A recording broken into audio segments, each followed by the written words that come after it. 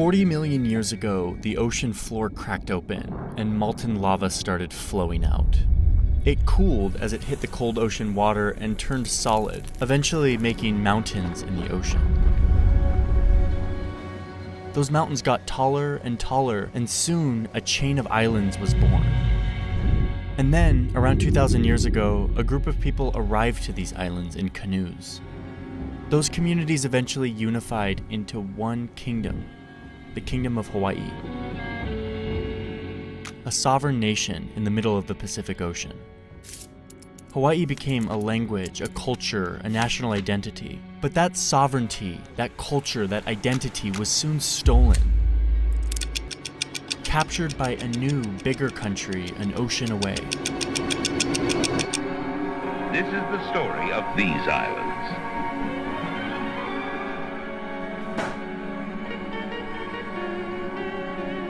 For millions of years, there was no land here, only the sea. Hawaii's half-century-old request for statehood is granted. The Kingdom of Hawaii remained a fairly remote, disconnected country for many years, until these guys arrived. During the 17 and 1800s, many people from Europe and the United States came to visit Hawaii, mainly on expeditions of exploring the ocean. But the ones that stayed were mainly Americans, who arrived to these islands wanting to talk about Jesus. For the most part, the Kingdom of Hawaii welcomed these visitors. One British explorer even gifted the Hawaiian king a British flag, and Hawaii eventually adopted the British flag into their own flag. There was general friendship and good relations here. The American missionaries who had settled on the island eventually had kids and grandkids. And soon, these missionaries and their descendants weren't just interested in talking about Jesus. They were also interested in building businesses, mainly focused on sugar. By far the most valuable single product Hawaii can offer in that trade is sugar. With this increased economic interest, these Americans who had originally come to be missionaries were now much more into sugar. And they did what people of European descent have been doing for many centuries, looking at a culture and government that is different than theirs and saying, we think we could do this better. Let us take it from here. And so during the 1800s, these Americans slowly chipped away at the Hawaiian government structure. They were still newcomers in this ancient island nation. They didn't have much power, but that changed quickly. The Pacific always comes rolling in, mile upon mile of dazzling white beaches. By the end of the 1800s, these Jesus sugar Americans had amassed a huge amount of Hawaii's wealth. And those original missionaries who had come to the island to convert people to their religion years earlier now had grandkids that looked like this. A full-on armed militia of white Hawaiian citizens, descendants of the missionaries, who were eager to get the government out of the way so that they could run the country themselves and help make it more favorable for their sugar businesses. Now remember, these guys were born in Hawaii. They considered themselves Hawaiians. But even still, their loyalty still lie with the country of their ancestors. They were effectively Americans still. By 1893, this local white militia and their political allies were ready for a full-on takeover of the government, which at the time was headed by this woman, Queen Liliʻuokalani. The sugar missionaries were still a minority, and a full-on overthrow of the government would have been hard by themselves. But luckily for them, they had help. The American ambassador of Hawaii at the time helped coordinate the arrival of an American military ship and troops to show up on the shores of the island of Oahu into the capital city of Honolulu. Up until this point, the conflict in Hawaii was technically internal, meaning it was between the locals and the white missionaries who were technically locals because they were born there. But the moment the US arrived to Honolulu to provide military backup for a government overthrow, it became a full-on military coup sponsored by a foreign power, a cardinal sin in international relations. But even still, the government backed the overthrow. The Queen was forced to give up her power, and they put this guy as the leader of the new Republic of Hawaii. His name was Sanford Dole. His family was huge in the sugar business. There's a new taste in pineapple from Dole. And now he was the leader of the country of Hawaii. The locals fought this, but peacefully. They protested. Nearly every adult on the islands signed a petition condemning the takeover. Back in Washington, D.C., a debate began as to what to do with Hawaii now that a bunch of pro-American missionaries turned sugar warriors had grabbed power. Dole himself traveled to D.C. to lobby for the U.S. to take over Hawaii for themselves. But so did a group of local Hawaiians to oppose the American encroachment. The Queen, who was overthrown, wrote a letter demanding to be reinstated as the legitimate leader of the Kingdom of Hawaii. The United States was split on what to do until 1898, when the new president surrounded himself with leaders who kind of loved war and American expansion. And this is what sealed the fate of Hawaii. All of these displays of vehement, peaceful protests by the Hawaiian people were trampled on by a superpower who had bigger guns and an insatiable desire for control. So one summer day in 1898, the US showed up, and the flag of the Kingdom of Hawaii was taken down, and the US flag was raised. Hawaii was now officially a possession of the United States of America. With the help of these sugar-loving missionaries, these islands had been plucked from their people and put in the hands of a growing superpower. But stealing land is one thing. The real theft is what happened next. At this point, Hawaii was just a US territory, not a state. But even still, the US began a deep, widespread destruction of Hawaiian way of life. The Hawaiian language was banned in schools, and government and businesses were by law required to be conducted in English. The US began developing land, often on sacred sites, and the history itself was censored, to make it seem as if the Hawaiian people welcomed the US without a fight. Much of the real history became inaccessible because it was only documented in the Hawaiian language, which was beginning to die. And then in 1959, Hawaii became the 50th state of the Union and quickly became the place we know today.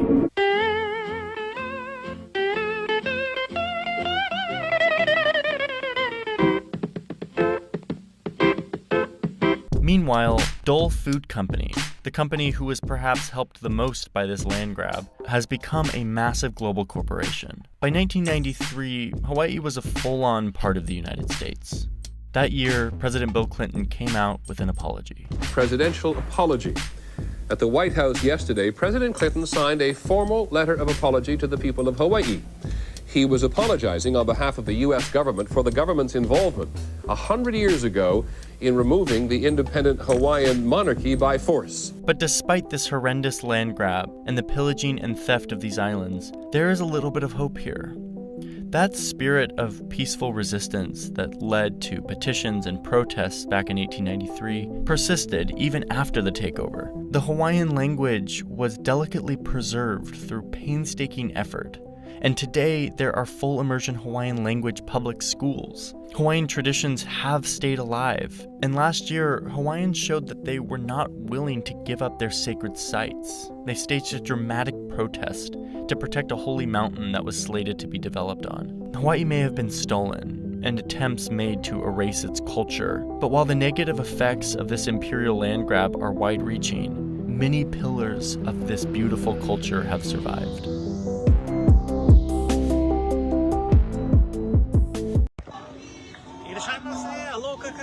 Welcome everybody to the Hawaiian Kingdom, January 17, 2026, Onipa'a Peace March. We're doing this Hanako style again to remember 133 years of the overthrow by the U.S. military, Committee of Safety, the traitors, treasonous person, John L. Stevens, who was the minister who helped overthrow them with the Committee of Safety, or Queen Liliʻuokalani. I encourage everyone to read Hawaii's story by Queen Liliʻuokalani. And we do this march to remind our future generations, other people, of the disastrous things that happened through the past, but we still honor our ancestors. So we'll be marching today, but everyone here you can see behind me lined up. It's not as big as yesterday's march, but we still got about 1,000 people lined up. We have our handsome man right here with our kappa, fashionably made. Pikachu is sporting his Hokage hood, seeming like a ninja as we go down the streets, marching all the way down to the Royal Hawaiian Onipa'a Palace. You know the Onipa'a Palace. Morning, how are you? The Onipa'a Palace had electricity before the White House, so in my professional opinion, they were jealous. They were envious, just like we know in Shazam, the 7 sins, and that's where the Hawaiian Kingdom still lives on, the spirit in you, And so we'll be here with all of you guys. We'll be filming this live. We're about to get started. Close about 10 o'clock a.m.ish.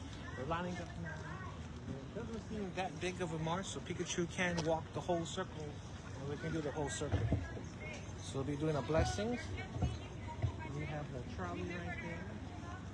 And so we're going to have people right here, lined up here. And now, let's go to the march. We'll see you all the way at Iolani Palace.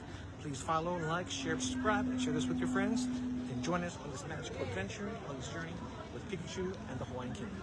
Chiku, orega zete hokage ni naru desei. So here we go. See the police, the escorts. We have OFAJ with the flags, if you're wondering who's in the fatigues. We have the general public, you can tell from the clothes. And they'll all be coming out with us. Some people are going without slippers. They'll be going bare feet. And then they'll make the blessings over here, so they'll be at the front.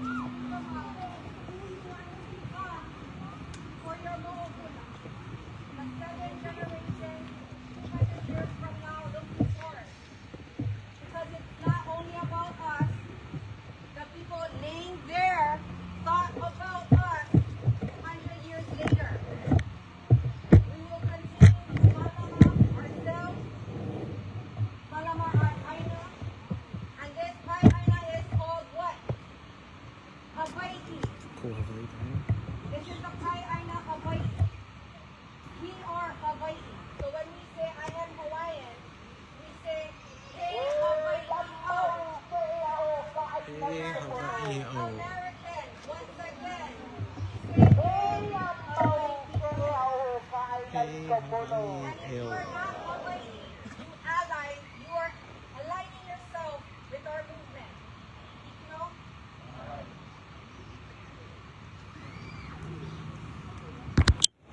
As you can see, that's the pep talk for the kids before we're going. So that's cool. Take a sneak peek at it, buddy. If the kids can do it, so can you. You're going to hear them chant and sing. Should be some powerful, especially with the kumu there. They're wearing their gear. We're gonna bring Uncle Victory and some of the influential kupuna that have had influence on us. Mahalo to Kumu Kabigo for coming back home. Thank you, Kabigo. Kumu and our mama of our sila. And anak Panangan. We do not forget our kupuna. And this is why we Ancestors. You know? That would be yes. One last name I want to bring to Halal Kumana to the Mahui today. Today we welcome the great Hawaiian patriot, Kekuni Blaisdell. And we walk with Kekuni Blaisdell in the path of our ancestors as one of the main and founding kupuna of our great movement. Amana, Amana Mai, Kekuni Blaisdell. Kekuni Blaisdell. Kekuni Blaisdell! Kekuni Blaisdell. Kekuni Blaisdell! We are joined with Kekuni Blaisdell's grandson.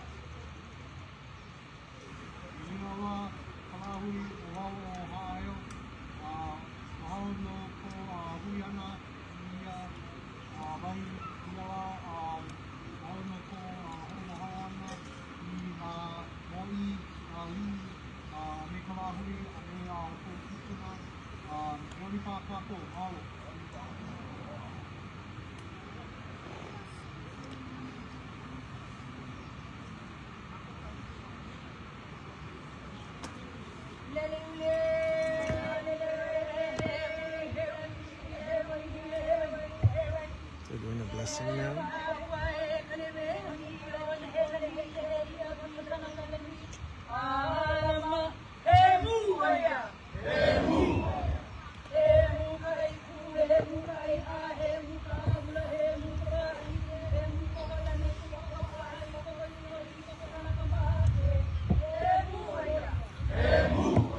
They'll be leading our troops today.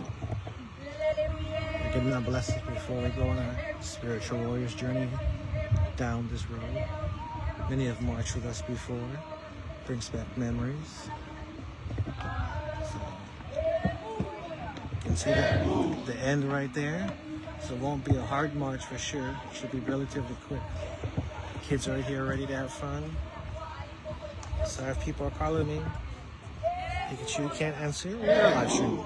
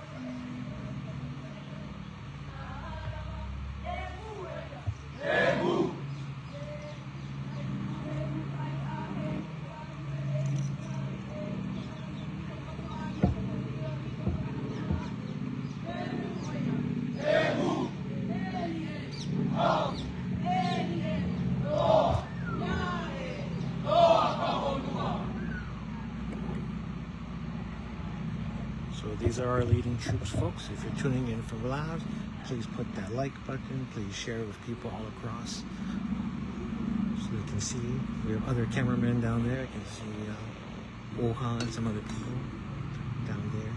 Keanu Sai will be speaking in the old archives building later on today.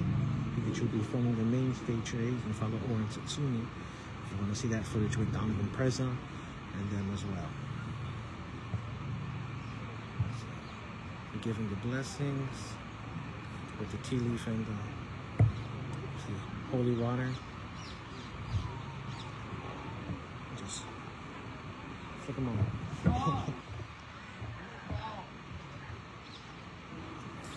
You get wet here.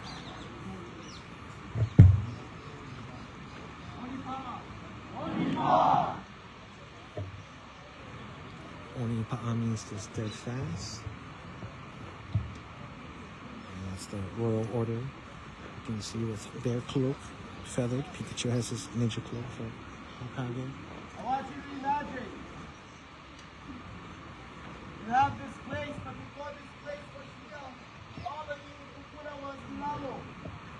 The ancestors that are buried. Imagine the path that you walk today, the steps that you take with your feet.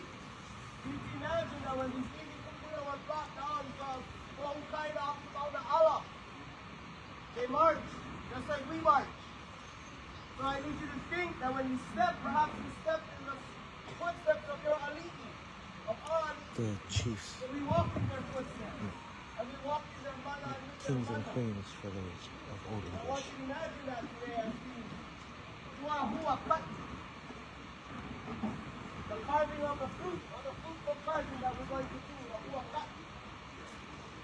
The hua is our beginning, our seed, our fruit that we're going to plant so the Baba can carve. And so it's going to Mahalo e halau kubana, hua kako, Onipa'a kako.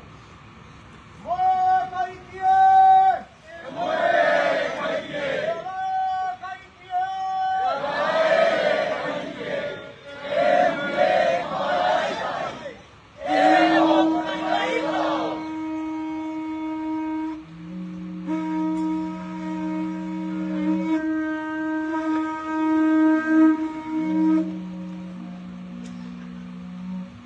Sounds like we're about ready to start the march.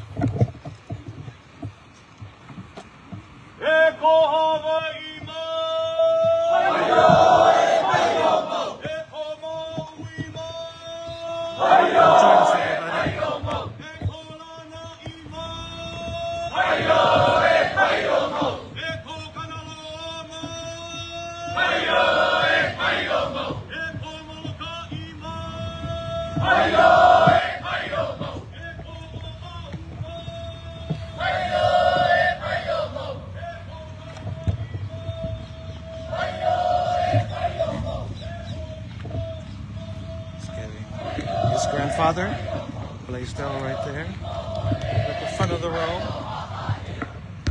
With private Hawaiian security following right here.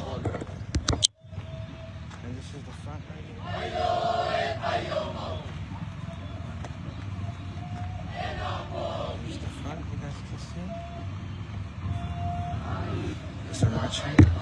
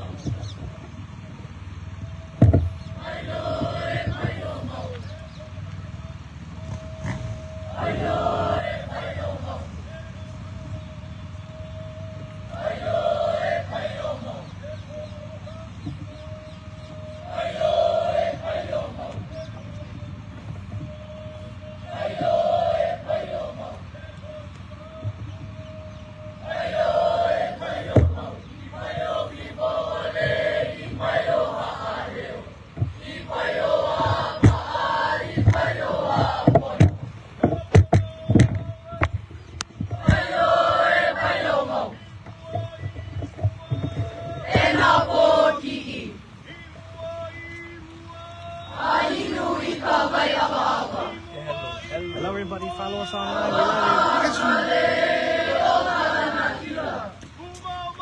We love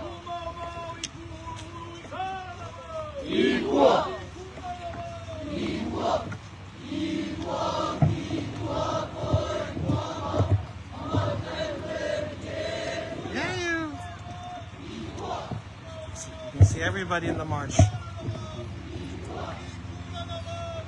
Kids, everyone, smart, they can just roll down all the way, genius move.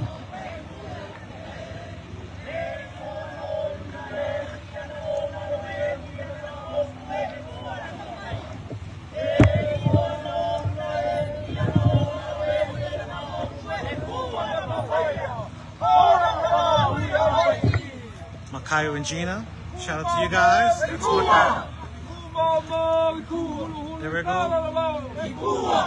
Just follow what they say. All right, you guys enjoy. I'll see you back around. Look at that, they got their proper dress. Chihu. Aloha. Cease to lease, return Hawaiian land.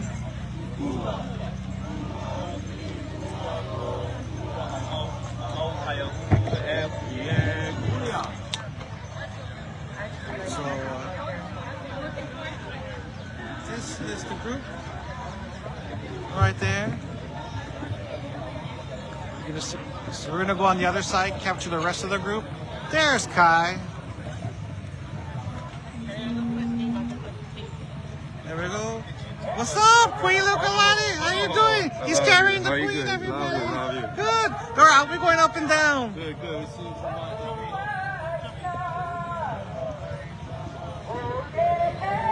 You gotta do a shout out to your dad. What's up, Dad? I know, we got your son. We got our handsome chair right here, Kakahele, holding me down like you did on Big Island. Look at this handsome veteran right here. Look at that handsome dude, carrying the flag, holding it strong. Any words you want to share with us on today, Kak? Onipa'a. Chihu. So we're gonna catch up to the front, see everybody else.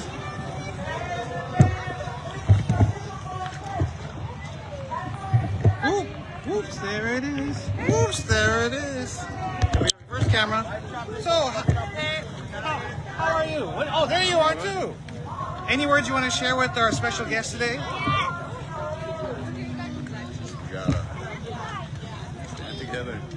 Well, we are standing and walking together. That's a start. All right. March seems easier. It's a lot lighter than the normal one. There he is. Any words you want to share?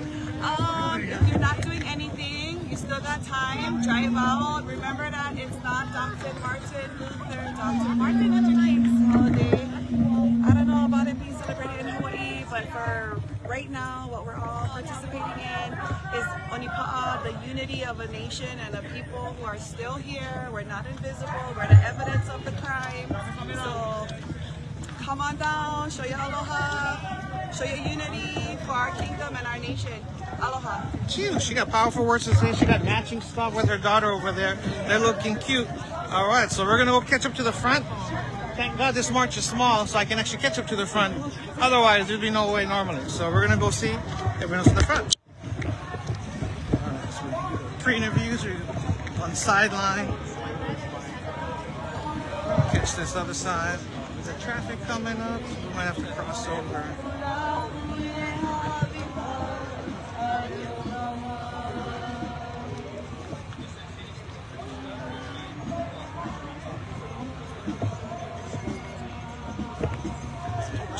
crust.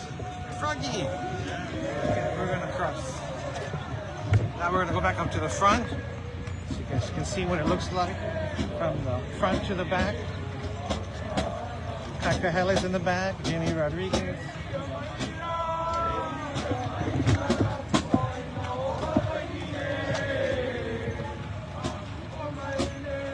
Kyle right there.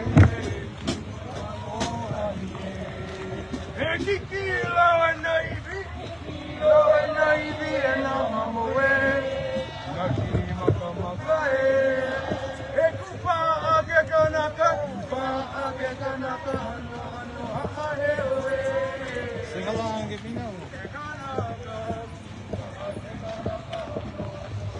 And to the right is the cemetery to honor those people. You can probably feel the spirits and vibrations.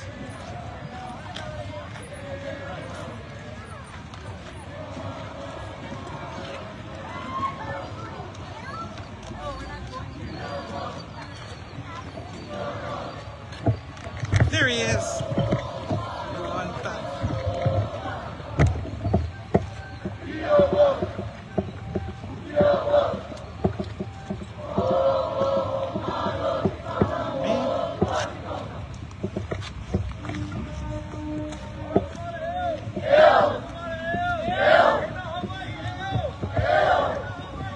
Now we're back in the lead group.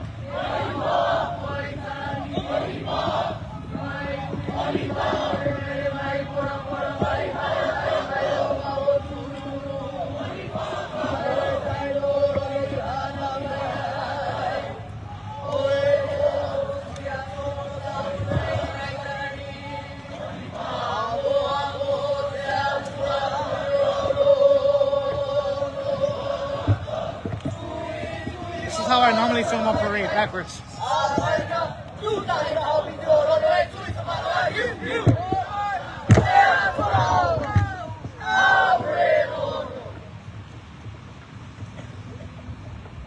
Chihus, you can feel the spirits, the vibes right here as we march down the streets. Every year there's a strange, no Hawaiians getting arrested, also getting escorted. Despite all the Hawaiian Kingdom issues we deal with police escorts up and down.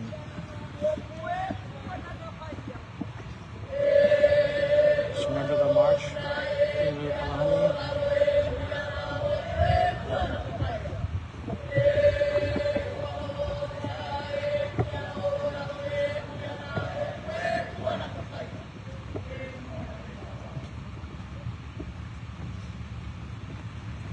You can see some people marching solemn.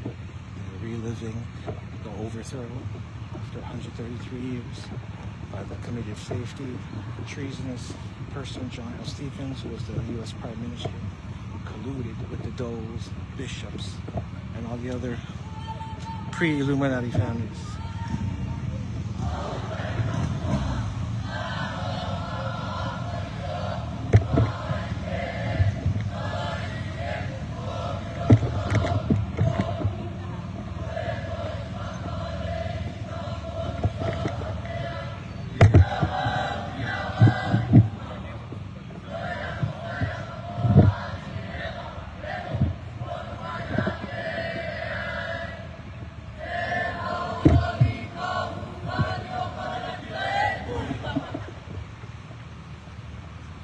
You guys can hear that wherever you're at. Big Island, Maui, Molokai, Vegas, Alaska.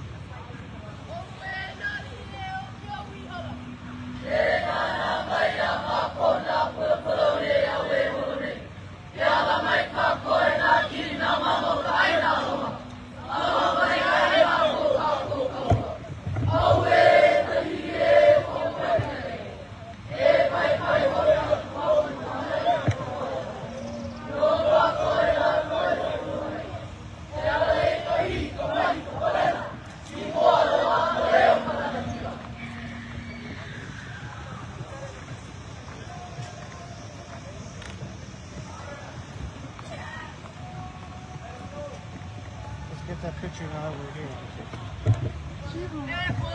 Before I forget.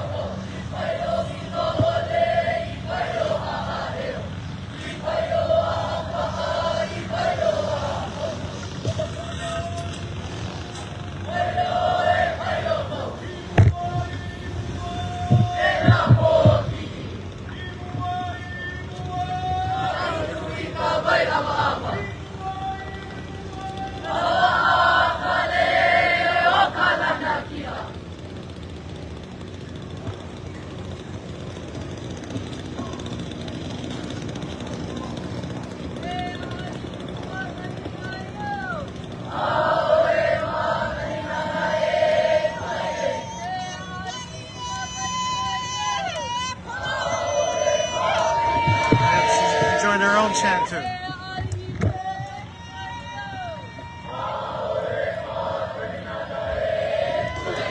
She's filming us, filming too. Everybody do it.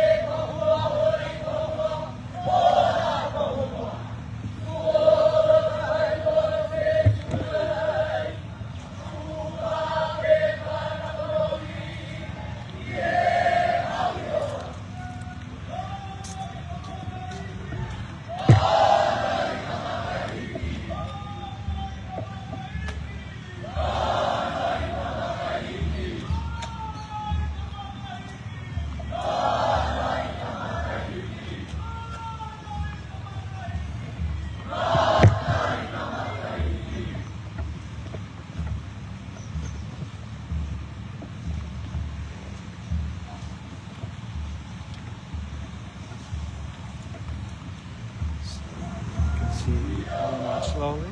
We're going to capture everybody once again, go from front to the back, and re-catch them up further down the road. Watch how we set up the shots.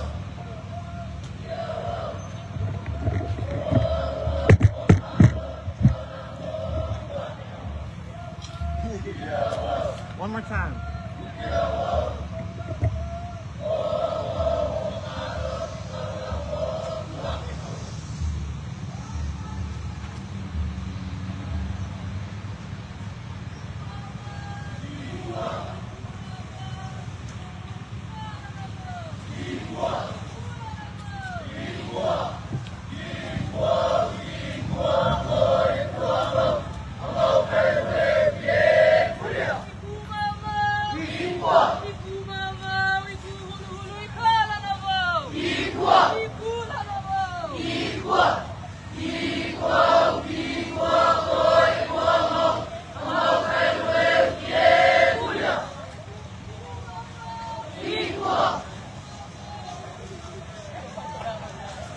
Welcome to the Hawaiian Kingdom Onipa'a March, January 17th, 2026. 133 years after legal overthrow of the U.S. government.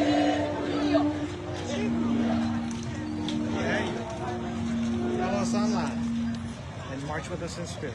Come on.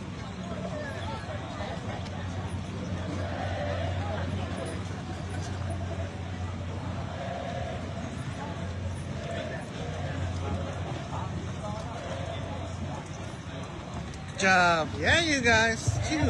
Younger generations rocking it. They got style. They got Nindo dayo flash. Nindo dayo.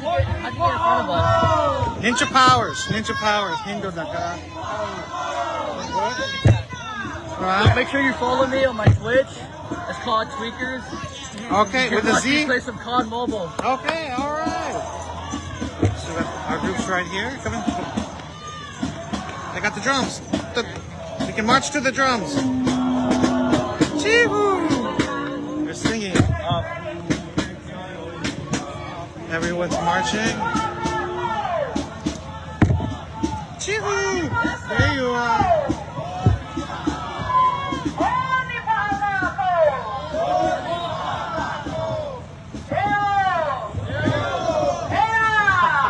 I can hear her from here. Jimmy Rodriguez in the mic on the back. Reggae man right here, smart. He's gonna roll his way saying porno. Chee-hoo, look at that guy, smart, genius. He can just roll his way down. So we're gonna check out this side. We might have to go on the other end. Looks like, I don't know how tight it is. You see everyone lining up, all the kids inside. You don't want to get hit. You're Hapai? Again? Are you like, is that a not fat joke? I wonder who did it. Or not a fat joke? We're getting the Queen. Congratulations, we have another princess. Yeah. Princess, I feel like it was a princess going to be born. Definitely right. Pikachu sensed it. Yep. Good job. All right, she's going to be expensive, a lot of makeup. Oh, good luck, mama. She'll be my only one. Only girl. So. She's going to be spoiled. She's going to be spoiled. She'll be fine.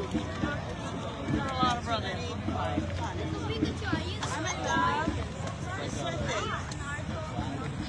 Yeah, well, I've been the Hokage Yondai man. So that's from Minato. Naruto's dad. They're asking about the cloak from Naruto. At least the kids know. You know, I know Wong Wilson called me Kikaida. I'm like, Kikaida? That's my mom's age, right?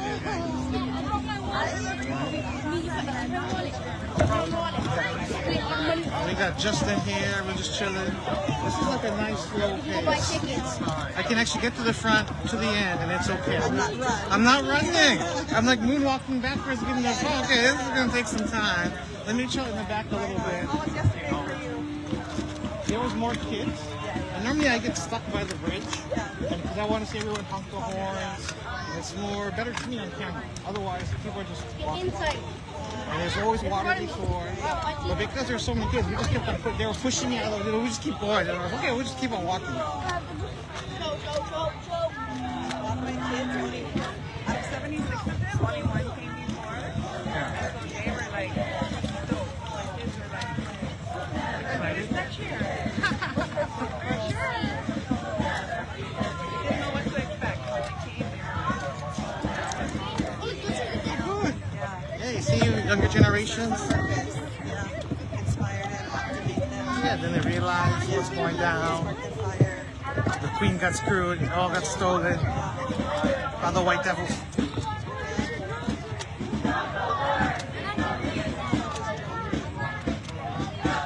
I'm gonna have to walk faster than this.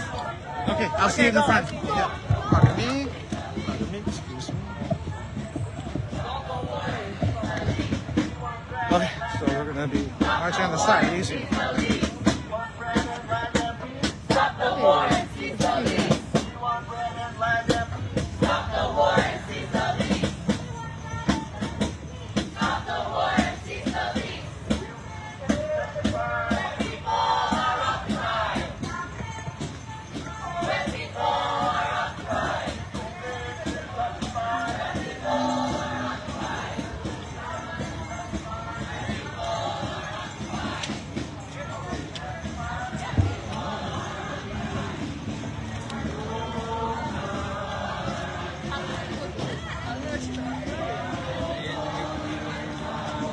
You're in the singing group. Hey, Oli, yeah. Oli, ole, yeah. Oli, ole, yeah. Yeah, we just jump in. Oh my name. Your fit is tough. Tough? Yeah. They walk too slowly. Pikachu gotta go faster.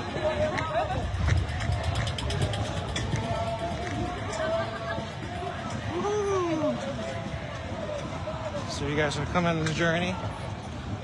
So everyone has their own pace. And we're all walking together. That counts. Freaking unity, community work. Starts with walking together.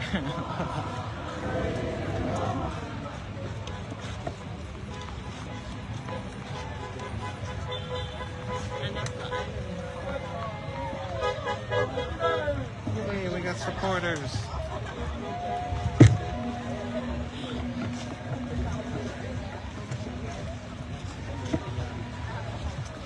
Don't you remember 1893, February 17th? Back to the front, folks.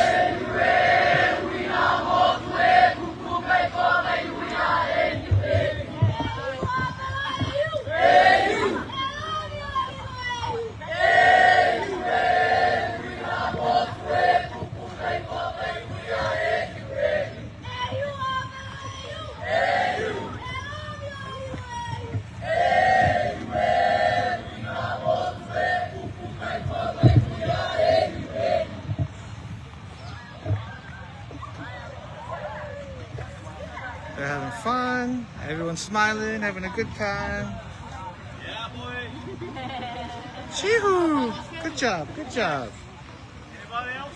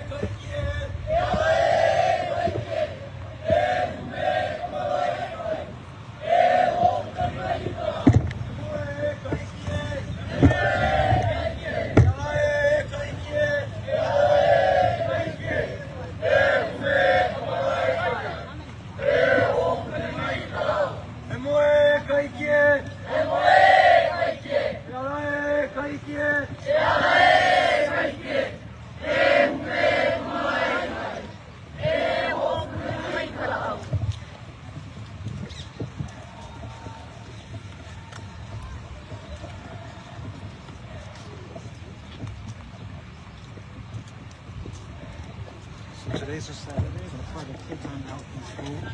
Normally we'd have kids on the side to greet us. Every year, they came yesterday. We'll be walking across.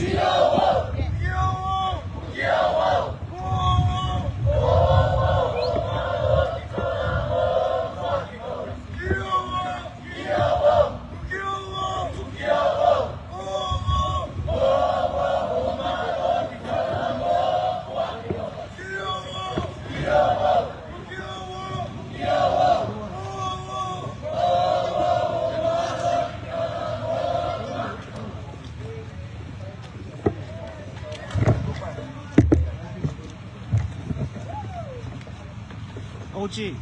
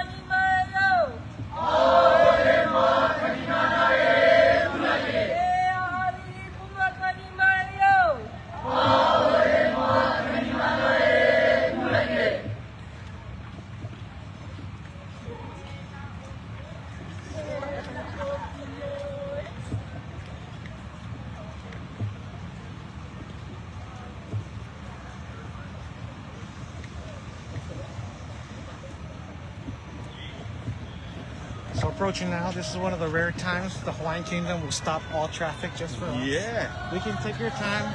So if you go across the interstate, walk slowly, moonwalk. Yeah. This isn't normal. We're created today to give back. Right? Look at them. That's it.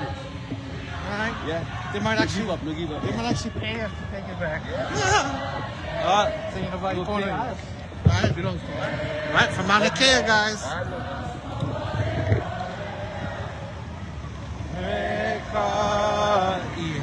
Defend with spears.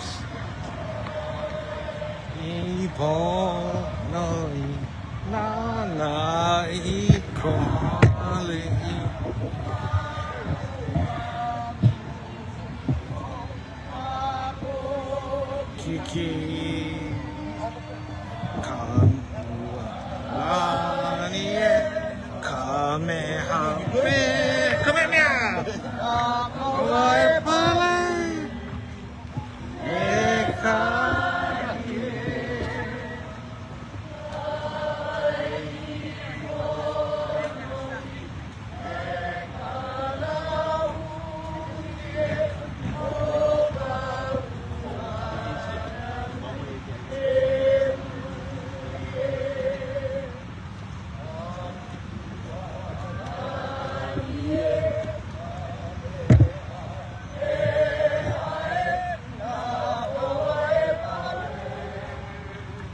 Meka ihe. Shoo.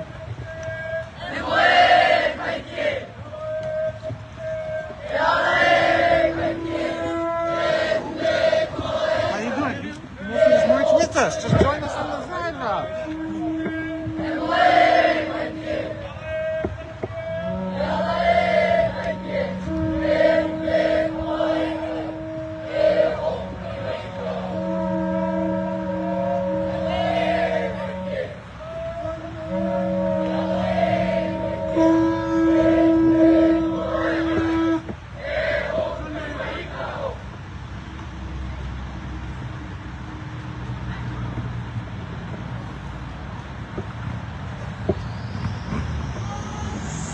Now we're crossing the ocean. We've completely stopped traffic for our Hawaiian Kingdom group. This little spot, I recommend everyone take your time crossing, moonwalking. Look at this beautiful bridge to say hello to everyone as we go by. It's a reunion, everybody. The #1 fishnet master, 4-pound maker. So they're going to see us passing the bridge. Pikachu always tries to get them to honk.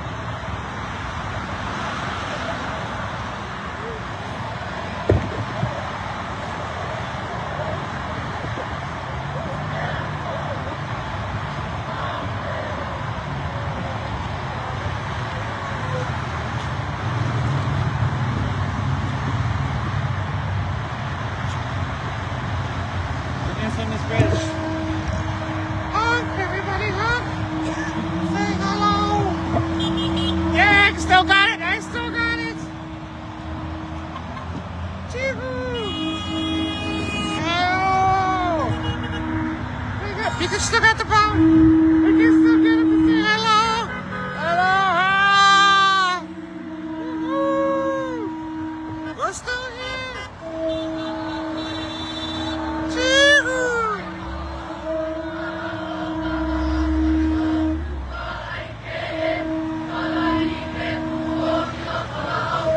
So loud, even Jason Momoa can hear it.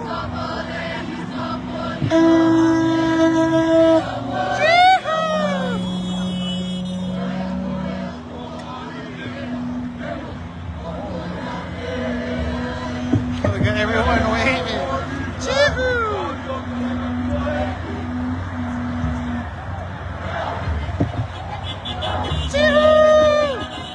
Yeah, you hump that horn.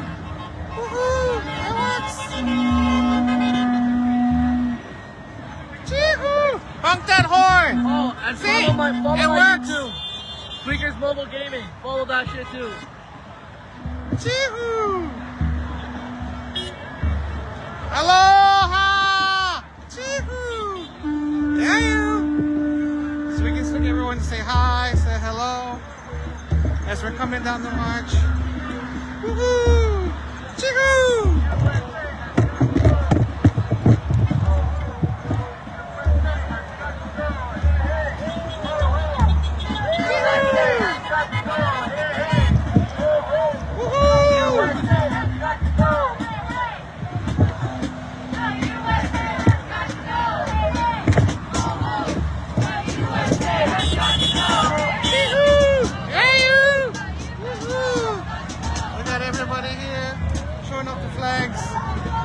Get everyone to honk, slowing down traffic for sure, having a good time with everybody here. Chee-hoo! Honk the horn! Yeah! Honk, honk, honk in your Hawaii! Chee-hoo! Yeah! Pikachu still got it, baby! Yeah, yo! Woo-hoo! Yeah, yo! One hand, bro! One hand, yeah! Still can inspire, baby. One hand, camera on. We still rolling. Right now, we got you. We got it in the house. All right. Every year, baby. We'll see you next year. Love you too. Okay, we're going back. We gotta go back to the front. That was fun. That was a little mini adventure. Okay. Round 2. That was fun. There's my little Bible. After this America, I'm going to stop it and bring home their boys with my magical hand. Every year. We have the bird, but we're not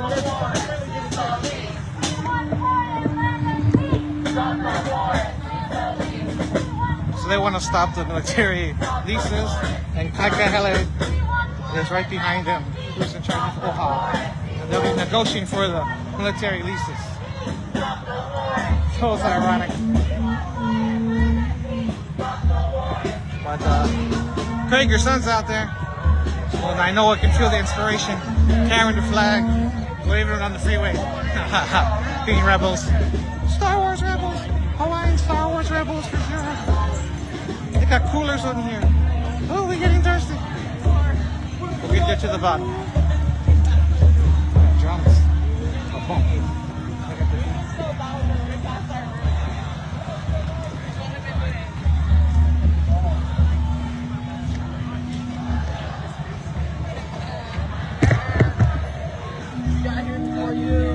Obviously on the bridge. Use quick attack. Use quick attack. I'll be back in the front.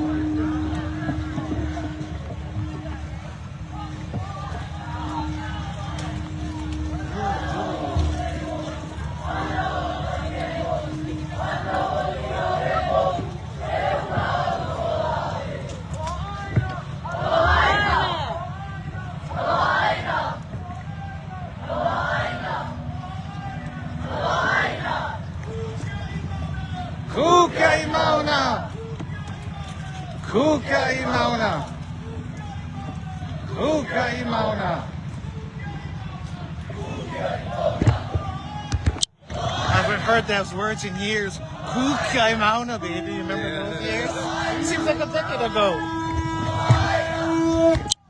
Choo! You got the bus stop look going. You're gonna catch the bus to Yelani Palace.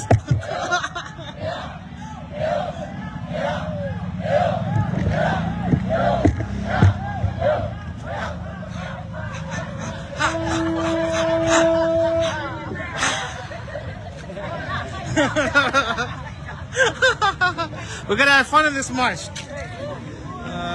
Kids are doing a phenomenal job. We're all coming together. Humidity's kicking in. Luckily, we're almost in the Chinatown curve.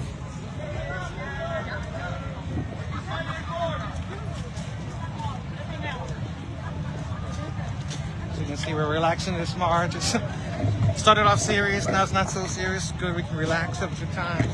Watch the cops escort us. Hey-o! Is that color?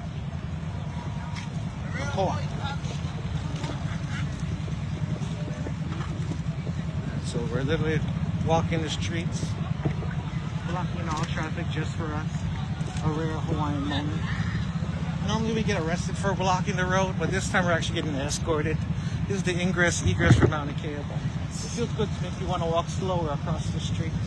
Dance around in my cape. Make sure they see our flag. To honor our kingdom and glory. For the good Lord's glory. For the Lord's glory. Coming out there. Some shade over here. Hey, we got the other news guy right there. See them all coming down here.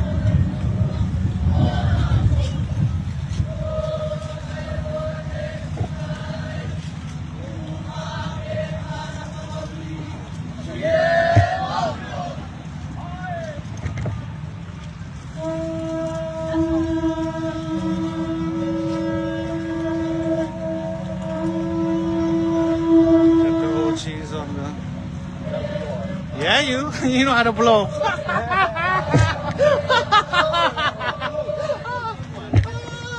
Oh, we cracking ourselves up here on this march.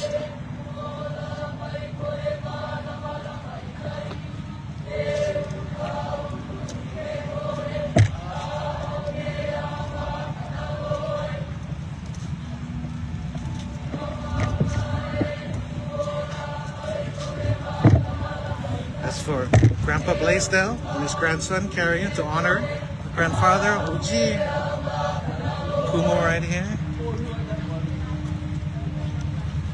Kumu, followed by their students, Halau Kumana, New Century Public Charter School, colmahalaukumana.org. They'll be leading the way with us. We got Reggae Man on the skateboard from Back to the Future. He can just roll his way to the Capitol. Genius move right there. Matching green.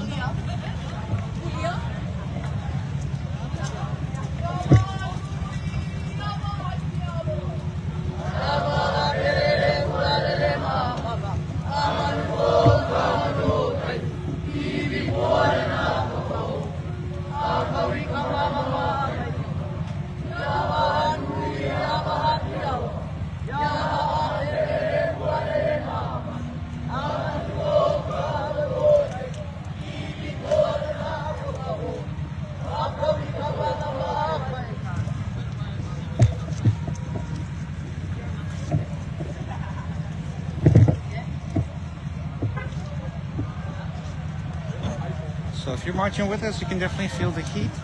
It was chilly in the morning with a little wind. Now you can feel the humidity, sun coming down, heat's coming in.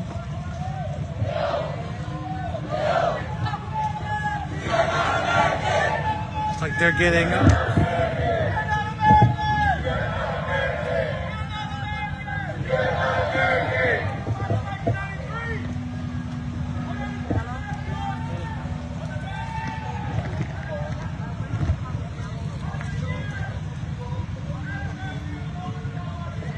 Even city and counties recording.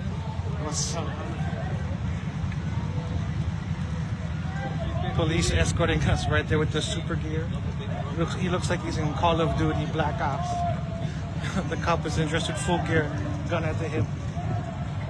Chew, yeah, you OG. Get the recording.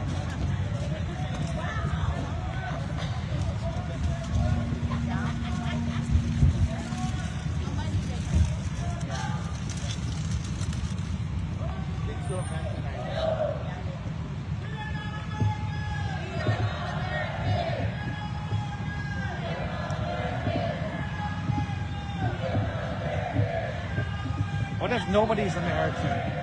What if nobody's American? Because America's a continent. It's North and South, right? You can't say American because Mexico, South America. They'd still be American. Canadian too. They'd be North American. I think they got the English language wrong. They screwed up so bad they don't even know their own language. They have to go Roman, Latin to confuse us Portuguese. And you delete Hawaiian. I'm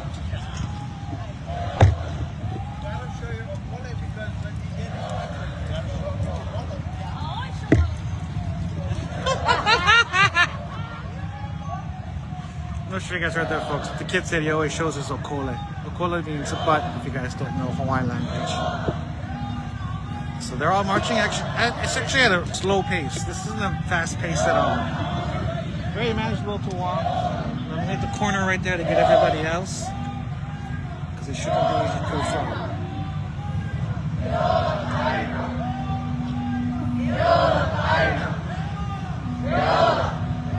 And we'll march with them until we hit the corner.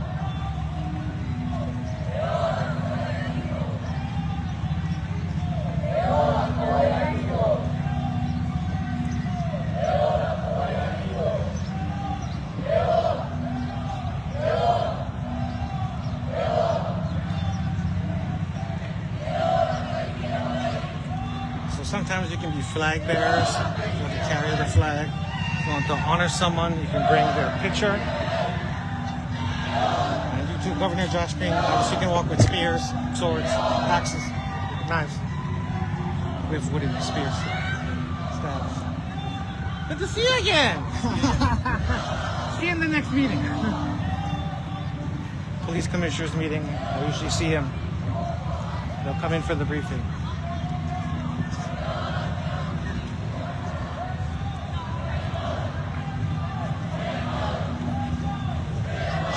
Hallelujah, shade. I can feel the heat differential. So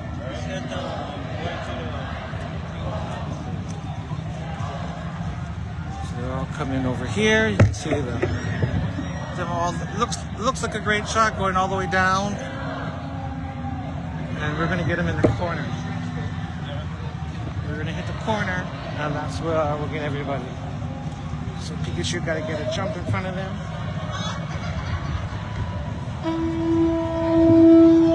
Beautiful, the calling. Also get an echo.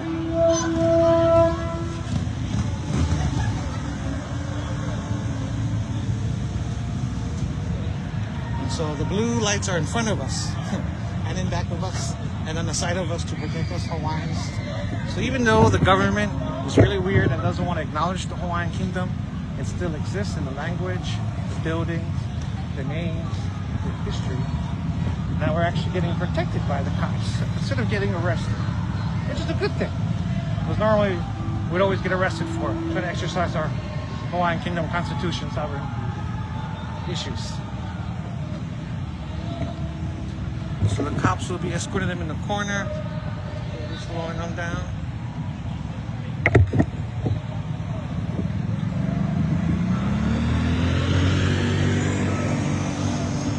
Buses are going to go through only.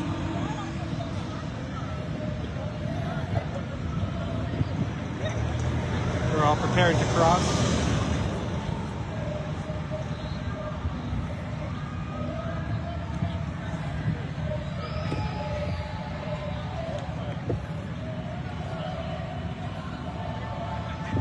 Okay, we're going to go capture the shot in the corner.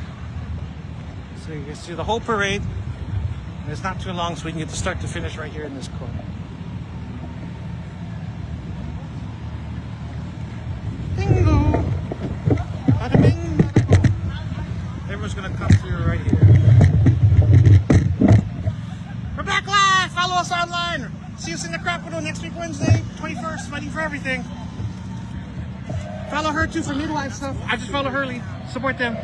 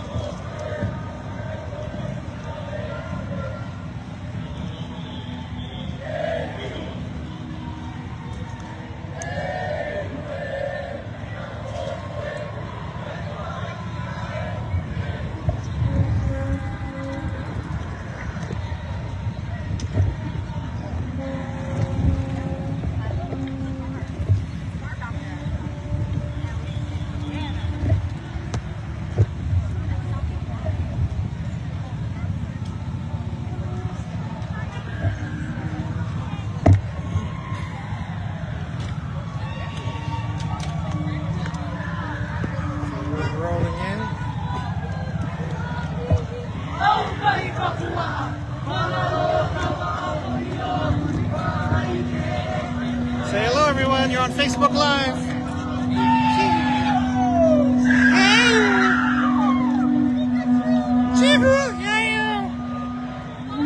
You gotta do one too. You gotta follow your friend with the purple socks.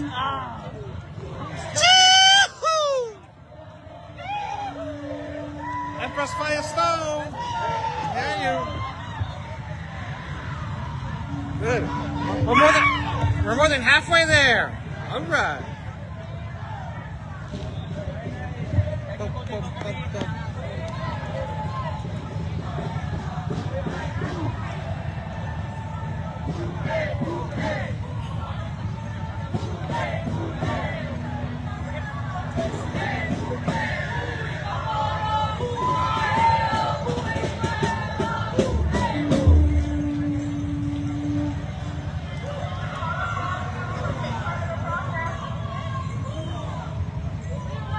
Fighting back to return military releases.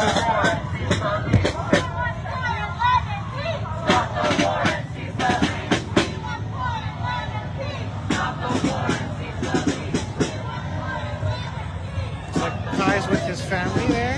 Chibu, Nanoa. Your son's right there, Craig. Yeah, you. We're in the end. Chibu. January 17th.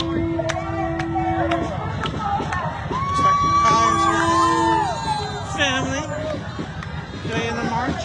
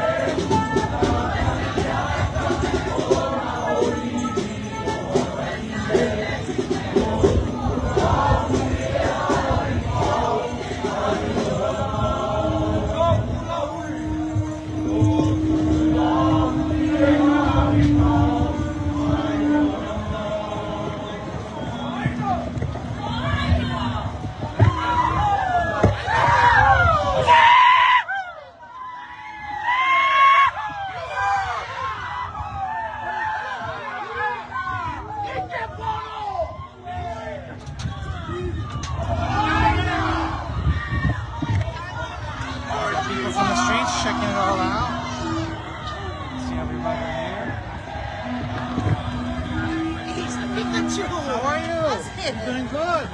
We're at Onipa'a. Show you free lunch.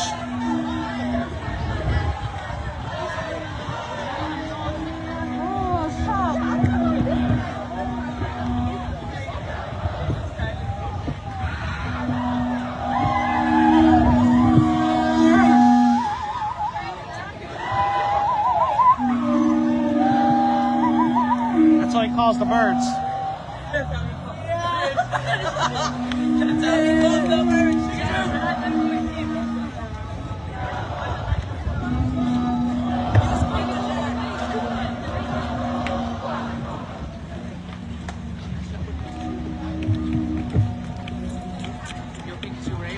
You gonna follow my moves? Okay, I'm going to the front. I'm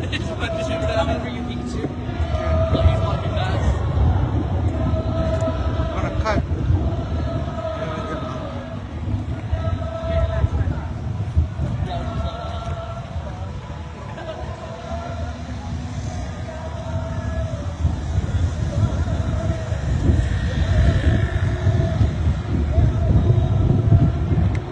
Smart kids, they can just chill the whole time.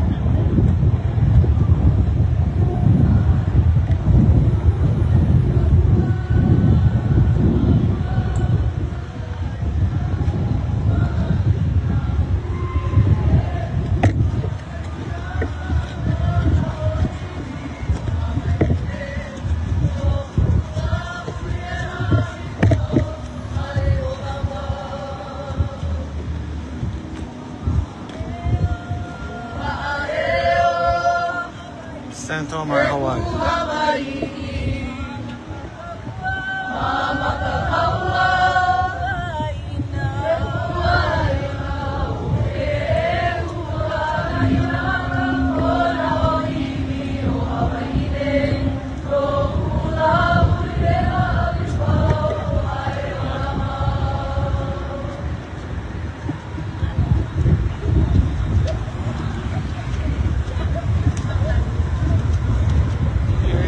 Marching past Honda and Josh Green's residence over here. Watch it here. Can't see it on the news. He's already got a comfortable chair, relaxing.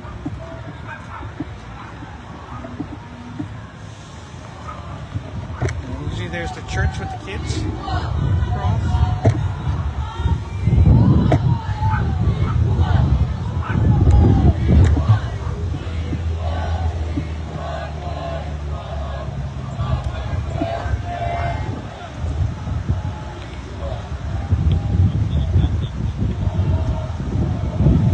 Totally stop traffic again. Stop in the name of love before you break my heart. Stop in the name of love. We stopped all traffic for our people. If you only knew. He's carrying Grandpa proud. Grandpa Blaisdell.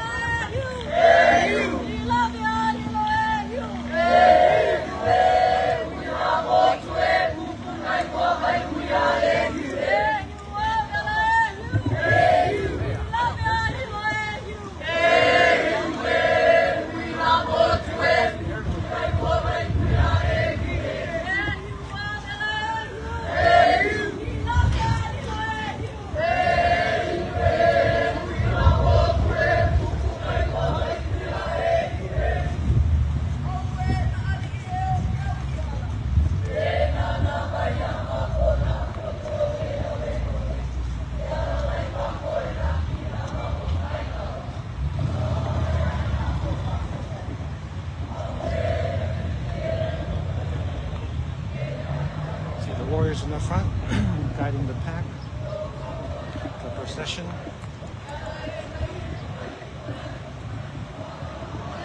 Police in the front as they guide traffic.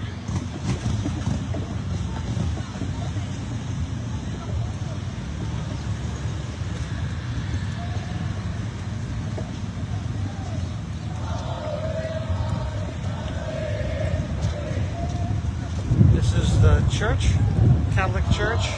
That's the governor's residence. Governor Josh Green sleeps as well sometimes.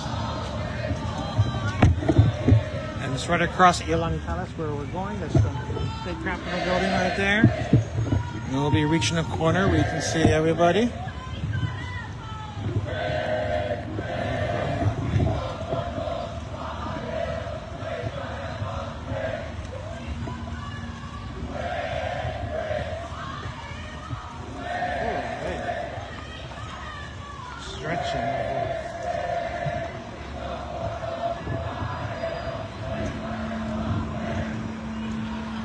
Got people blowing their own pools as well.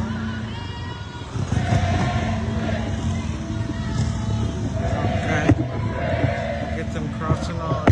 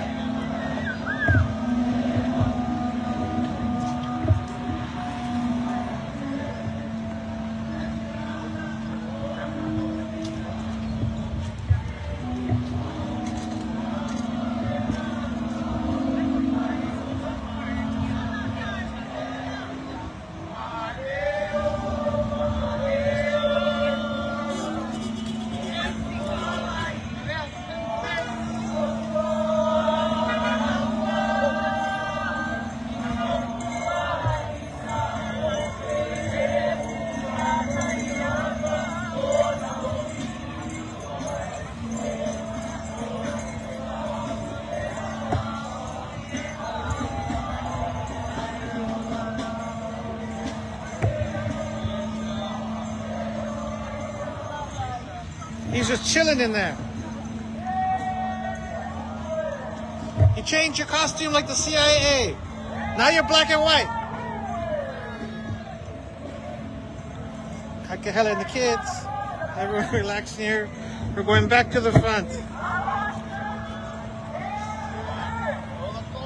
He's still carrying the queen, bare feet, people. If he can do it, so can you.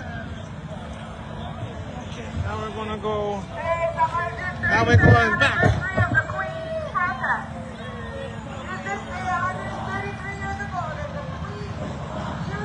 James got the back.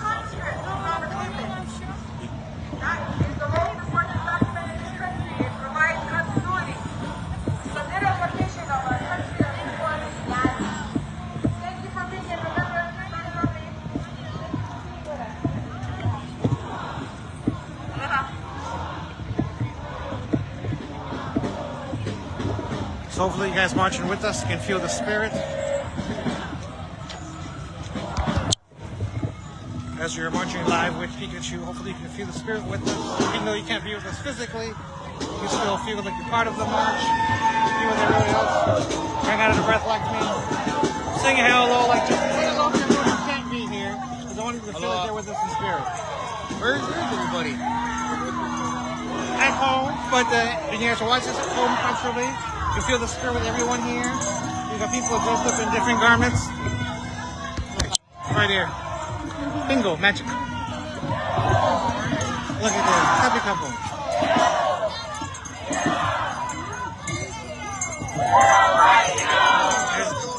Nani's pumped up.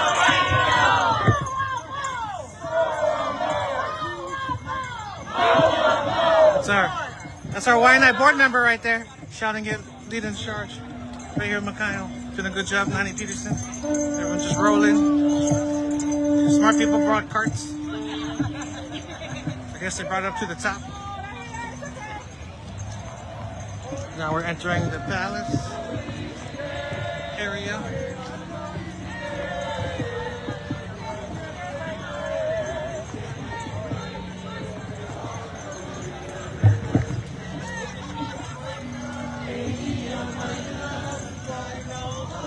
So we're all just marching in together, melding into the group. I think everybody's thirsty.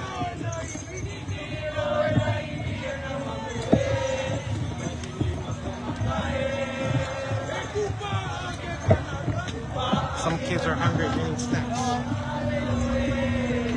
Oh my god.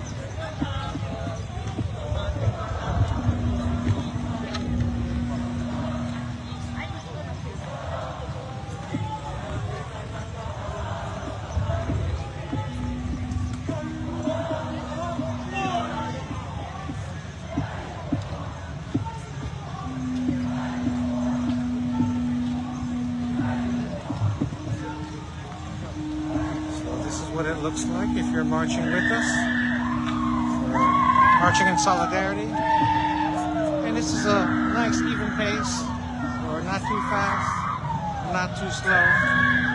It's like a rolling pace. We'll meet up with our allies over here.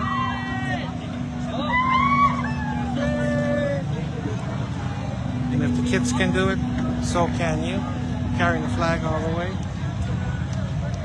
From the top of the mausoleum to the back, and they'll be entering the front gates. Pikachu is going to skip the line and capture them in the front.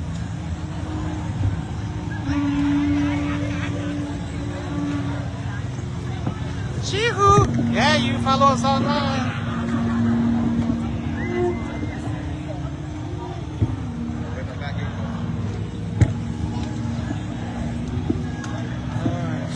We're gonna go that way.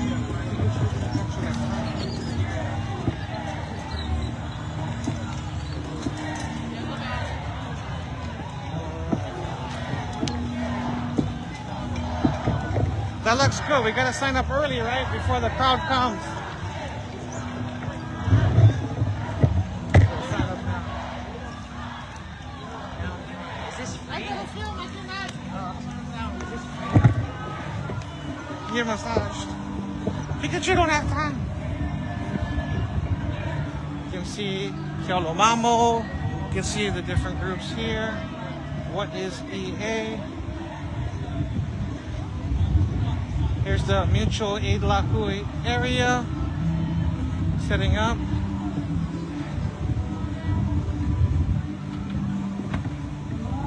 The master in the kitchen setting up the ground rules. Right there. Stage will be set up here. We got some groups around, so we're gonna check out the groups.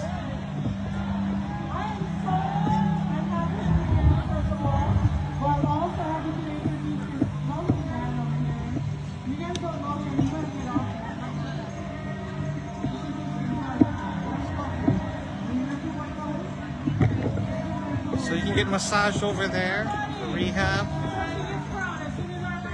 Pikachu is going to be filming, so we're not going to be able to go so easily.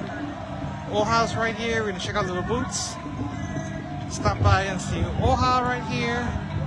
The Kuwait petition signers. Laulima appeal. Free the people.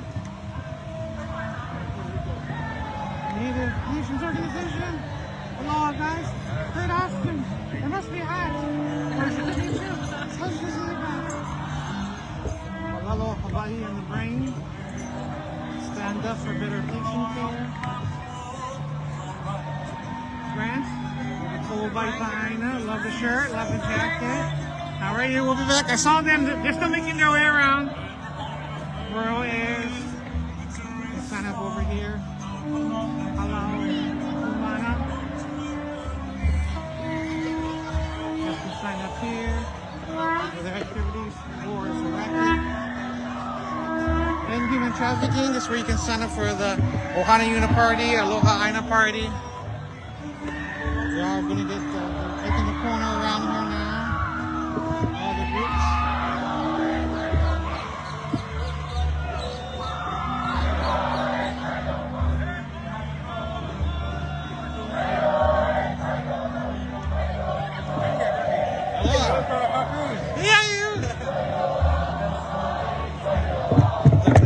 You guys can cheat. Come in.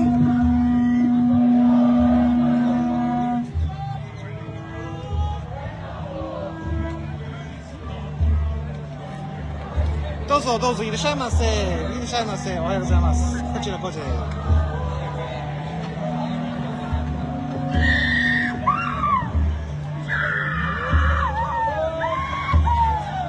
Welcome to Iolani Palace. This is your palace. Welcome. Welcome home, everyone. Welcome home. Welcome home. This is a secret Magic Kingdom way.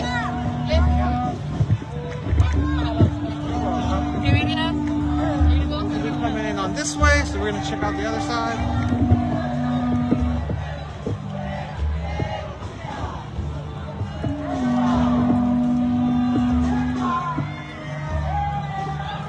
We got music going on stage. We're going to sign up for the rehab stuff.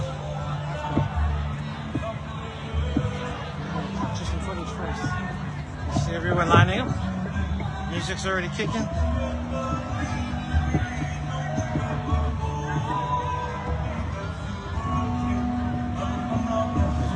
We walk the palace grounds.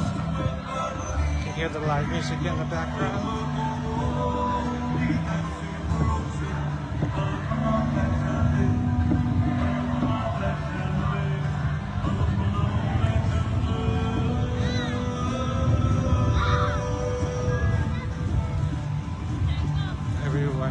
Rushing through the gates.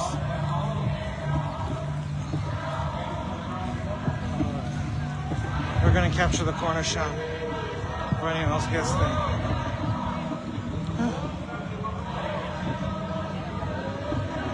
We have a rope here.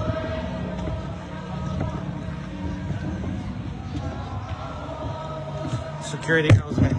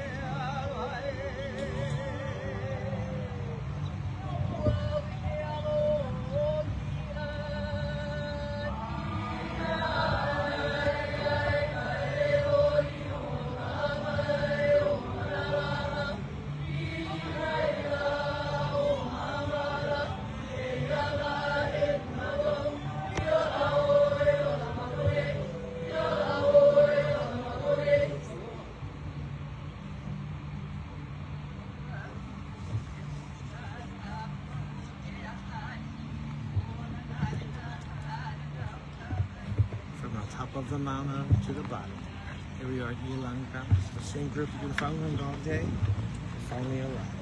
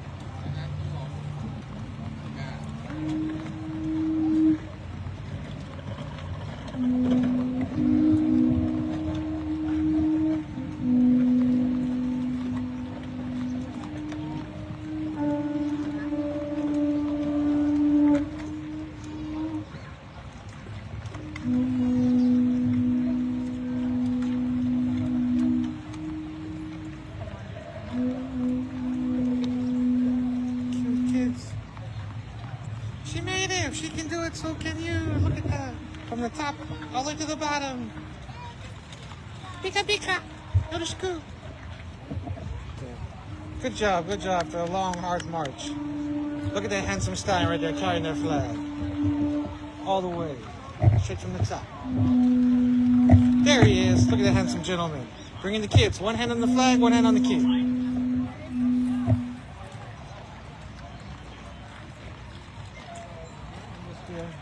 Quick one. There he is. There's the man. Kaikela himself with the ohana. We have the oha booth on the other side.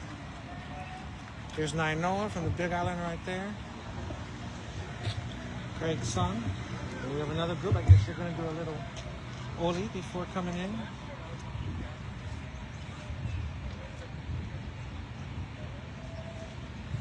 I'm sure. Oh, faithful.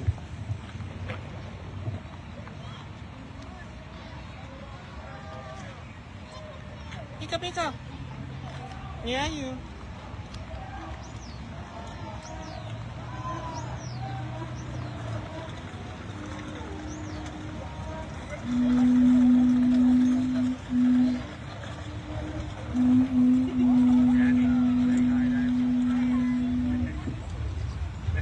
She brought her loved one in the picture. Aloha. There he is. He walked in no feet, people. I mean, no shoes. Bare feet the whole way. Look at that. If he can do it, so can you guys. And he carried the Queen's picture. Look at the news guy, like Korean rock star in the back.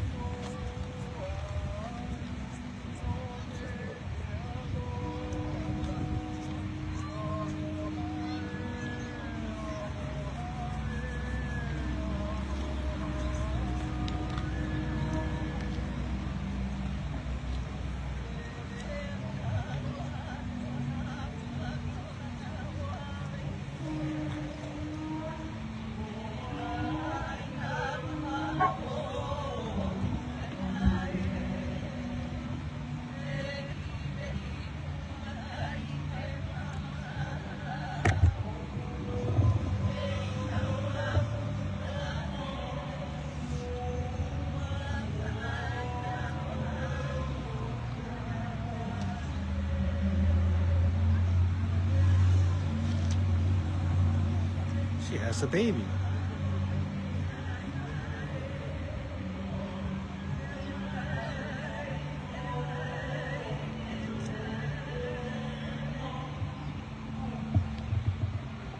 Welcome in, didn't they? Como mine.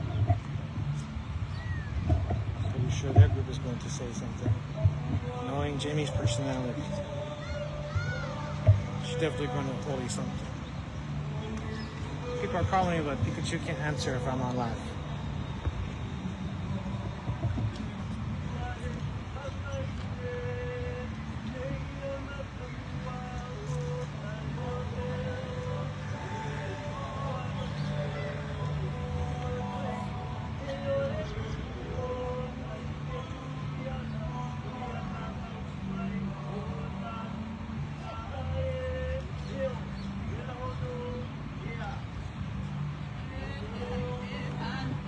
Kuma Brad Lam behind you on the side.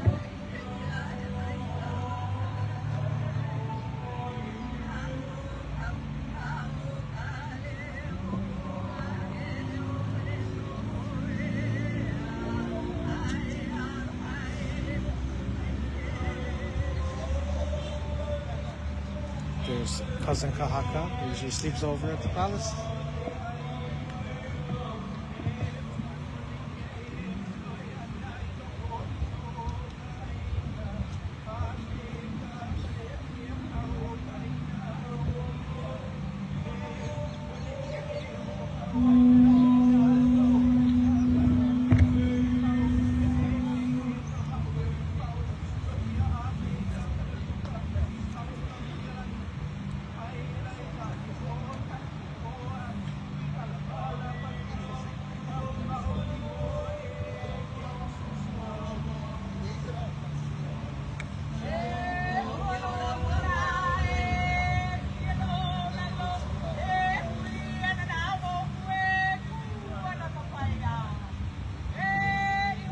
Jamie Rodriguez for sure.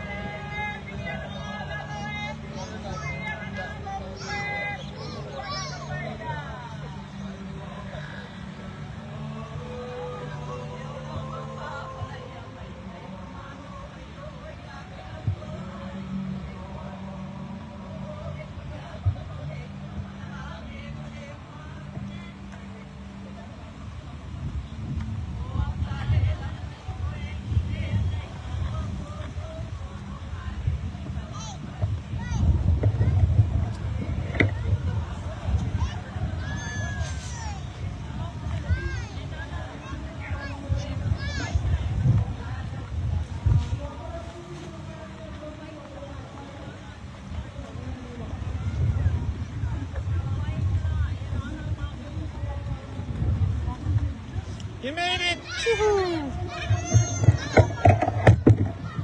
See everybody here.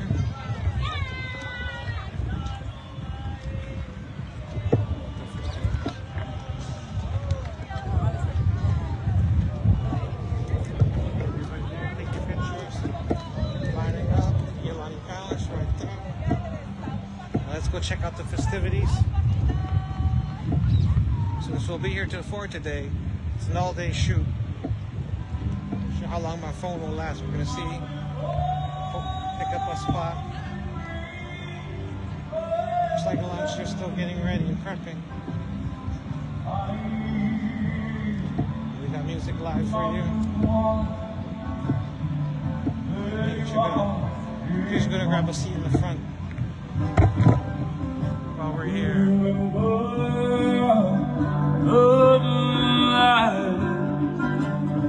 When you told me so, what no one told me that when that was so, I'll be losing your eyes. My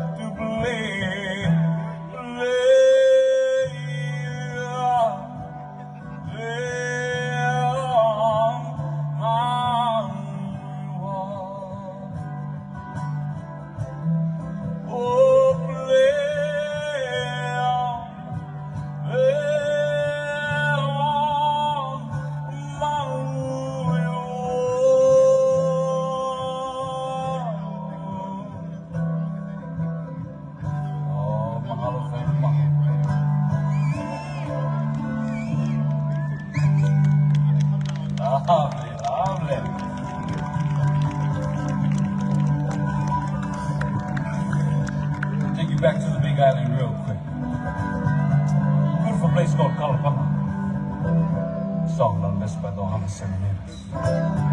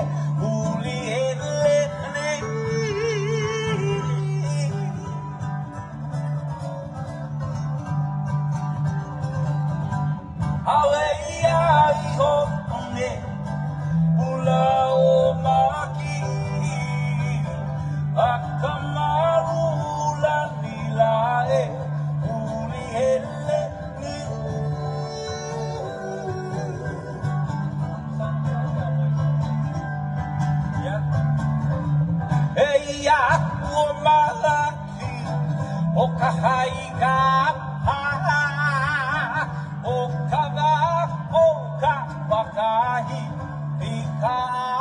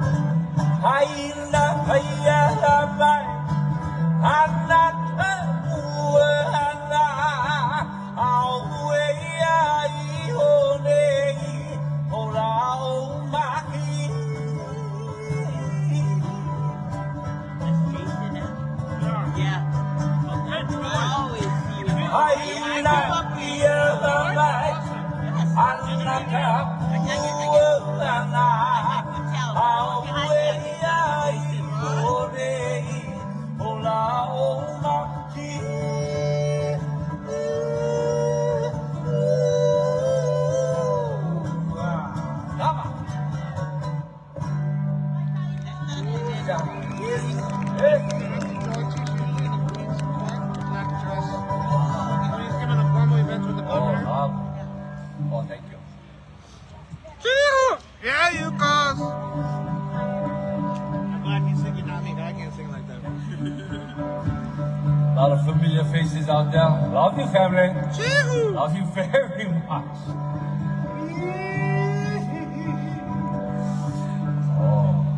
Most of my Paniolo family is from Molokai. How are you? My Paniolo family is from Molokai. This one, yes, for you. That's true. We're doing it all day. We're doing it all day.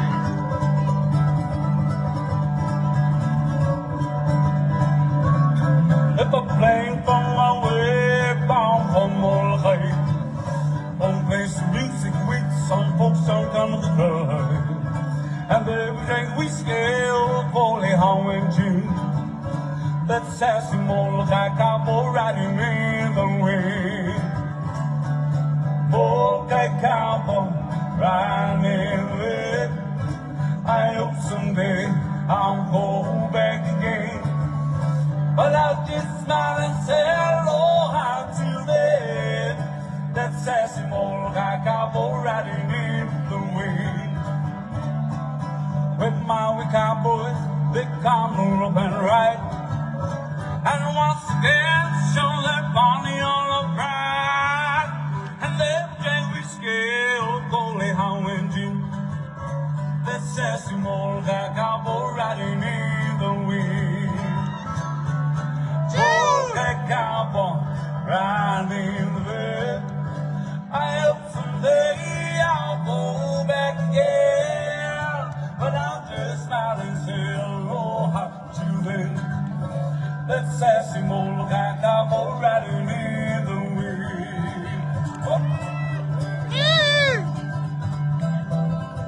Yeah, you cousin. We got it for him. Yes, yeah, call we a people.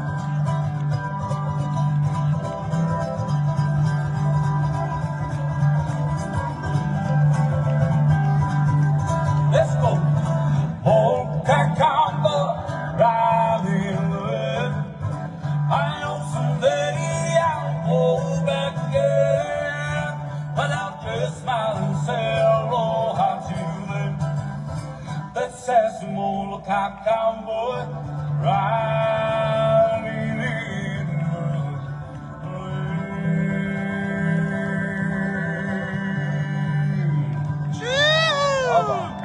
Yeah, you cuz. Yeah, you. Can we get a hana ho for him? Hana ho, hana ho. Another song, brother? What else you like dance? Hana ho, brother. What else you like dance? Hopefully he know. I'm not singing. Whatever he know. Don't forget, you guys, we have mea ai in the tent right there, yeah? Get kaluapua'a, get pickled onions and uala. Sweet potato. So don't forget to go eat. It's delicious. And also, yeah, go walk around. This is a day to get educated as well. There's a lot of things going on, yeah? But, I think that's it. That's all I gotta remember. Yeah. But, mahalo, Bansa.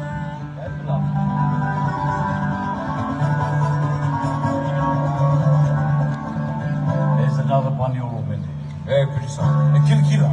Now, Rough Rider. Feel free to dance at home or join us wherever you are.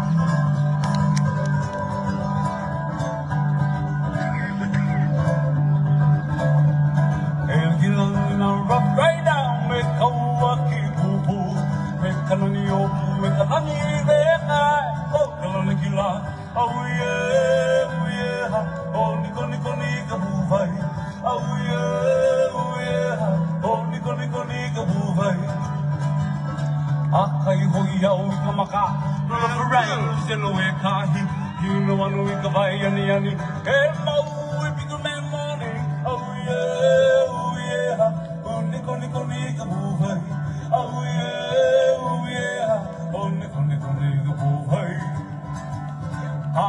whane nā a cowboy e makuna hui ka lio e le pono i ki ala ili e kalai o ka pipi ahiu auie o niko niko nika buhai auie o niko niko nika buhai Kalana I ku me ka auha Te ue o mi te tuku wahahili Aina maina na pani o no pipi E te lani o ku o me Uie O niko niko nika buhai Auie O niko niko nika buhai Auie O niko niko nika buhai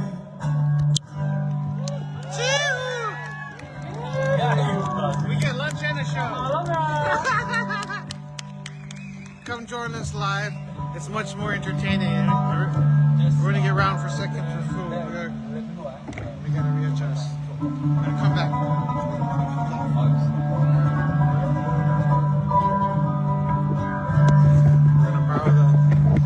We're going to go show you guys the food. Different groups. Now that everyone's here, looks like we have choke food.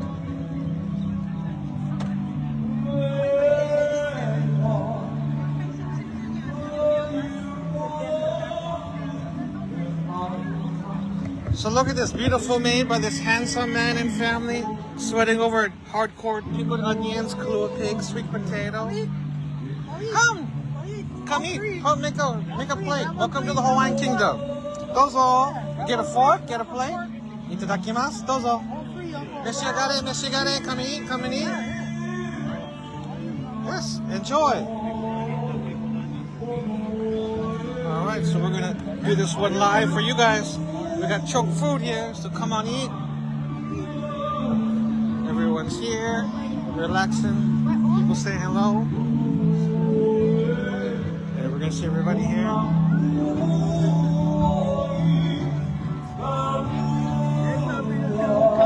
We got choke food by round 2. Yeah. Did you eat? This is my round 2, but I'm still hungry. Hey, how you doing? Good. My hands. I like it. I'm the only ninja marching down the streets. I walk in slow down. I go, yeah, you guys escort me, bitches. I'm gonna take my time. Walking around parading my ninja cape. That's the only one. Yeah. Nice. Oh yeah. Well, I gotta put my camera back. We're live streaming.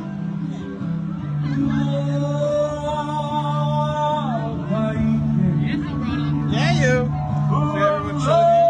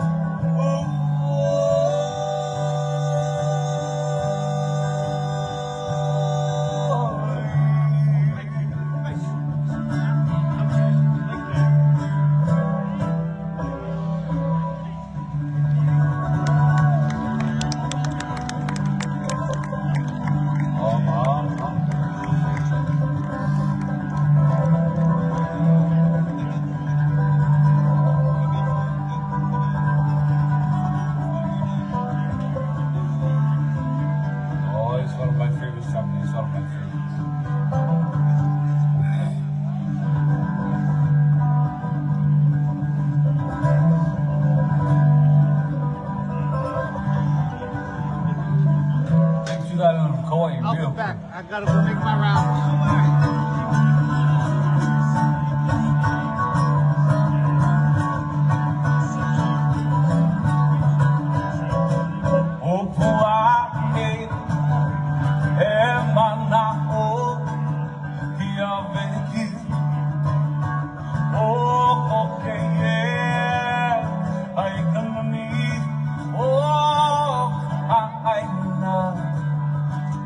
Got a long way, oh, I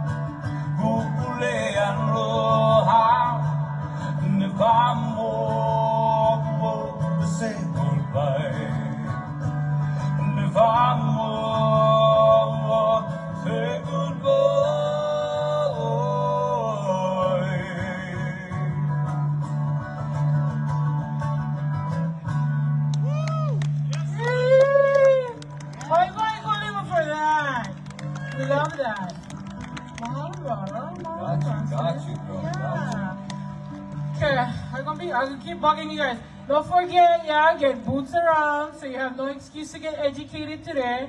You also have the Kanaina building, the old archives, they have some things going on.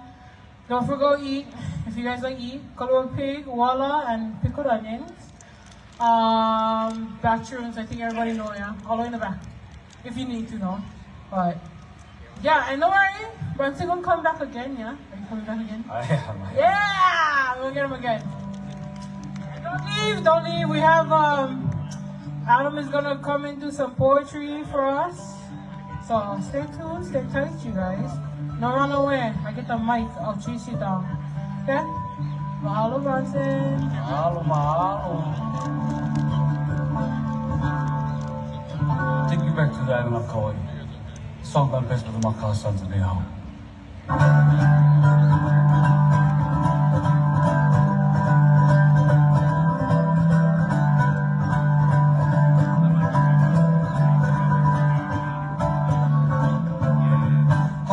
Trail upon the mountain side, there you find our sleep on his side. Wipe ahead, falls. You can hear rushing water in the valley down below. That's just I see the bar. Wipe ahead, falls. There you see the sun shining down upon her. Children laughing on the as they slide all the way. I feel the laughter in the air, birds singing everywhere. Wipe ahead, fall.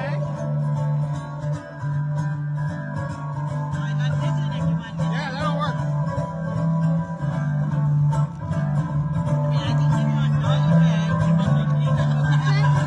I feel the breeze of the wind and the harvest of the spring. Lost the leaves wet with dew, oh rain falling through. As I think behind spacious land, I was to the land and felt so grand. Wipe ahead, fall. There you see the sun shining down upon her. The children laughing on there as they slide all the way. I feel the laughter in the air, birds singing everywhere. Wipe ahead, falls one more time.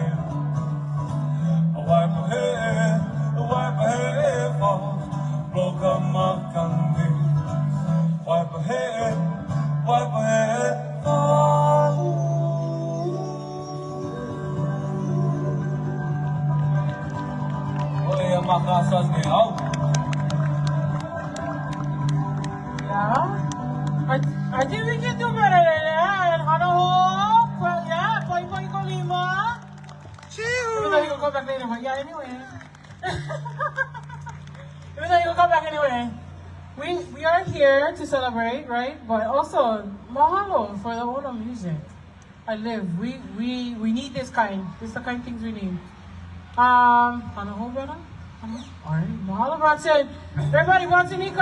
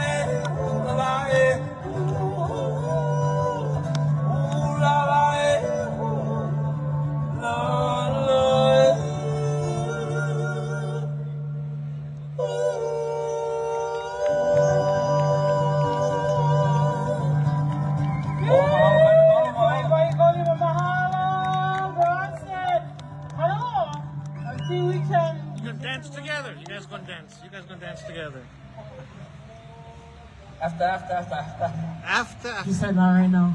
Request. You already got the request. Mahalo, everybody. How's the meal? Delicious. Yeah? We can't eat? You guys not gonna fall asleep on me, though, huh? Oh, no. I never fly all this way for fall asleep on.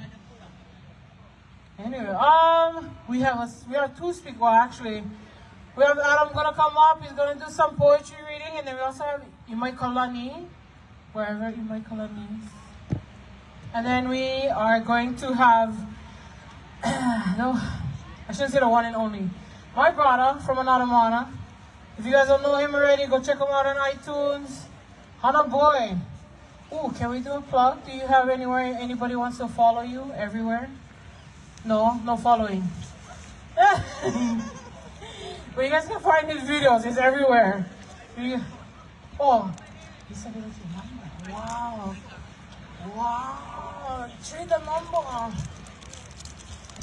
Yes. Stay tuned. We have more music for you guys. Don't fall asleep. Stay awake. Please. Go get you guys selves educated. Go walk around in the booths. Go check them out. I think we get, and we get Lomi. Get two. Yes. So you got Jocko over here on the north side, and then my brother from Maui, Kaniali'i, is going to be in the middle part over there. Yeah? If you guys want to go, Kana in the building, they still have some. I think Dr. Keanu Sai is supposed to be talking right now. Yes. Don't quote me on that. Yeah. He should be in the other room, Yeah. Hawaii State Archives. For those Mahalo, everybody. Mahalo for coming. Mahalo for marching. I never do them this year. I took a break. I said I'm going to MC. More better. I said I'm going to MC MC Momena. Let's work. I feel like marching. We did it twice. She's been doing this too long, that's why. Been doing this since 1993. I was all of 4 years old, not just kidding. Yeah. So we're live here with all of you guys, folks. The boots. Mahalo to all of our sponsors, yeah. Mutual Aid, Hui, yeah. Pai Kolimo for them. Otherwise, this wouldn't be happening, yeah. Mahalo to our sound guys. Mahalo, you guys. And thank Dr. Keanu Science in the other building. Who else we got over there? Office of Hawaiian Affairs should be somewhere over there. Jocko, we got the other Hui that I'm a part of, out of the building, yeah. Hui Aloha guys are on that side as well. Go check them out. We'll get educated today. And then we have so follow Oren Susumi's live. He'll be filming inside of that building. You want to catch Keanu Science feed.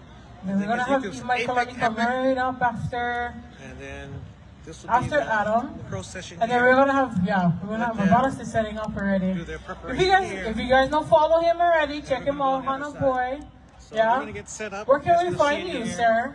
And the MC is gonna be speaking. So we're gonna switch camera back to the main feed and mostly on Instagram. Explore the other places. But I found my brother on TikTok. Anyway, follow him. Follow his music if you guys want to. Apple Music. We're on Spotify too, yeah. Yeah, so we're on all the platforms.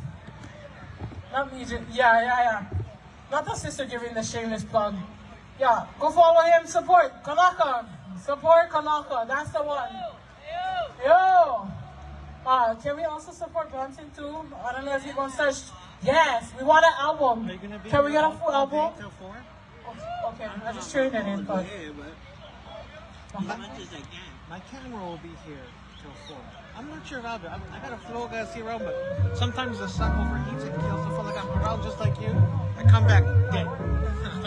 Please work. I'll be back.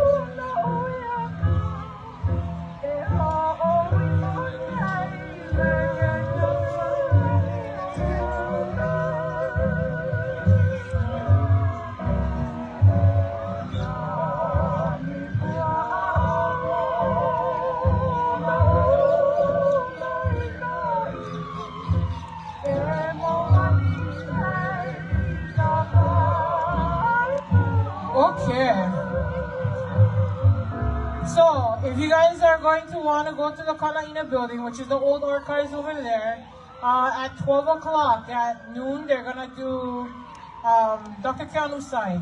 Yeah, he's gonna do like his talk. Otherwise, if you're gonna stay here, you guys get to enjoy the music of Hana Boy. Yeah, but right now we're gonna have what's going on with everybody? Yeah, okay.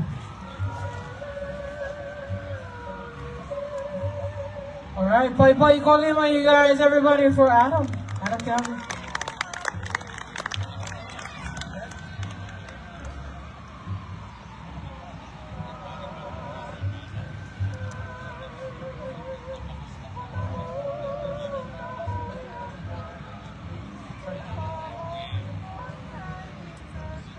Aloha Kako. So I'm Adam Calvin, Manalo Calvin.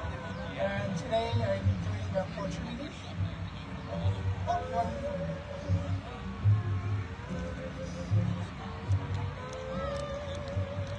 me just give you a quick introduction to the book.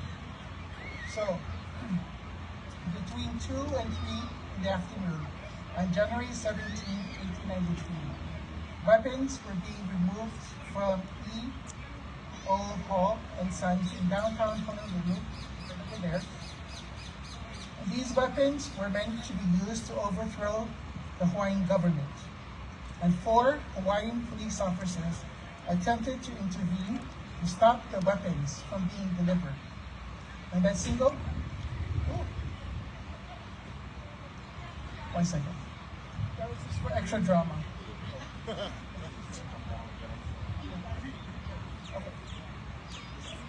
So in that single escalating confrontation, an officer was shot. Yeah.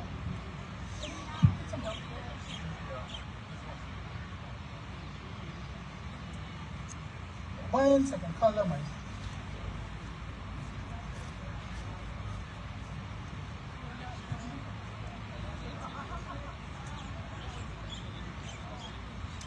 Okay, you got it. Okay. So an officer was shot in the chest below the collarbone and carried by hand to Hawaii, then rushed to Queen's Hospital. As other officers charged the fleeing carriage, one was whipped and another was fired upon. This was a deliberate act of violence against the kingdom's police, and an armed challenge meant to intimidate and clear the way for the seizure of power later that afternoon. So this happened 133 years ago. So January 17th was not a bloodless coup. There was blood. Someone was shot. Other people were whipped, and people were taken to the hospital. So the officer who was shot, his name was Lealoha, although some accounts list his name as Kealoha. And so I was inspired by this account to write the following quote. January 17th was not a bloodless coup. It was a theft. And Hawaii knew before anyone said anything. That drop in the chest, when you realize that something sacred is being taken by force. Lealoha, his name still oppresses like a bruise that never fully fades. He was alive inside his country, believing law meant everything, believing Hawaii still belonged to itself. By afternoon, that belief was met by bullets. The overthrow did not knock. It came through shotguns, through U.S. Marines, boots on stone, metal deciding. The cause deciding that Hawaiian consent did not matter. Power entered, armed, certain we would disappear once fear did its job. Lealoha did not disappear. He put his body where force wanted space. A Hawaiian body saying no, not like this. And the bullet answered. The shot did not end. It moved into the lahuli, into the way pain learned to sit in us, quite heavily. So we held it, all of it, fear, rage, love, loss. That holding was not weakness. It was aloha aina, raw, disciplined, hurting, and staying. And the Queen named the truth without blinking. The cause of Hawaii and independence is larger and dearer than the life of any man connected with it. Not because life is small, but because the nation must never disappear. Lealoha did not end, he changed form. He lives when we put our bodies where power wants emptiness. When we march instead of staying still. When we refuse disappearance with our feet and with our breath. We march the way he stood, present and unremovable. January 17th was not a bloodless coup. It was a theft. And here, we are still here at the palace, practicing independence with our bodies and with our souls. Mahalo.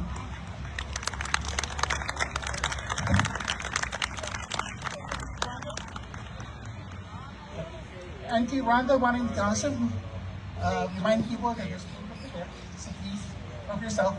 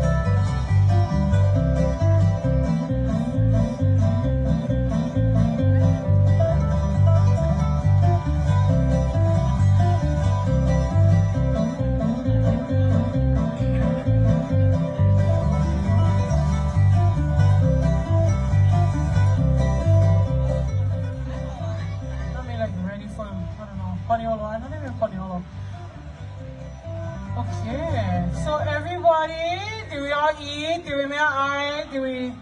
You guys not gonna fall asleep on me, I don't fall asleep on me. But no, also fall asleep on my brother. Friendly reminder, 12 o'clock sharp if you want to run that fast. The Kanaina building, Dr. Keanu Sai is supposed to be giving his talk. So if you guys want to go check that out. Also in the Kanaina building, I think about an hour after that, we have Kale Liʻuokalani. They're going to be doing a reenactment in there. The seats are limited, so if you're going to go plant your okole in there now. And also Donovan Perez is going to be in there too at the end. And then we have Hana Boy doing music. We're also going to have Dr. Maheolani Lam from Keolamamo going to become doing first time talk. Maybe scold everybody, yeah? Don't forget to go all the booths along the fencing to go get you guys self-educated today. If you walk away with one thing today, yeah, just one, my cut you. If you walk away with nothing, then we never accomplish what we're supposed to. It's supposed to be educating everybody, yeah? Yo. What else? But everybody know where bathrooms at. What else we got? We got plenty of things going on. Please, Kupuna, please stay hydrated if you guys need anything. Oh, whoever like go Lomi, go see the 2 Lomi tents. So get one, Jocko. The other one is, I gotta plug him in. Is Kanya Li'i. That's my brother. Wow, she's gonna kill me. He's giving me glares from across the way. But go check him out if you guys want to. He said he's not gonna massage the Maui people because we have no excuse. We're closer. But he said he can massage on all people. I was like, how rude. But other than that, you guys get tents, get educational booths on that side. My family on that side, Hawaiian. We love you guys. Glad to see all you guys. Happy New Year. Happy New Year, everybody. Yeah? Happy New Year. Other things, 2026 is starting off kind of nuts, but we got it. Yeah? Because as a Kanaka, we're still going to be us, yeah? Yeah, no matter what. Even with the occupation of those other guys over there, we're still going to be us, yeah? There. Ready for Give My Kind, yeah? Kaunani K-Track speech. Oh. I gotta go up in a bandstand for that one, but I'm not ready. I'm not ready for that yet. I know ranks like that lady. I aspire to be her one day. But yeah. If you guys never also, we have the commemorative pins. If you're like, buttons. If you're like me, you collect them like Pokemon, yeah, every year. You guys can put them around your bags or whatever, sport them. I don't think we have, I know Pokemon. I don't think we have the, so if you guys, I think if you order shirts, you gotta go ask. But if you never order shirts, call them why. We try again next year. Pay attention. We'll be coming and swinging next year. Promise. We're gonna come a little bit more earlier, I think. But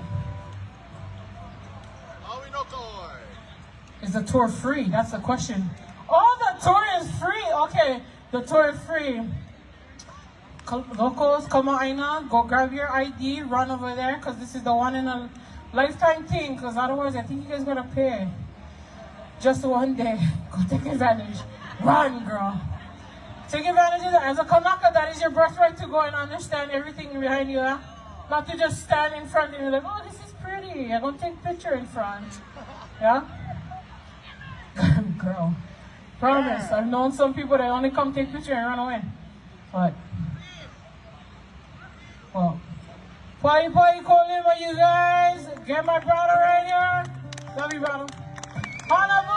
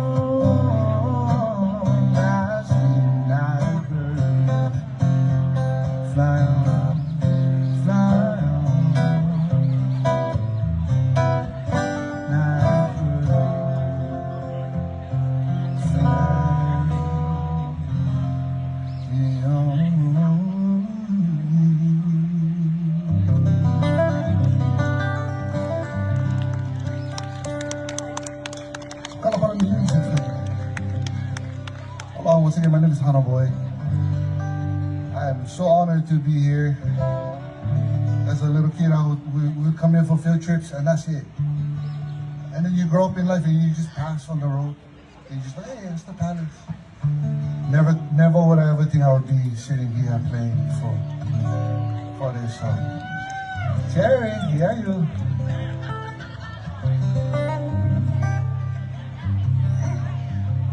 So I just playing some feel-good music for you folks.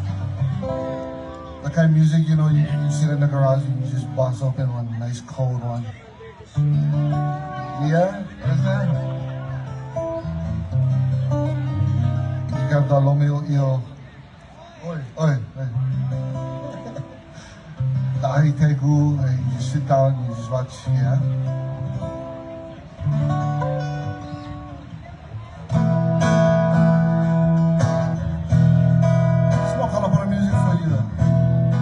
Song, sing along.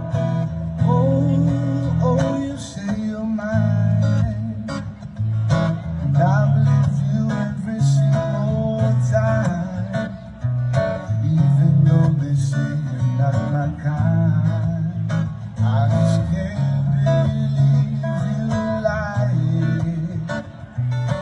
All my friends are laughing, see you out with other men.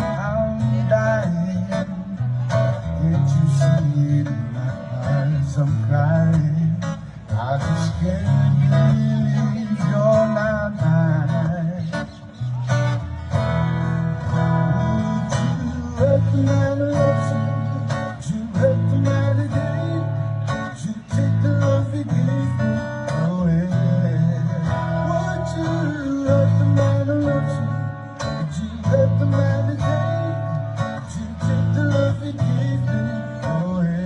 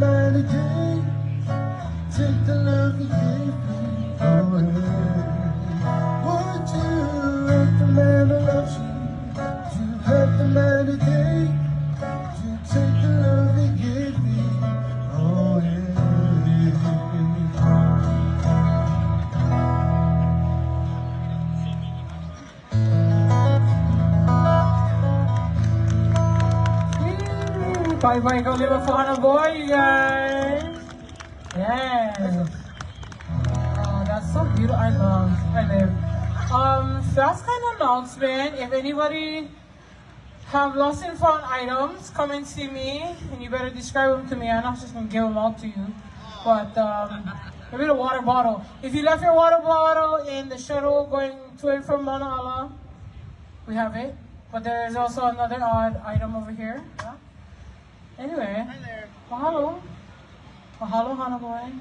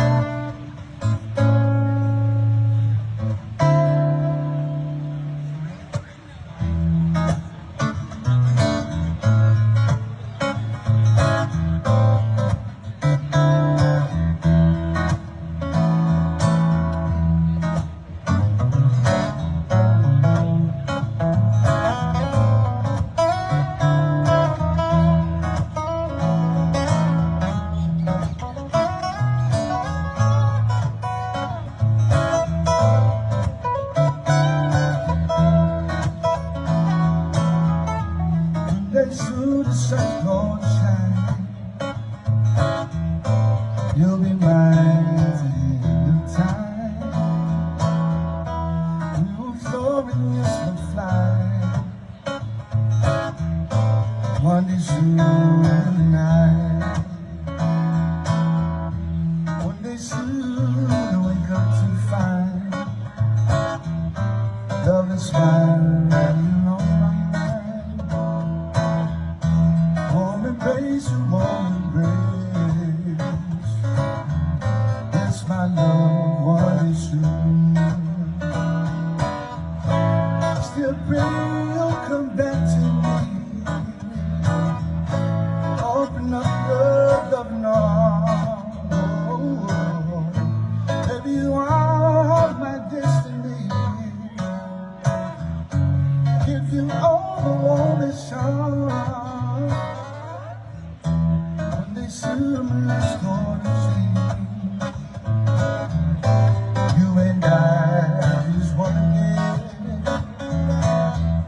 We will soar and this will fly.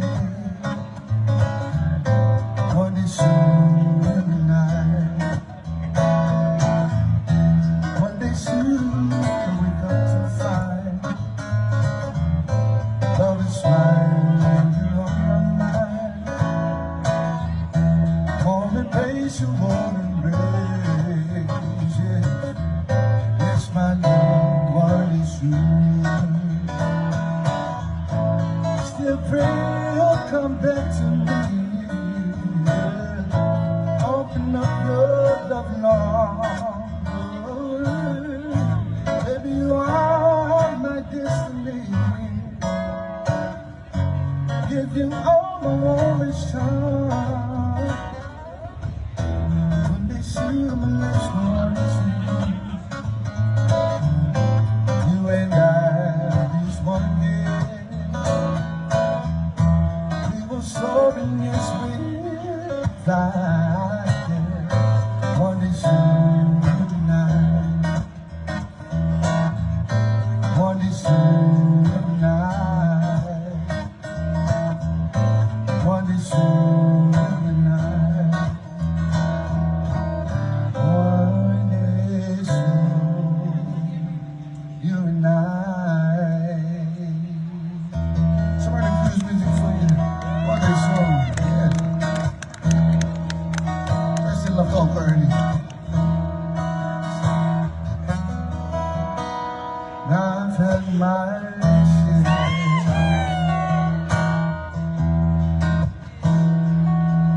life's ups and downs,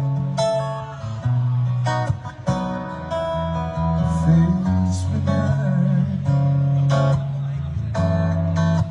the doubts and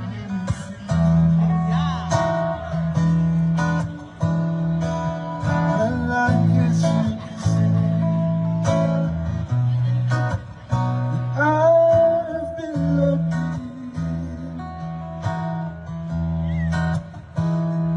Well, I guess you could say that it's only good. If anyone should ever write my love story,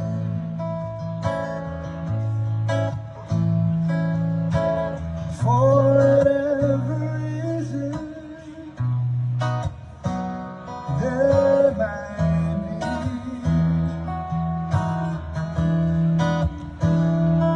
you'll be there between each line of pain and glory. 'Cause you're the best thing that ever happened to me. You're the best thing that ever happened to me. There are times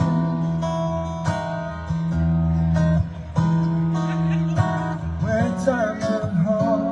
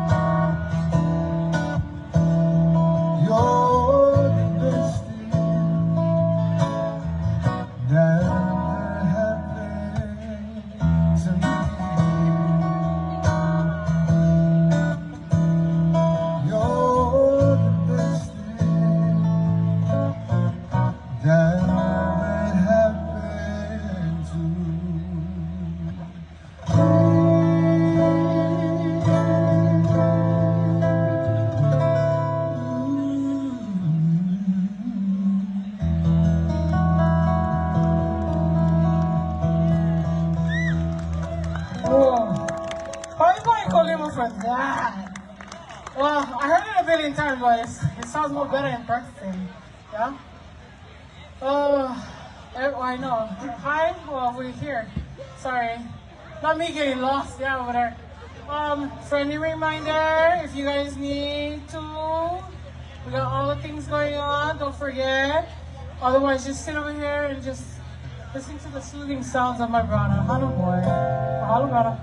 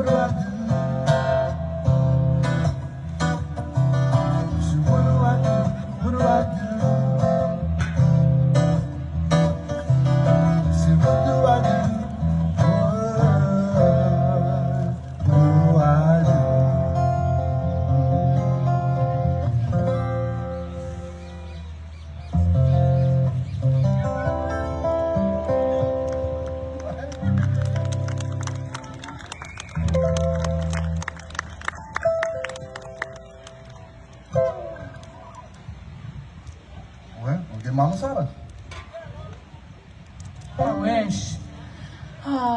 Okay, if you guys never get one pin or whatever button pin, my boss over here told me, come to the mutual aid tent, you guys can get one pin or 2 or 10, I don't know. Go ask her. Her name is Rhonda.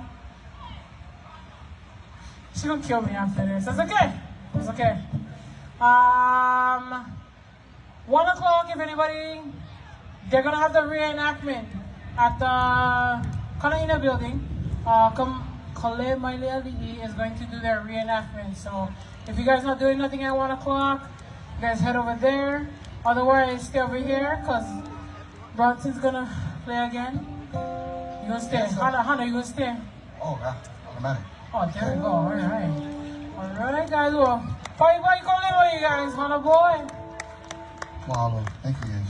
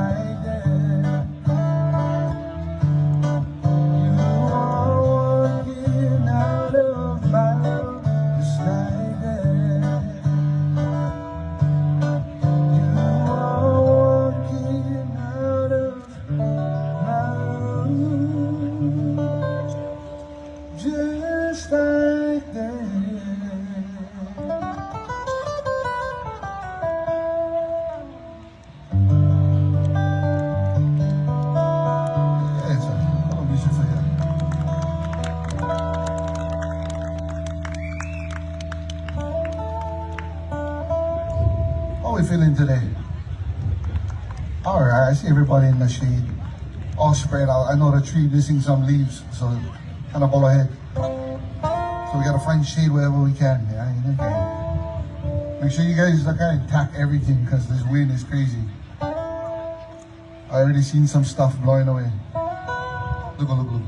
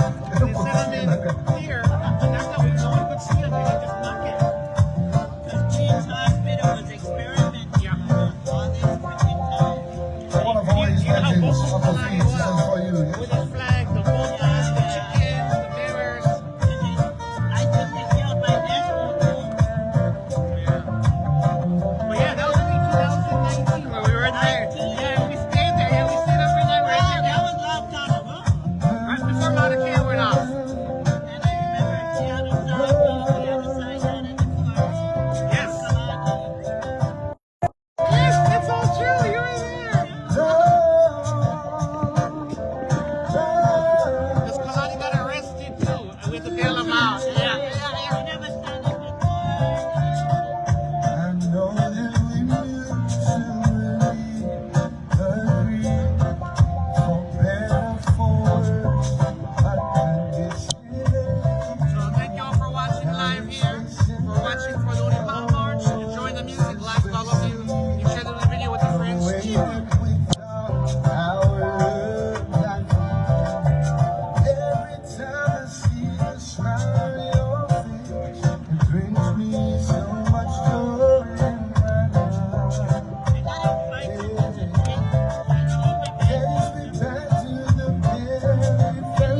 There you go.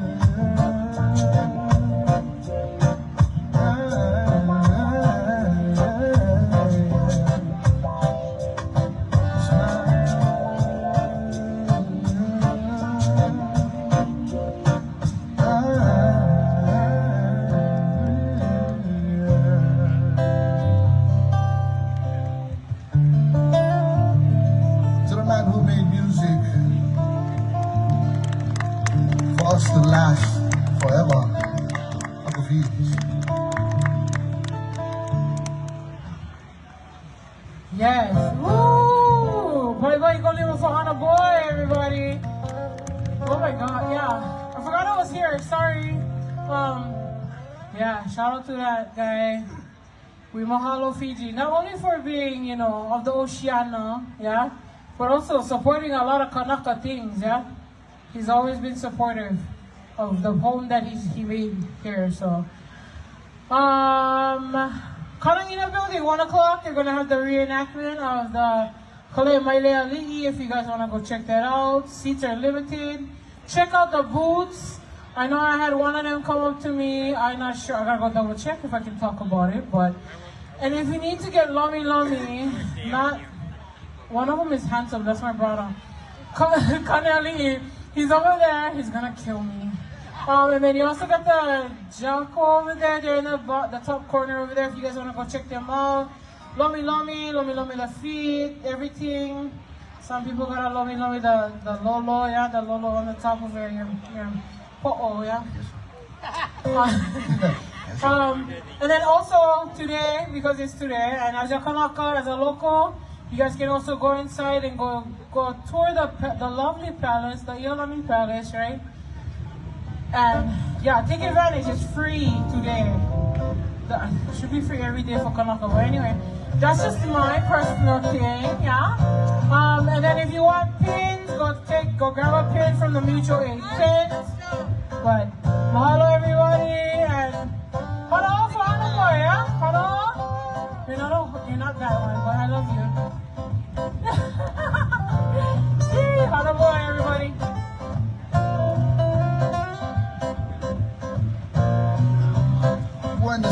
one, the fun one. If you guys know the words, please help me sing this one.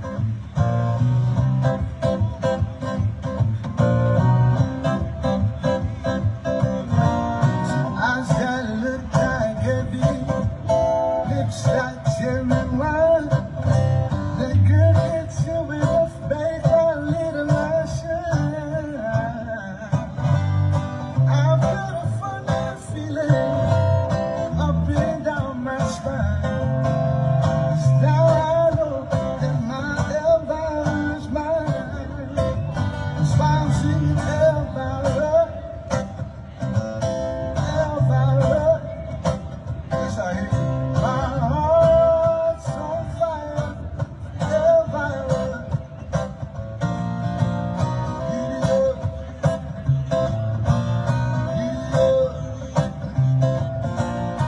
how soon you away? Tonight I'm gonna meet the Hungry House Cafe. I'm gonna give her all the love I can inside. She's gonna jump and holler as I saved up my last $1. We're gonna search and find that preacher man. That's why I'm singing Elvira, Elvira. My heart's on fire, Elvira. Giddy up, giddy up. Said how soon get away. Said we've been together since way back when. Sometimes I never wanna see you again. But I want you to know, after all these years, you're still the one I want whispering in my ear. You're still the one that makes me laugh. Still the one that's my better half. We're still having fun. Still the one. Well, I look at your face every day, and I never see it to you in no way. We together, I just wanted to go back to the desert. How I yearn for the snow. You're still the one that makes me laugh. You're still the one that's my better half. We're still having fun. You're still the one. Still the one that makes me shout. You're still the one I dream about. We're still having fun. You're still the one. Still the one, don't scratch my itch. Still the one that knows it. We're still having fun. You're still the one. We're still having fun. You're still the one. Mama Fabi now. That was what I hope. Gotta stop.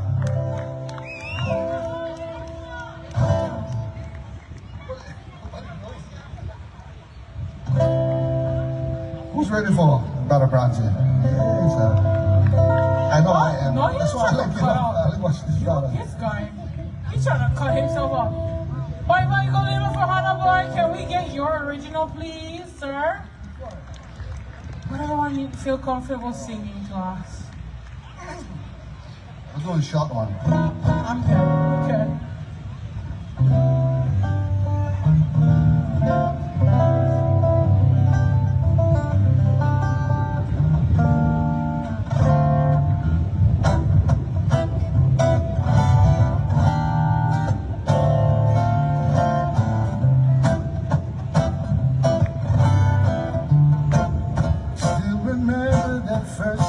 saw you so beautiful. When you you smiled and said hello.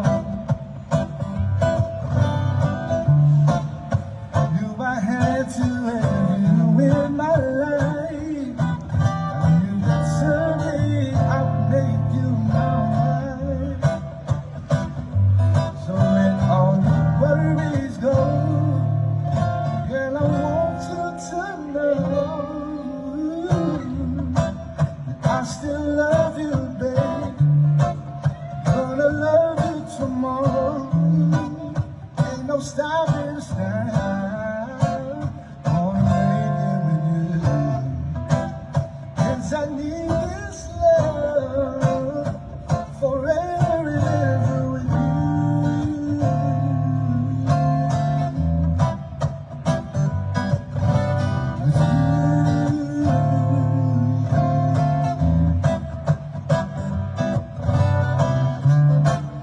Isn't anything or anyone that can get between our love? So baby, let me ease your mind. Look at your eyes, your smile, the smell of your perfume. It takes me back to the night of June. Oh, I'm so blessed that I found you. Still I'm saying I still love you, babe. Gonna love you tomorrow. Ain't no stopping us now. Wanna make it with you. 'Cause I need this love forever and ever with you.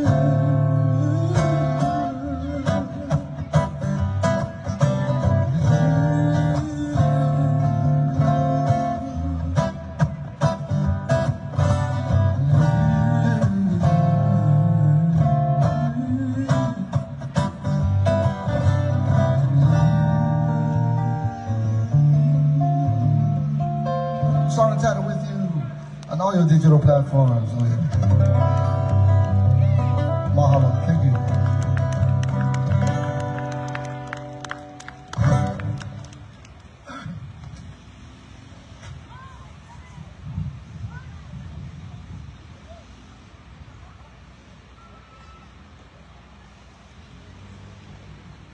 Mahalo, Hana boy. Love you, brother. You guys can find it Instagram, sometimes TikTok. What else? Find you on iTunes, Spotify, all the things, yeah? Yeah.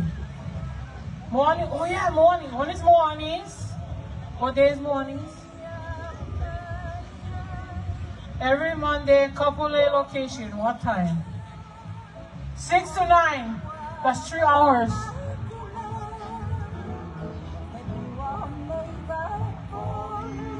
Okay, so you can see I'm double time. So Wednesday, 6 to 9 at the Kapolei location. Fridays in the Waikiki location. Same time, 6 to 9. Oh, you guys so lucky. You know, I'm gonna be honest. I know my brother a long time, yeah, but guess what? This is the first day we met. Too funny, yeah? I know him a long time. This is a brother. I known him too long. I think like 4 or 5 years already. But we always miss each other. Either he come my island, I go to this island, other islands. We're missing each other, but it's all good. Mahalo, brother. Love you. Thank you. Thank you for all the music. We have Dr. Mahela Lam. She's supposed to be coming up to do her scold everybody. No, just kidding. She's here. She's here from Kealamamo. Yeah, she's the medical director. Anyway, everybody, round of applause for Dr. Mahela Lam.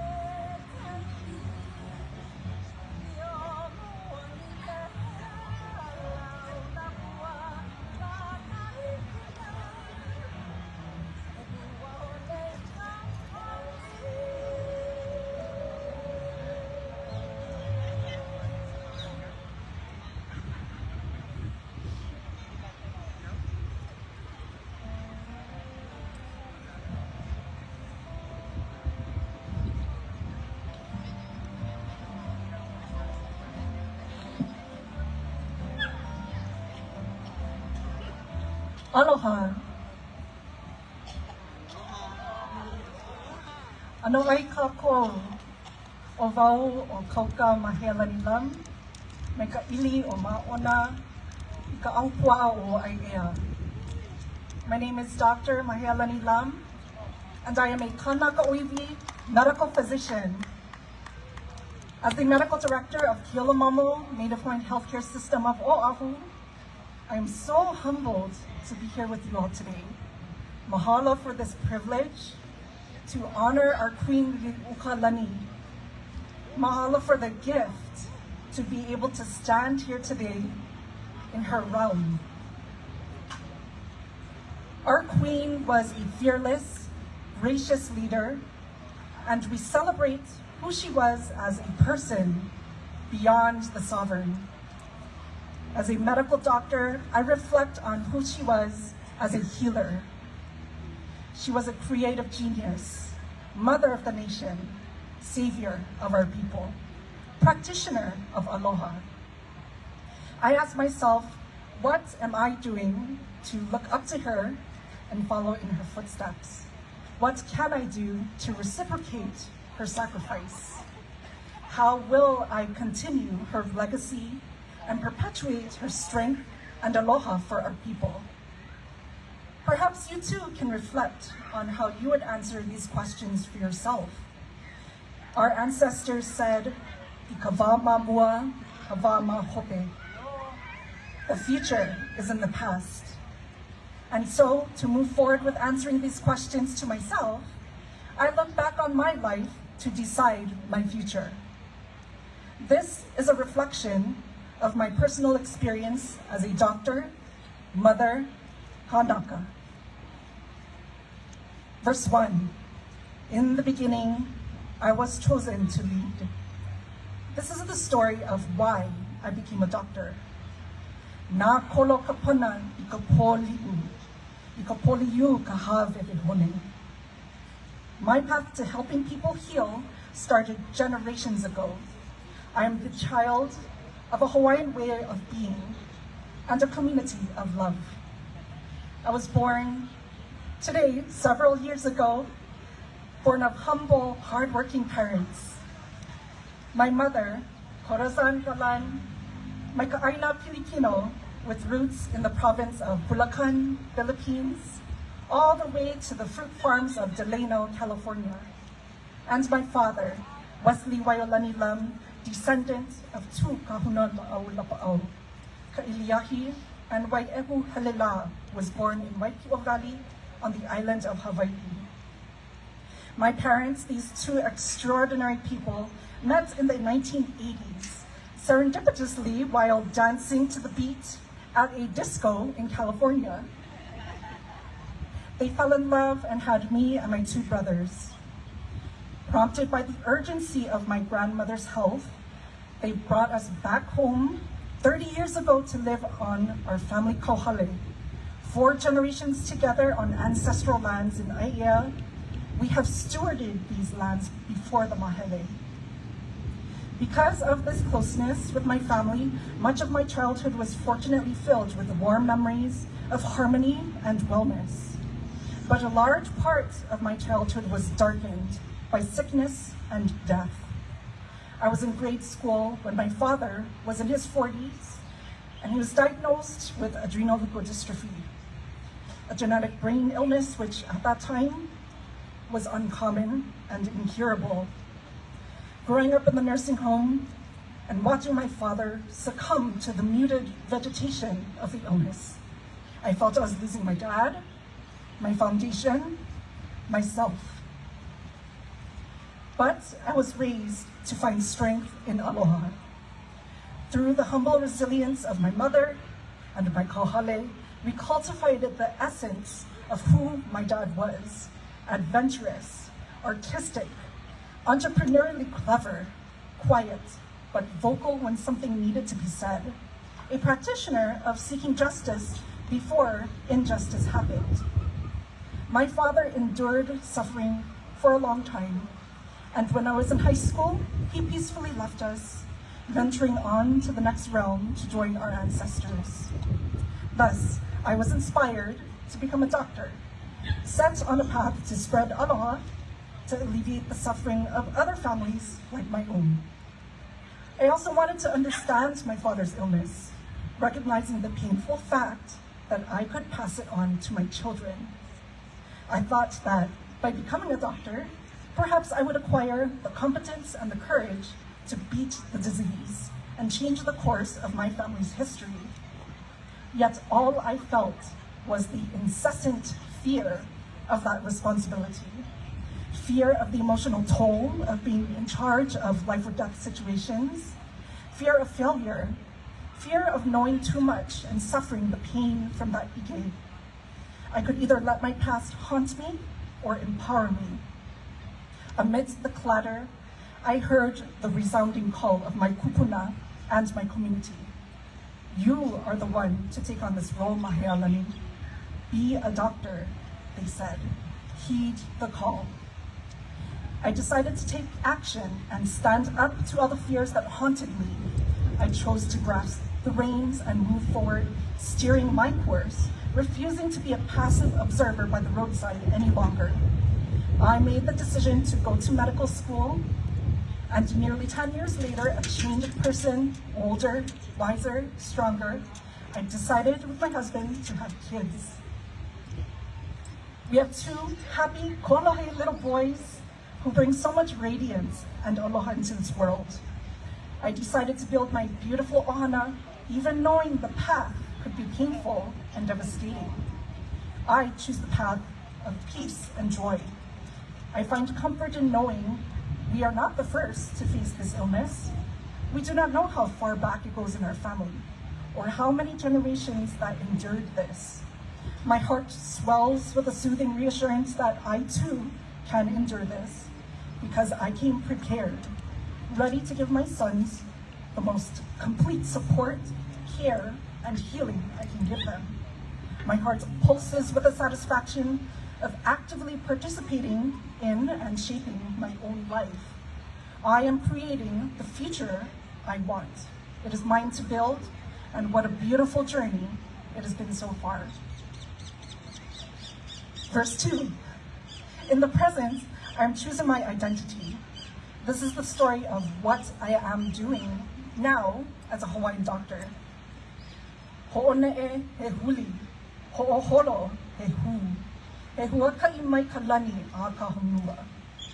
In my role as a Hawaiian doctor, I find myself living between 2 worlds. On one side is Western medicine, the dominant system, because it is the structure I was trained in, the system that still defines healthcare today. On the other side are my Hawaiian roots, my values, my culture, my way of life. Returning home to Hawaii from medical training, straight into the Native Hawaiian healthcare system, where I have served as koka for 7 years now, I am constantly aware that even here, healthcare is still a Western construct. That reality requires a conscious, daily effort to stay grounded in Hawaiian as a Hawaiian. I try to be a bridge for my people, connecting the 2 worlds, perhaps bringing them together. Yet too often, I don't feel like I fully belong on either side. I carry unease when speaking on behalf of Hawaiians as a whole. I worry about saying the right things and doing our people justice. I am unsettled with being reduced to the token Hawaiian or the token wahine in the room, refusing to participate in the illusion quality. And yet, I feel an obligation to speak up, because I'm the one with the title, the credentials, I'm the one with the seat at the table. That responsibility is heavy. But rather than allowing it to weigh me down, just like a muscle, the repeated lifting of that weight against the natural force of gravity has trained me to become stronger, more impactful. Through various leadership roles I've held locally and nationally, and under the guidance of so many brilliant mentors and trailblazers, I have forced myself against my naturally quiet and reserved tendencies to exercise my ability to be stronger, a stronger bridge and representative for our people. In the words of our queen in her mele, Hawaiian, mai ena oi ke kanaka, oiai ke kuleana iloko. Don't shy away from your people while you have this responsibility. With my patients, the tension of this responsibility becomes more real, more palpable. I want to honor their culture, their traditional practices, their ways of healing. But I also carry the authority and the liability of practicing medicine in a system governed by Western guidelines. I constantly ask myself, how do I stay compassionate and culturally grounded while still being accountable for what the system defines as right? The struggle is not mine alone. I see it in my patients every day. Systemic racism, disconnection from identity, the savior complex imposed on us, mental health struggles of stress, depression, anger, and resentment. These don't stay emotional or psychological. They become visceral, physical, weight gain, high blood pressure, diabetes, heart disease, cancer. We are fighting an unending battle to succeed in a system that was never built for us. But here's what I believe.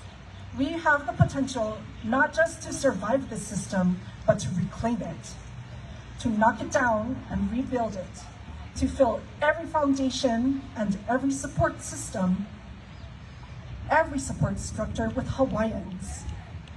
More Hawaiian leaders, more Hawaiian doctors, more mentorship, empowerment, and community. In the words of our queen, be firm the foundation of the land. Kamole, kia'a o ka'aina. We rebuild by standing up and leading by example. We lead with humanity. None of us are perfect, but we work hard, we take care of ourselves, we stay true to our culture and to our kupuna. We engage our youth because makahana ka'ike. Knowledge comes through doing. I bring them into my everyday work. I mentor students in my clinic, guide and watch where they go next. I help them build their own support network so that they can succeed on their own terms. I teach them what my Hawaiian mentors taught me. I carry forward the legacies of Dr. Kekuni Blaisdell, Dr. Emeta Lili, and so many others upon whose shoulders I stand. I tell their stories. I perpetuate Hawaiian ways of healing while transforming the system from within. And it doesn't stop there. I teach my own children. I am fostering the next generation of Hawaiians because at the end of the day, I choose how I practice medicine. I decide who I want to be. And I choose to practice with integrity, courage, and aloha. Bridging worlds, honoring my people, and shaping a future that was once denied to us. Verse 3, Ha'ina. In the past is the future, the choice to make history. This is the story of how I will make change as a Hawaiian doctor. Wapuka, waha, wakani ka waioha, vaiola o kapu'uvai e ai a mauna. Visionary Dr. Noah Emeta Luli taught us, ola ka'aina, ola ke kanaka, ola kalahui.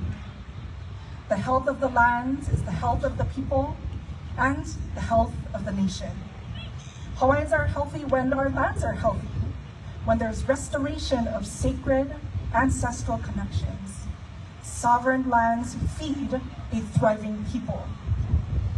If we look back further to the beginnings of our creation, thinking back on how we all came into this world, sovereignty begins with your first aina.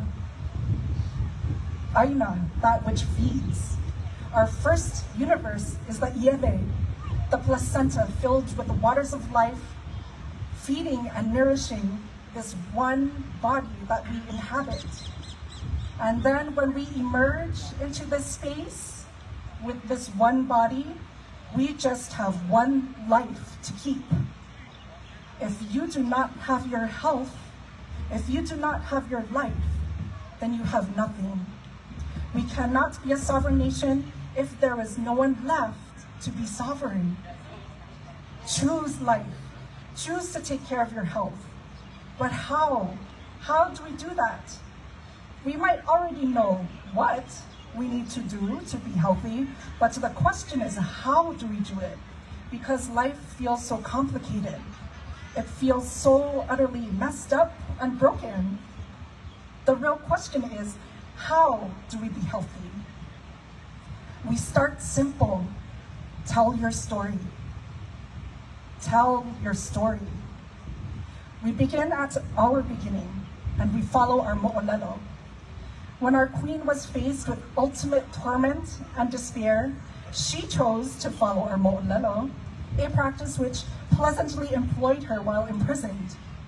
Even in her deepest misery and devastation, she graciously gifted us our origin story, the Kumulipo, with the hope that it may give us one half the pleasure which it gave to her in the translation and preparation of the manuscript.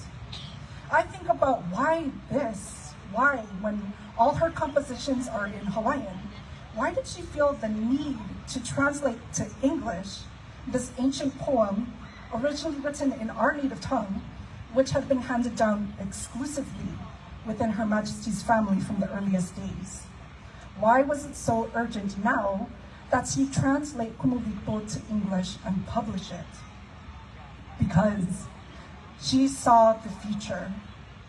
She saw the faraway future, and she knew we would need this ike to survive today. She ensured that the ike was accessible and enduring, that we may carry that history forward through all ages for our people. How did she have such divine farsightedness? What did she do to practice ikavama mua kavama hope? She saw this was the time for makia, to have pinpoint concentration. This was her way of seeing kavama mua, by meticulously chronicling her pathway all the way up to heaven. What do we do with that history besides look at it? We add to it. It's not the end of the genealogy as long as we follow the path. This is the path forward. This is her reminder to us. This is her ike buried in the stories that she left us. In the mana of the story is the medicine that she leaves for us, if we only believe. So believe.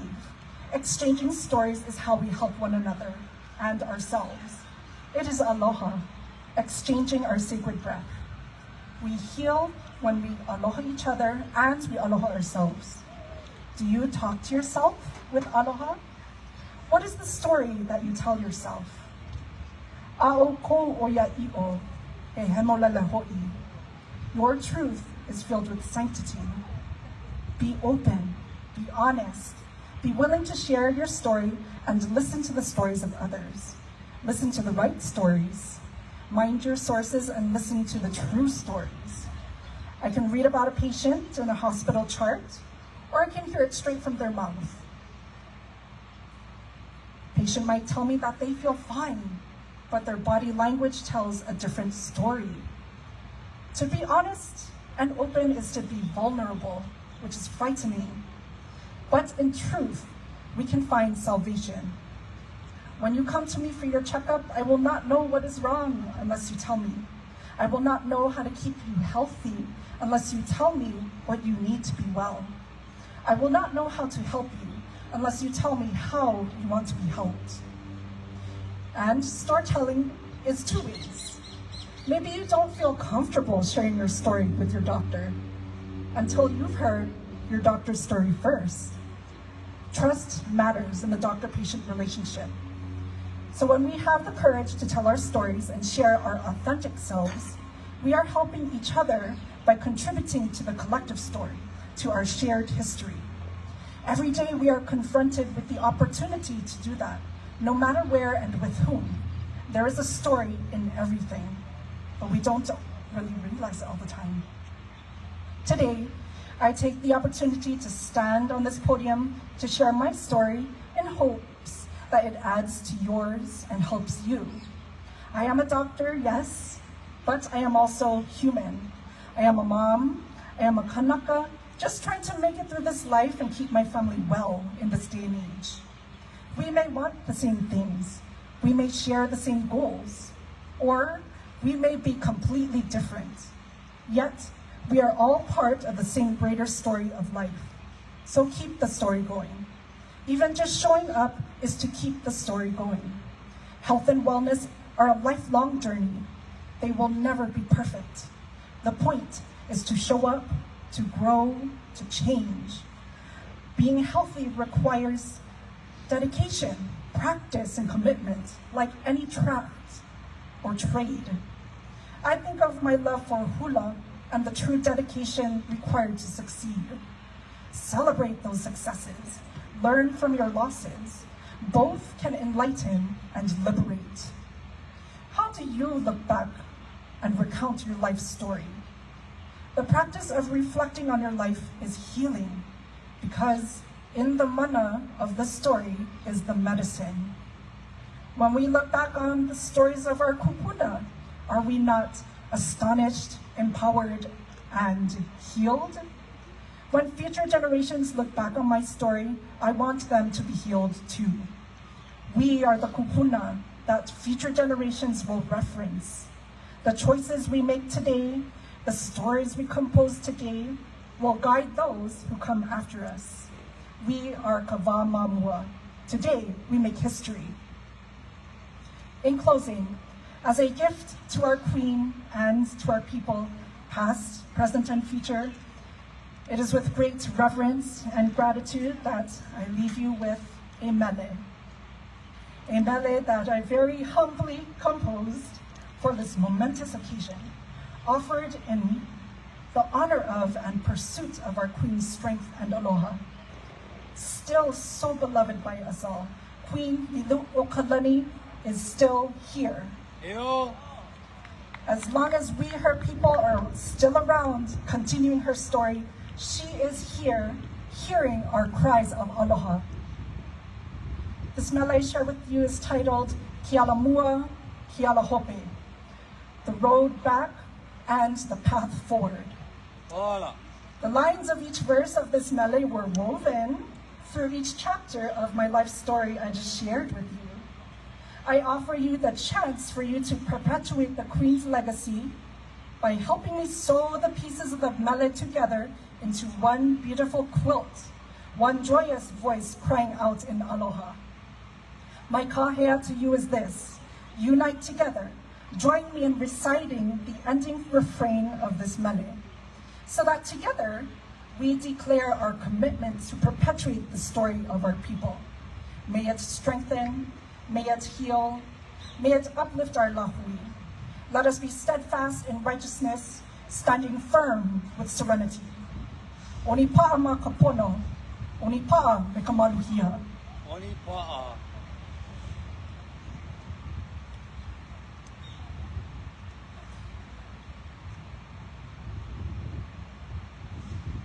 Before we transition into the mele, it is at this time I just want to give a quick mahalo. Composing this mele, composing this address to you all was not as natural to me as a fresh breath of air. It took a lot of effort, aloha, and with the brilliance, koku, and unwavering support of my family, dear friends, kupuna, community, I thank you all for bringing this here today.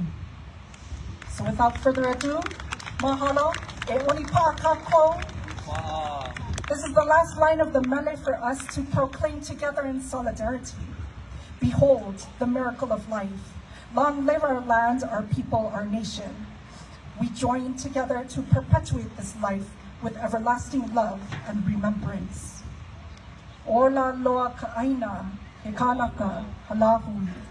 Puipu kakoa po, iki aloha nui. E ho pili mai, ola. Ola. Ola. Ola. Ola loa ka'aina. Ola loa ka'aina. Ola loa ka'aina. Ola loa ka'aina. Kanaka. Kanaka. Lahui. Lahui. Ola loa ka'aina. Kanaka. Lahui. Ola loa ka'aina. Kanaka. Lahui. Ola loa kaaina, kanaka lahui. Ola loa kaaina, kanaka lahui. Hui ka koa pau. Hui ka koa pau. Hui ka koa pau. Hui ka koa pau. I ke aloha nui. I ke aloha nui. Hui ka koa pau. I ke aloha nui. Hui ka koa pau. I ke aloha nui. From the top. Ola loa kaaina, kanaka lahui.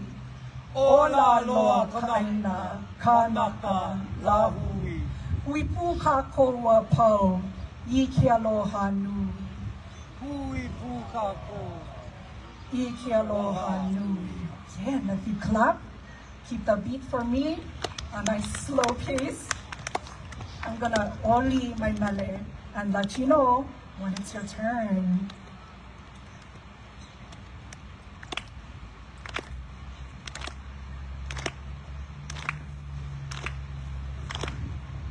Kia la mua, kia la hope.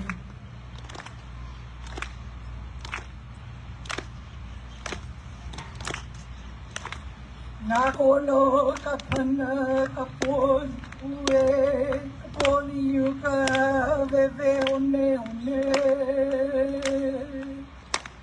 Nā kono ka pana I ka poni ue, ka poni uka veve one one. Hone e huli o olo e hu. Wakati mai kalani a ka hulu. Ona e huli o holo e hu. Wakati mai kalani a ka hulu.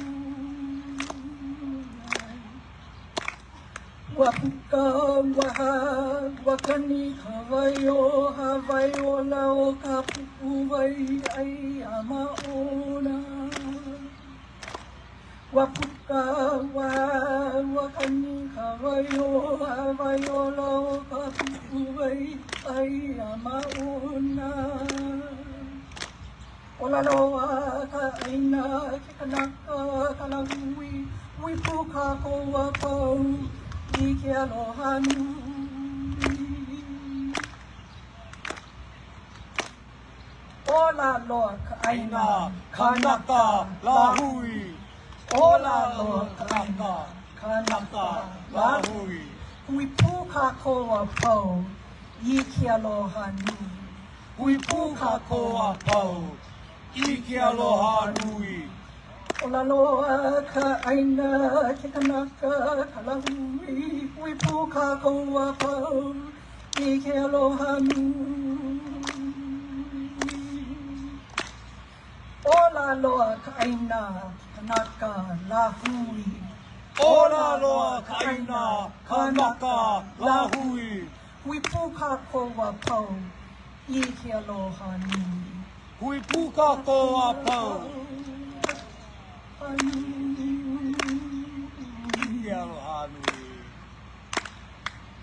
Ora! Mahalo nui, Onipa'a Liliʻuokalani makia. Aloha.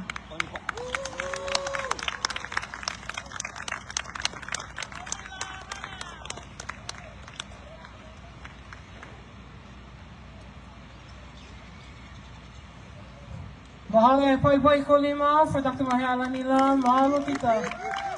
We're going to have one, just before, the man, the myth, the legend, no, just kidding. We're going to have another brother. He was supposed to come earlier, but yeah. We get the brother Imai Kalani. Yes, sir. Hey, Pai ko lima, everybody, for Imai.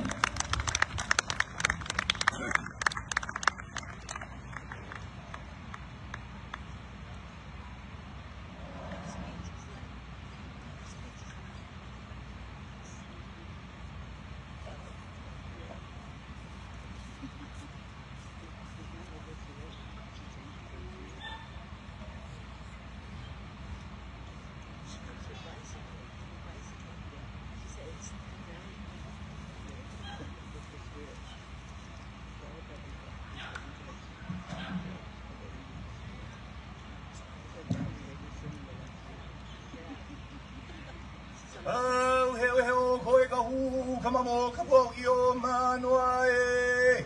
Ia e na ku o na o hao halo. Huava, hua pai ka ua tua hine.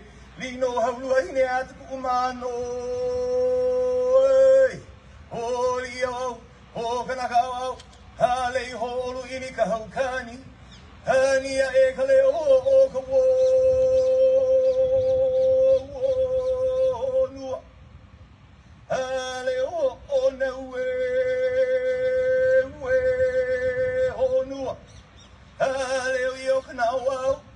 Na au I kalamaku kaulana na e ka manao ka ainalo. Aina ma iliku kai aina kaku e vaina tuali. Aina lo ka maluo ku kanilo ko.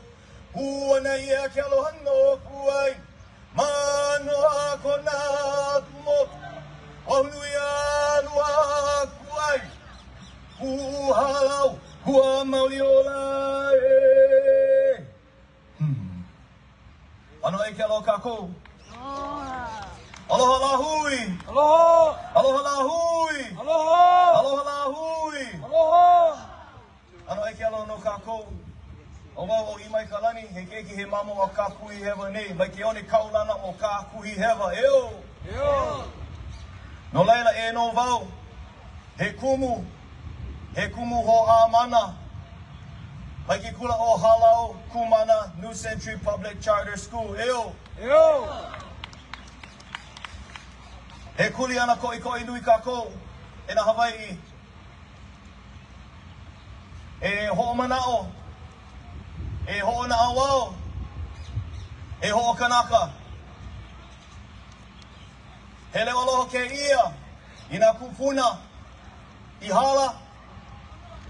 He leo aloha ke ia, no na kupuna e ola mai nei. He leo aloha, I na makua, a me na keiki, I ako ako mai ke ia la. E ho na awao, e ho hano hano, ko ka ko mo I o liliʻu o nā motu. Eo! Eo! Welcome, Hawaiian people, to Iolani Palace. My name is Imaikalani Winchester. I am but one singular sand on the great plains of Ewa, of Kapuhi Hewa. I was asked to be here today to share a few words about a very important individual, a Niho stone, a foundation for our movement, foundation for our path forward. Years ago, I met a man who had spent his life dedicated to health, to the well-being of others. His greatest weapon was his mind and his heart. A Hawaiian doctor traveled all the way, a Hawaiian student traveled all the way to Chicago to study medicine. This man would eventually graduate, and after the bombing of Nagasaki and Hiroshima, this Kanaka Maoli followed his heart, followed his na'au, and worked for the people of this tragedy. While there, he adopted a young Japanese boy, made him his son, brought him home, and it was at home that he found his soon-to-be wife. And together, this young family, brought together by this terrible military devastation, became one of the hallmarks of the Hawaiian movement. For over 50 years, Dr. Richard Kekuni Blaisdell committed his life to serving Hawaiian people through health.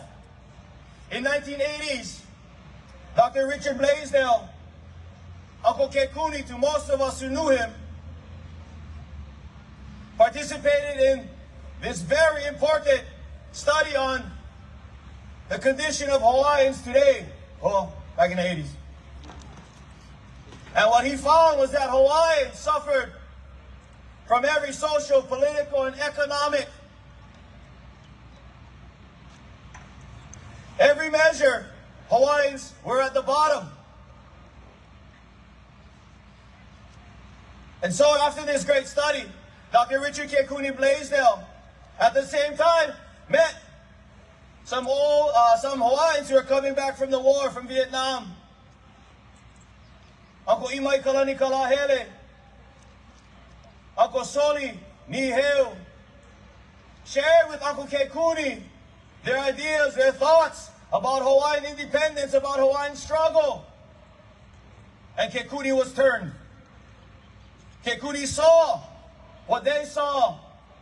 He saw it in the numbers of all the Hawaiians who are suffering today. And so, Richard Kekuni Blaisdell had an epiphany. He saw that there was a direct correlation between the condition of Hawaiians and the loss of Hawaiian sovereignty. The loss of Hawaiian sovereignty. And so, Dr. Blaisdell came to this conclusion. Dr. Blaisdell said that the only way to reverse the condition of our Hawaiian people is the return of sovereignty. Heyo! Is the return of sovereignty. Heyo! Is the return of sovereignty. This is the medicine, the la'au for our people, to heal us. To pick us up off the ground. To free us from prison. To bring us home from the diaspora. Dr. Blaisdell was critical, was fundamental to why many of us are here today. And so it is with great honor that I accept this opportunity to speak on behalf of the Blaisdell Ohana. Mahalo to Nalani, who is here, I believe. Mahalo to his grandson, Billy, who walked with Halau Kumana this morning. And whenever I think about the great Richard Kekuni Blaisdell, I think of the Hawaiian phrase, Ua mau, ke ea, o ka aina, I ka pono. Say it with me. Ua mau, ke ea, o ka aina, I ka pono. Many of us know that Dr. Richard Kekuni Blaisdell in the 1980s was responsible for the restoration, the resuscitation of the oldest Hawaiian national holiday, Kala Ho'i Ho'i Ea. He and a group of friends, Aloha Aina patriots, many are here today, many doing work in the community still, made an important commitment to one another, made an important commitment to this Aina, made an important commitment to our future. That is to remember, that is to never forget, as Liliʻuokalani warned us, mai poina, never forget Hawaiians. And so Dr. Blaisdell was not just a great doctor, but he was also a great teacher. Kalamaku, pio ole kala. The torch that cannot be extinguished. Dr. Blaisdell's insight, his credibility, elevated the Hawaiian sovereignty movement, which is otherwise characterized as a bunch of radicals. Yeah, we still radical. We still radical. That's right. Nothing has changed. But today, in the few moments that I have, Dr. Blaisdell left an important message for all of us Kumu. Raise your hand if you're a Kumu out there, make some noise. Chee-hoo! Boy, any more Kumus out there? Making more noise, like me. I want to say, everybody, to repeat after me. Dr. Blaisdell. Dr. Blaisdell. No, sorry, not that. Okay. In 1993, Dr. Blaisdell stood at the steps of the bandstand, and he had everybody present say these three important pieces of information which we are going to teach to our children, to our parents, to the aunties, to the uncles, to the brothers on the street. And he says, Dr. Blaisdell, that we don't say overthrow. We don't say overthrow. Instead, these are the things that we need to say as a people. Number one, repeat after me. U.S. armed invasion. U.S. armed invasion. Nice and loud. U.S. armed invasion. U.S. armed invasion. Lawless occupation. Lawless occupation. One more time. Lawless occupation. Lawless occupation. Robbery of a sovereign and independent nation. Say it. Robbery of a sovereign and independent nation. Robbery of a sovereign and independent nation. Say it, Hawaii. Robbery of a sovereign and independent nation. Nolaila ina hui, ina Hawaii, ina poe, kupa ake aloha ika aina, mai poina. To the patriots, to those who love their land, who love their nation, we must be firm. We must be steadfast. We must remember that our kuleana, the privilege, the burden, and everything that comes with it is ours to carry together. Look to the person next to you to your left. Look to the person next to you to the right. This is who we got. Tell them, I got you. I got you. Tell them, Maori, I got you too. I got you. And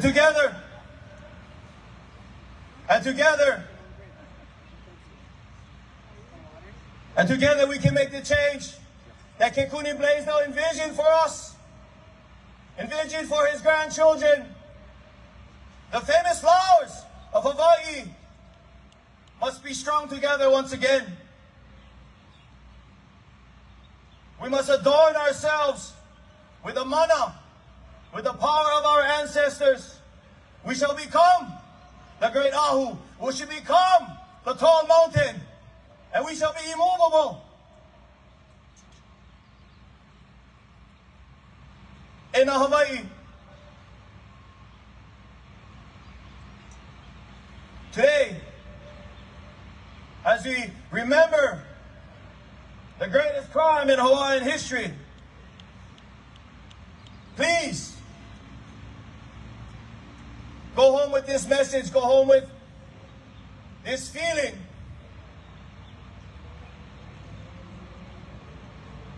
To return to our kupuna, to remember and call out the names of the people who put you where you are today.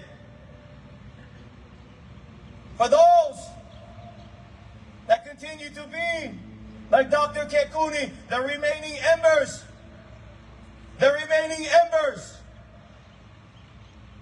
last of the fire. But today, that fire grows. Today, the fire must become an inferno. The fire that will light our way home. The fire that will bring us work. The fire that will feed us all. And the fire to destroy all of the heva that continues to oppress our people. We must act. We must act. We must act as our ancestors did. We must act as the Aloha Aina before us did. And we must commit. And so if you commit with me, and you stand with me, and all the people who have joined us here today, put your fist in the air. Put your fist in the air today. We're going to take this commitment together. If I've learned anything from Papa Kekuni, is that we must commit. And so today, let's make this commitment together. Look around to your left and to your right. All the people with their hands up in the air, their fists up in the air. We remember our kuleana, Onipa'a kako. Onipa'a. Onipa'a kako. Onipa'a kako. Onipa'a kako. Onipa'a kako. Onipa'a kako. Onipa'a kako. Together, Together, Hawaiians, we're going home. Aloha nui kako. Aloha ke Kuni Blaisdell. Eola. Eola. Eola. Kihe Kamauliola.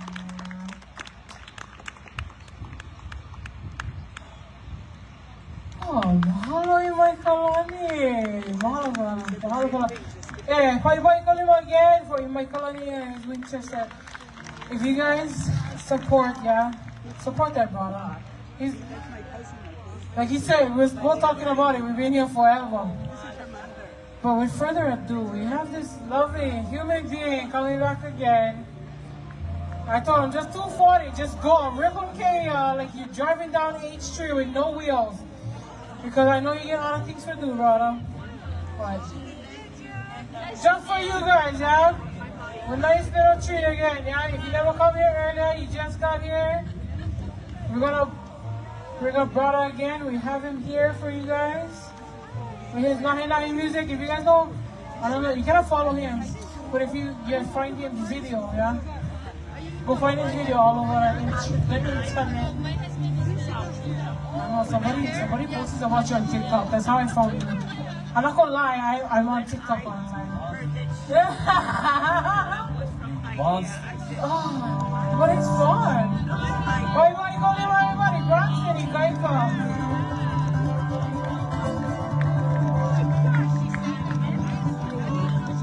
Take you down going beautiful.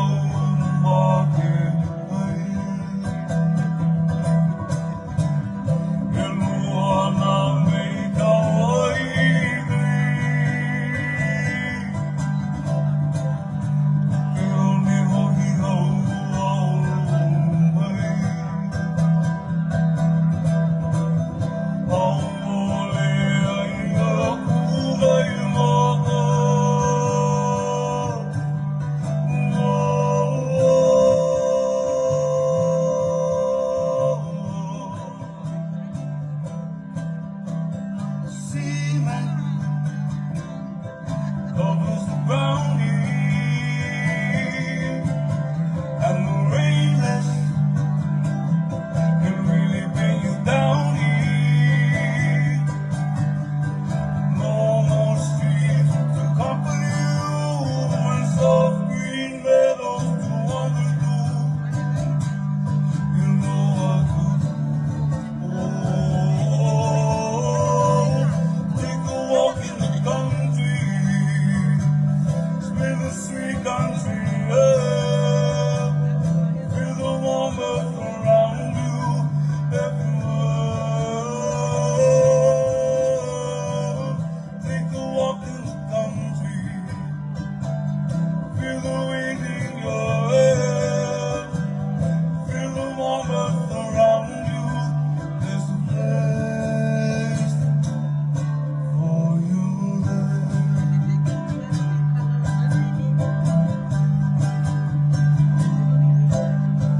There's airplanes instead of birdseed, corn nuts instead of raising birdseed. No more streets to comfort you, a soft green meadows to wander through. Oh, you know what to do. Oh, take a walk in the country, feel the wind in your hair, feel the warm earth around you everywhere. Take a walk in the country, feel the sweet country air, feel the warm earth around you. There's a place for you there, for you Love you all. Chihu. Shout out to all of you. We need you. Don't think Oh, malo. Chihu.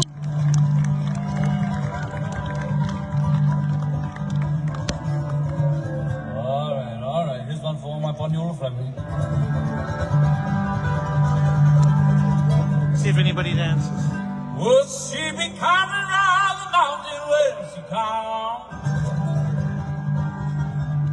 Would she be coming round the mountain when she comes? Would she be coming round the mountain, coming round the mountain, coming round the mountain when she comes?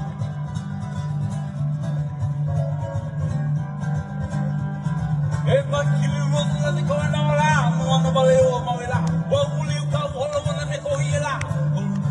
Holy, I'll wait about the I know a little more than I know. Awela,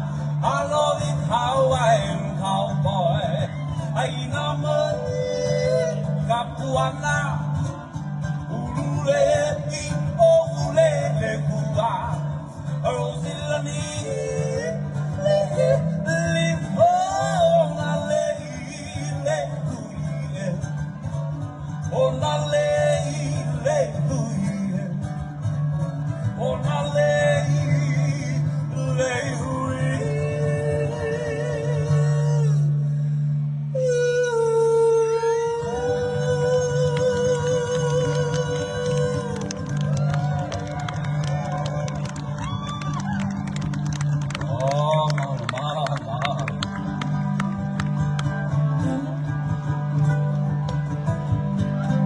Oh, his one's done best by mine.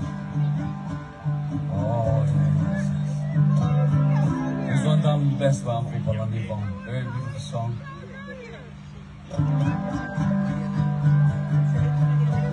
Hey, poor. Viva.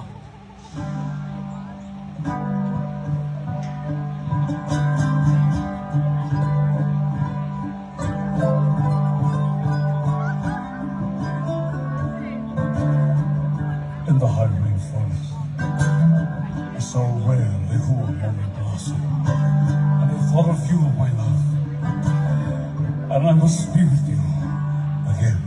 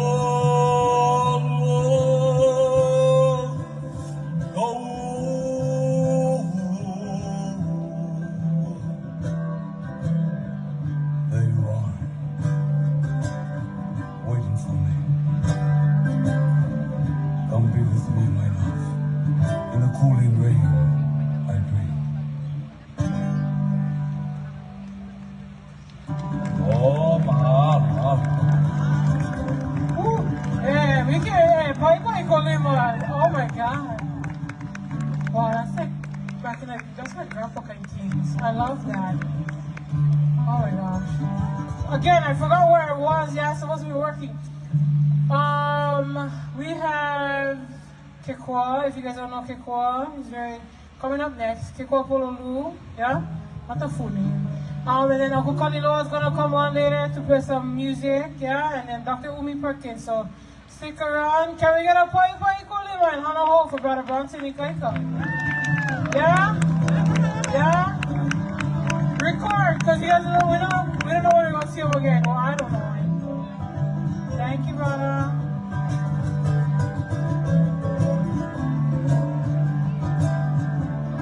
All I say,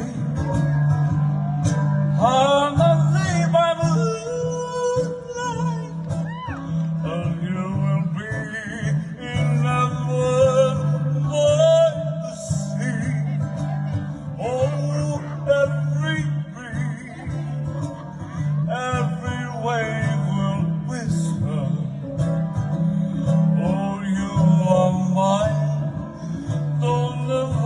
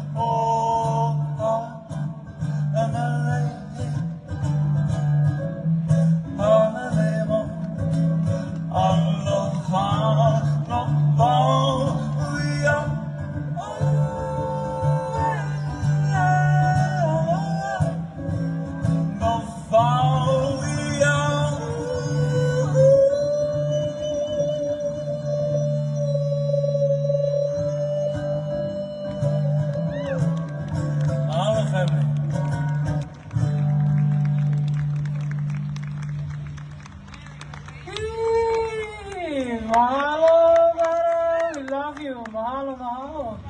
Yes. Go find him. Nah, just kidding. Don't find him. He find you. We have Keko Pololu. This is one of Oahu's own. He is also. Wait, hold on. This is my friend, and I don't even know what he's running for. Yeah. Yeah. We got Keko Pololu. Good brother. He's everywhere and anywhere, honestly. We've known each other so long too because of, yeah, if you guys don't know, you guys can find me. I am your hostess with the mostest. But I come all the way from Maui, yeah? Maui, New York, we come all the way from Lahaina, even more, yeah? So the guys are getting excused for not coming today, yeah? Oh, sorry. I gotta show them under the bus. Look, the bus passing by. But yeah. Yeah, you know what excuse? I'm here. All the way from Lahaina. But yeah, mahalo nui everybody. Mahalo to all the vendor people. I know my brother over there gonna kill me pretty soon. Kaneali, I love you. I see you on the next flight. Mahalo mutual lahui, auntie guys, uncle guys. And yeah, we're gonna bring up Kekoa Pololu up to the stage to talk story with everybody. Mahalo.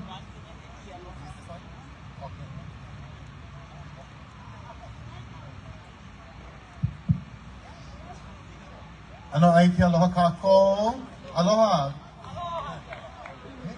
Wano Kekoa Pololu ke aloha. I'm Kekoa Pololu, but you can call me Kekoa for short, you know, because it takes a long time to say the full name. Aloha. I am very excited to be here. For a minute, I wasn't sure exactly what I was going to talk about. They said don't get too political, and I get political real fast. So I'm going to try my best to rein this in. I'm going to come down here. It's hard to see. So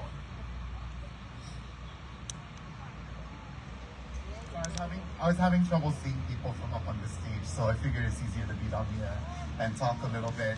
So I am Aloha. I am Keikoa Ke Aloha. I have like this modest presence on social media, I guess. So I mahalo everybody who has taken time to say hi to me, to share their aloha with me. It's been really, really special just to connect with Lahui and Kaiaulu while I'm down here. When I was on my way down, I had every intention of being down here early as possible, but I'm having a heck of an allergy attack, so I was a little bit late coming down Pali Highway, and I got stopped right at the intersection as the march, that Huaka'i, was coming right past. And it was such an incredible sight to see.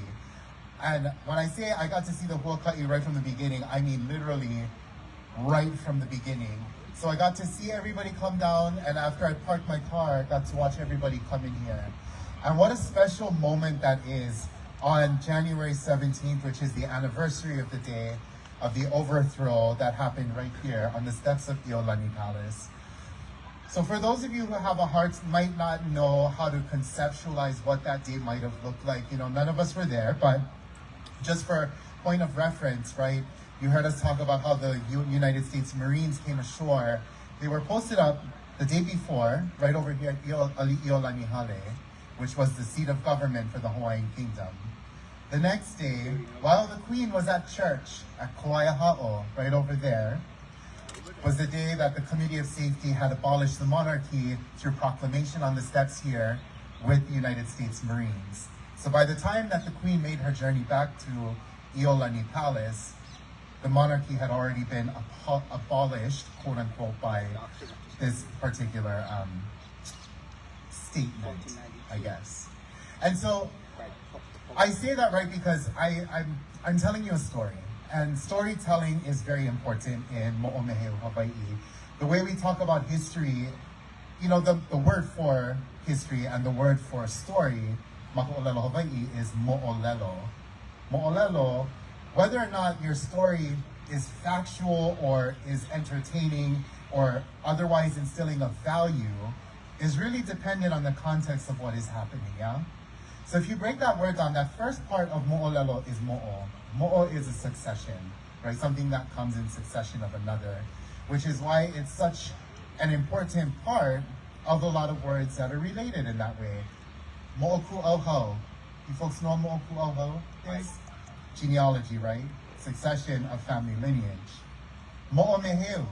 Mo'omeheu is culture, following in the footsteps, literally, of the people who came before us. Mo'olelo is a story, to account for a story, to tell history, succession of events, right?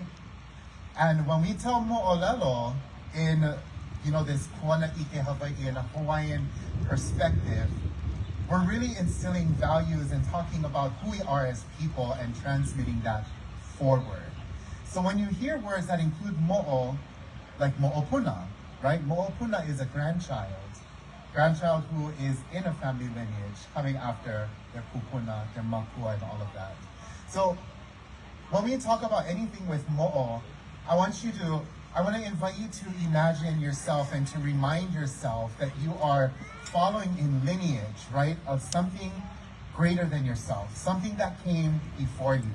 And what has come before you connects you not only to this aina, but also to all of the people that this happened to.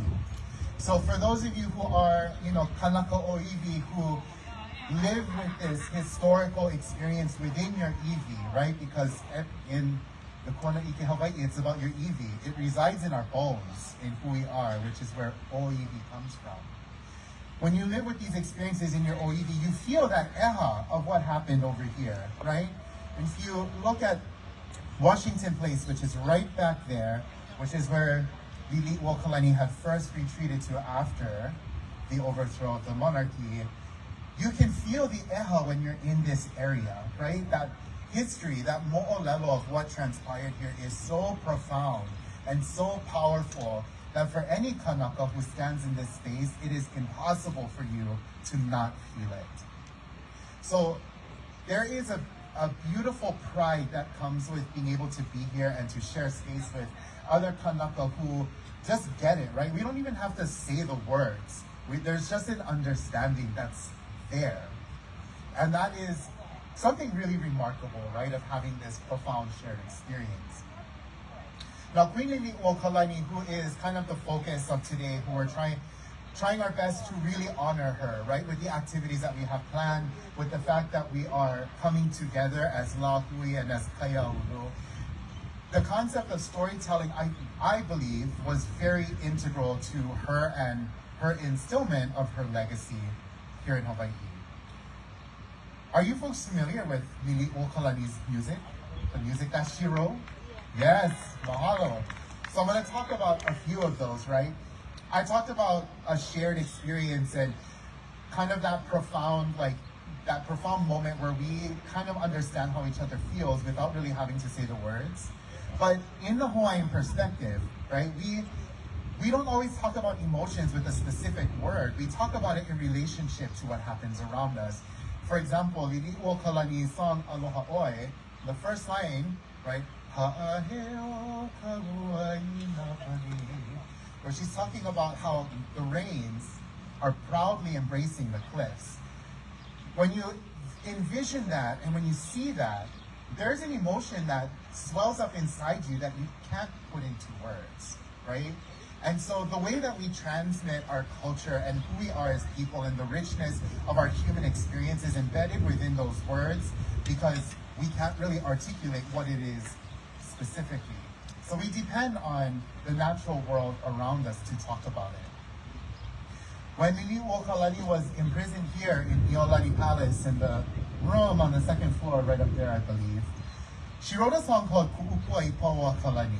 Are you folks familiar with that song? Okay, wonderful. I think it's a beautiful song. And she wrote that song about her estate in Waikiki called Pauakalani. If you're ever in Waikiki and you pass Pauakalani Avenue, Ohua Avenue, that's the area where her home, Pauakalani, was located. And she had a garden there.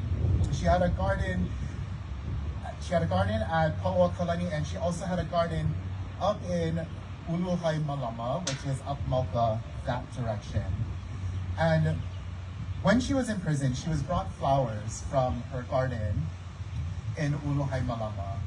And she talked about how beautiful these flowers were, but they don't compare to the flowers at Pauakalani. And it was a reference to the fact that she was imprisoned, that she was being brought these flowers and that they're beautiful, but they do not compare to being with her people where she could be at Pauakalani.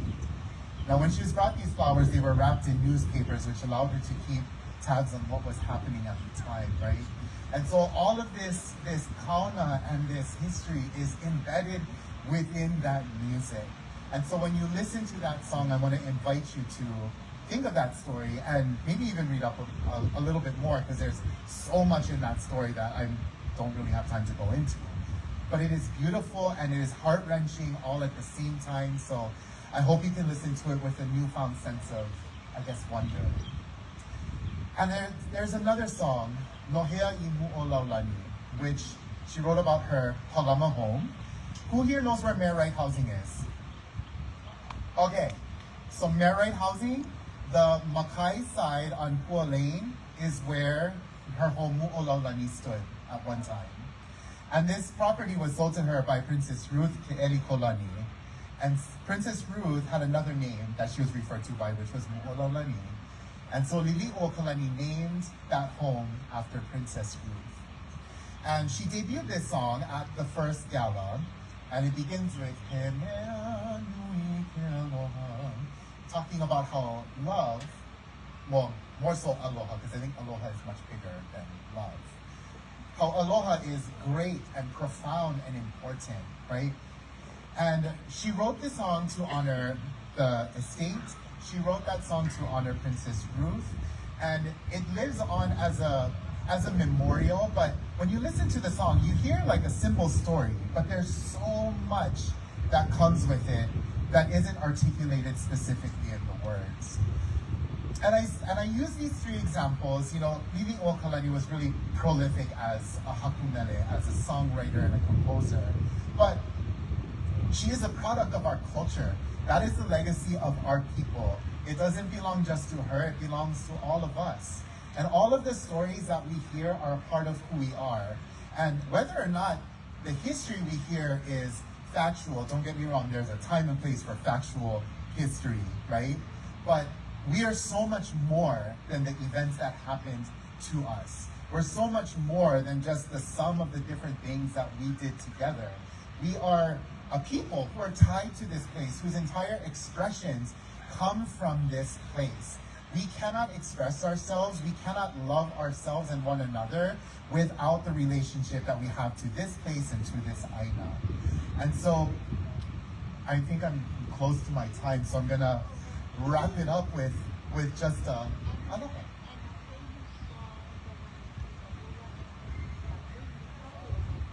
Oh, Queen's Jubilee. Yeah, that's a beautiful song, Queen's Jubilee.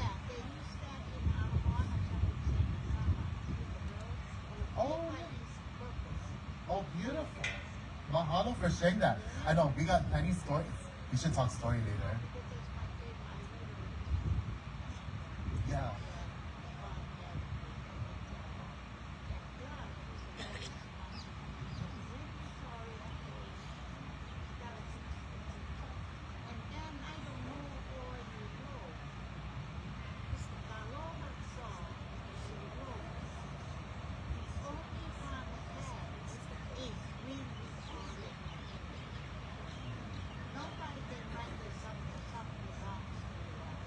That's right.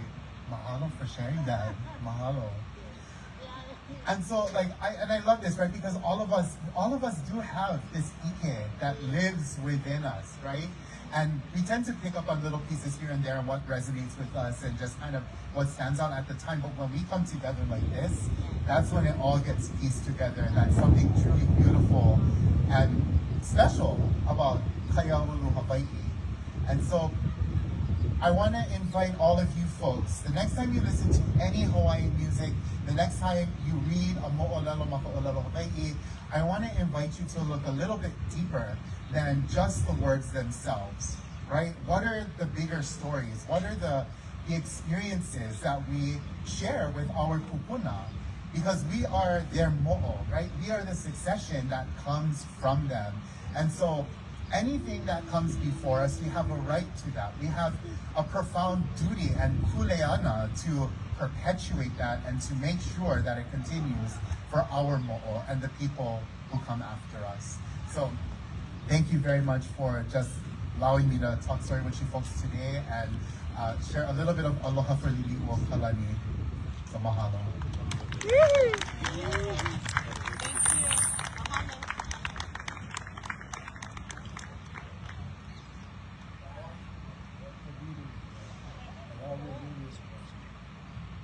Yeah, mahalo kiko. I appreciate you, friend. I don't know, I'm so good. Yeah, so if you guys don't follow him on Instagram or any other social medias, TikTok, other things, because he does. His content is good fun. Let me just say that. Yeah, it's good, see? Yes, of course. Oh, yeah. Yeah, if you guys photo op, if you guys like to take picture with that beautiful portrait, we love it. We got a mahalo Bronson for being the kind akamaya, and he got title things so the thing will fly again. Yeah. I think right now, oh my god. Kalaina building, they should be having Donovan Perez pretty soon. Yeah. And then we have Dr. Umin Perkins coming up after Uncle Kanila. We get to, well, I know you're originally from here, but you live on my mokupuni. No, just kidding. This is my uncle. He's from the white side, yeah? The white side. Not the west side, the white side. But we always see each other in passing. But this is the one event I can always count on seeing him here. Yeah? Mahalo, mahalo, yeah? So, Pai ko lima round of applause for ako kanino.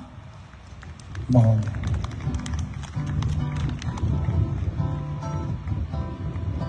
Song speaks of a young man, or he left here as a young man, traveled throughout the world, and in all his travels, trying to find his place in the world, he returned back to the beginning. Because he found out where he came from is where he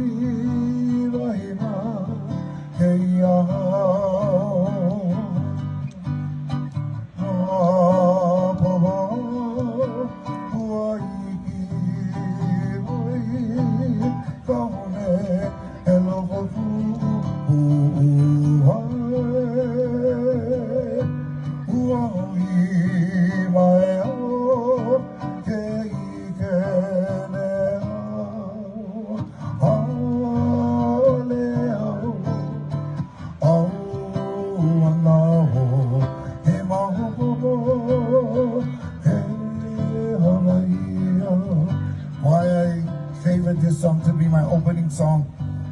My father was part of the United States Army during the time of the Korean conflict. So 3 of my siblings were born here on Oahu, since my mother was sent from Maui to this island to grow up as a teenager. Married my dad, had 3 siblings here. She traveled to then Oklahoma, where they had 1 child. Traveling further east, they go to a place called New Jersey, where my next sibling, a girl, was born.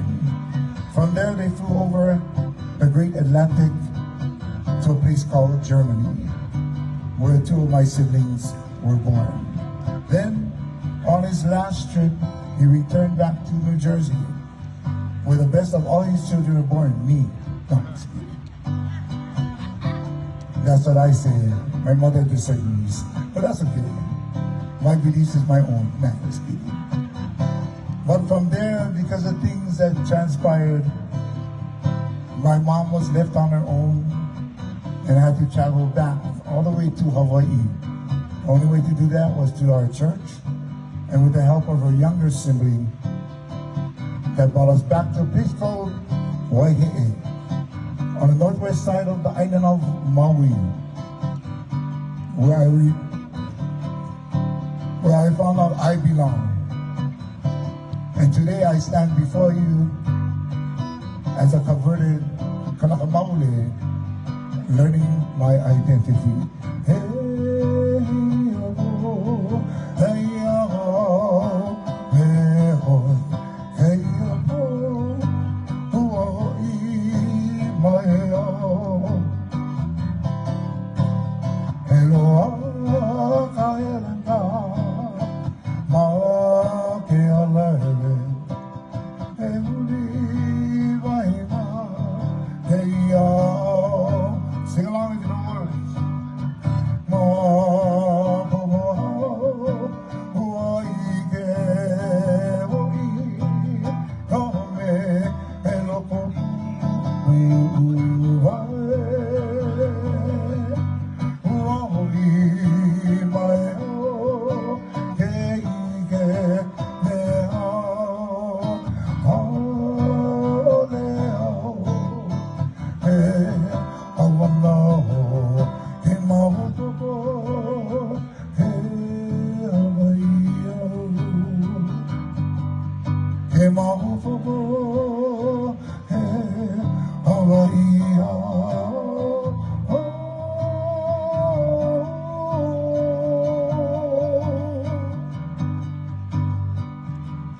Hawaii is my home.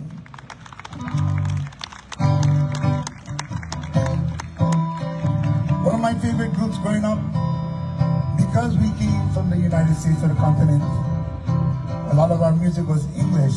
that's played in our home. As I grew older, I was introduced to our own music. One of my favorite groups and one of my first groups that I was introduced to were two brothers. Their names, Robert and Bullen Casimiro. And I sing this song because, once more, it brings a sense of belonging. A song called Home in the Islands.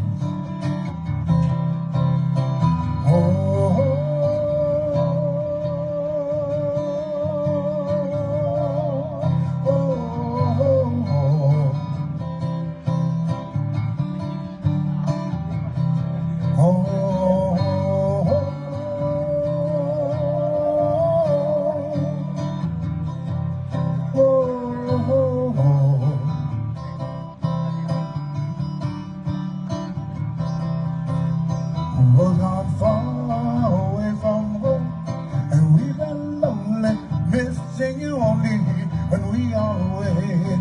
The sunny day is not quite the same as the ocean blue. And it's home, and it's home, and it's home.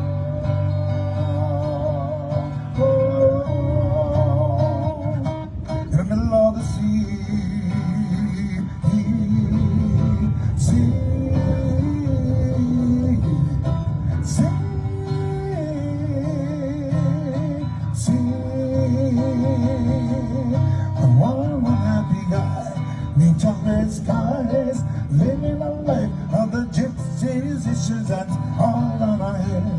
The lay of our hearts is miles and miles and miles away. It's home.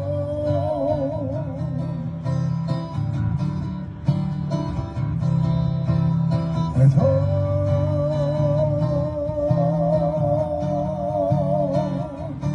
In the middle of the sea.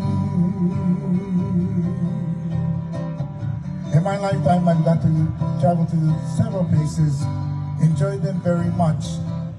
But when it was time to come home, always happy to be back on these beautiful islands, the blue oceans, sunshine all day, and of course, most of all, the people that I love.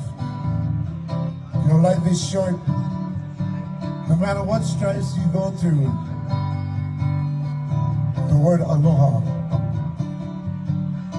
no matter how you feel, should always be present in our spirits to show love even when we are angry.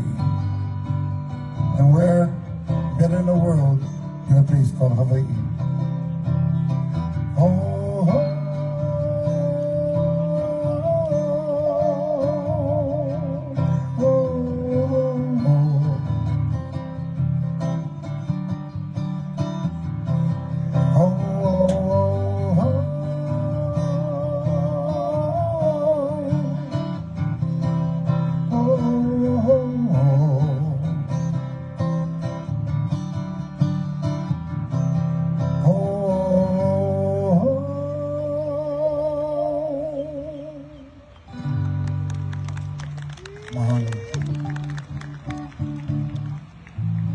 You know, growing up in the 70s, we had a lot of great groups, Olumana, Liliʻuokalani, of course, Kalapana. Many, you know, there's a different, you know, Hawaiians, they have different types of Hawaiian music. Of course, the original, the Olelos. And of course, time changed, beautiful written poetry music that our ancestors wrote. As well as when it came to our time, our musicians, our music was a different type of Hawaiian music called contemporary, which introduced songs like done by a group called Sisila Kapono, and of course Kalapana. One of my favorite groups growing up, and I know a lot of you here also. And one of the songs I'd like to do for you is called Lost Again. Mackie Fury is one of my favorite singers.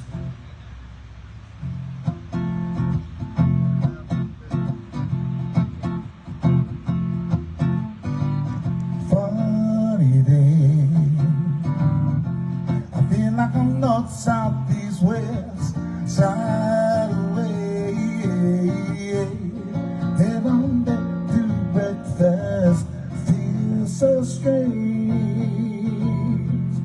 Feeling so apathetic, it's such a strain. I just got back from being lost again. Yes, I'm lost, my friend. Yes, I'm lost again, lost again. You be my friend. Free today, sleepy eyes and weekends can't get away. How about we take a chance and run away and get lost again? We can run away, run away. What do you say? We can accommodate the world today. Lives are drawn along the way. How far can I step over? Well, it seems so long, tried and tried. It only makes more things to hide. I know I'm getting much older. And tomorrow, I pick up the tracks, I'm leaving. Oh, hello, back on earth again. It was sweet to take just a short vacation. Where is the heat? 'Cause I just got back from being lost again. Yes, I'm lost, my friend. Yeah, I'm lost again, lost again. What does it call?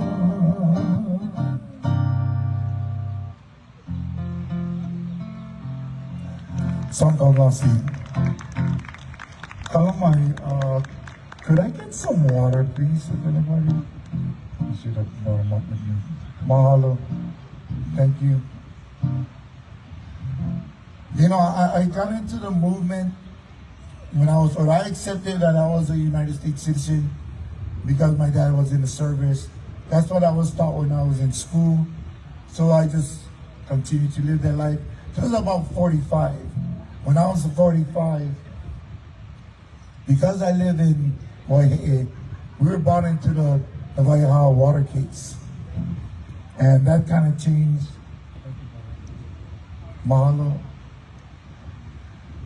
It really had an impact on me because I didn't realize what I had. I took for granted. So like where we live in the Kulahivis. Our house was over 100 years old. It was built by my grandfather. You know, old type houses we had.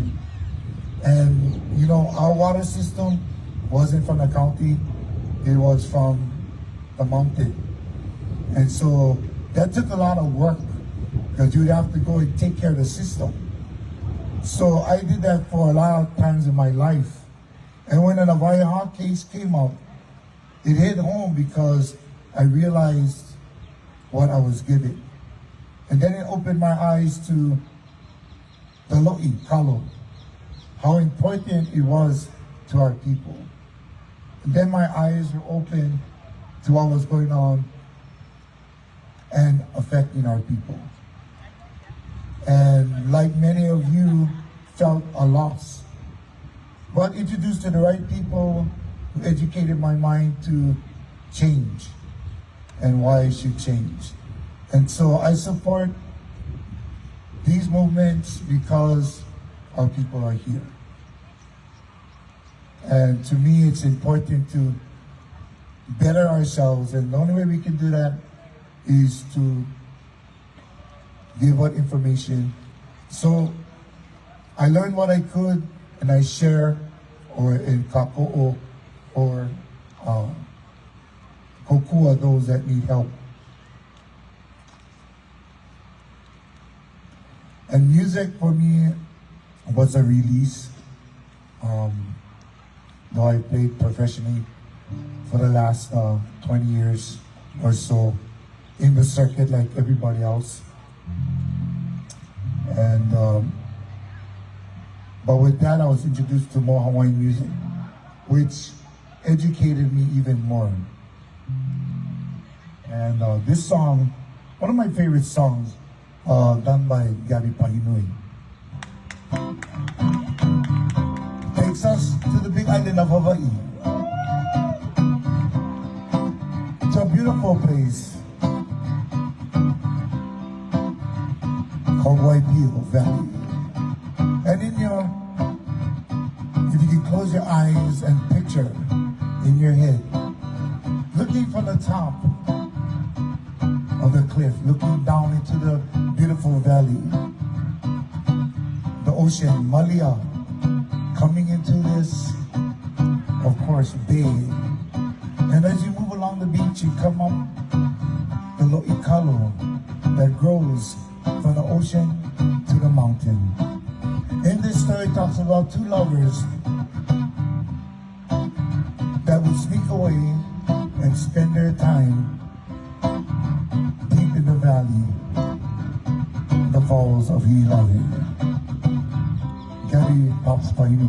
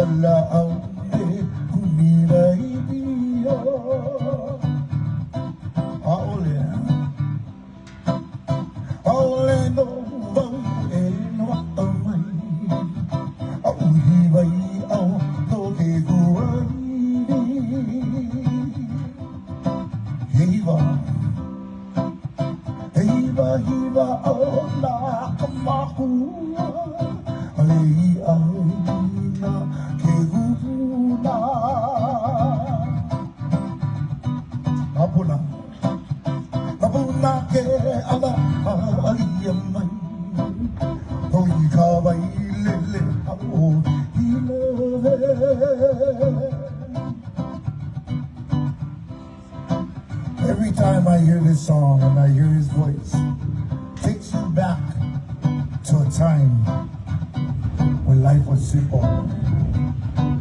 Camping on the beaches, spending precious quality time with your ohana.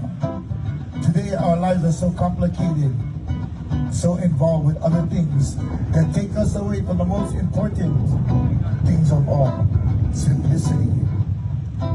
Our families. Is all the money in the world worth living or leaving what is so precious that took our ancestors millions of years to build?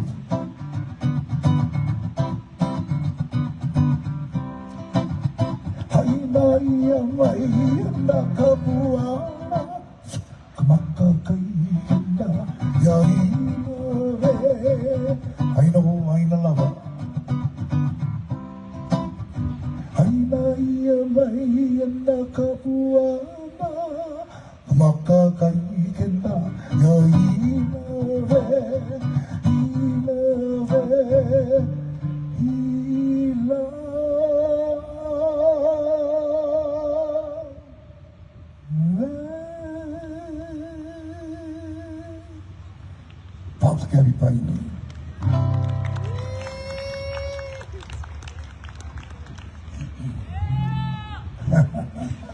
know, Hawaiian Kingdom. I know. I forgot where I was again. I'm so sorry. Oh my goodness.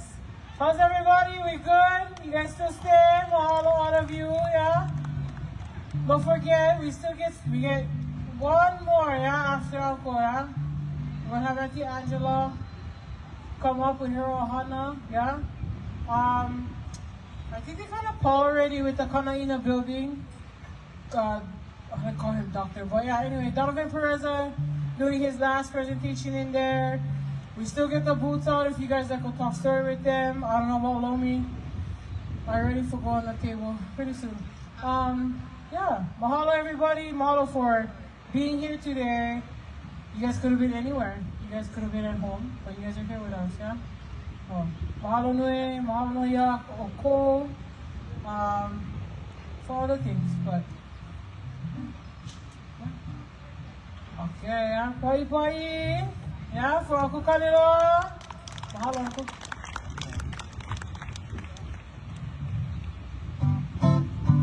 You know, entertaining at the Kanapari Beach Hotel.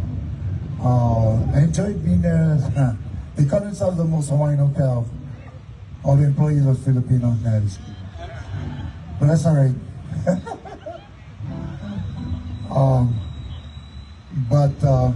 But we got to meet a lot of people that came up on stage and entertained us.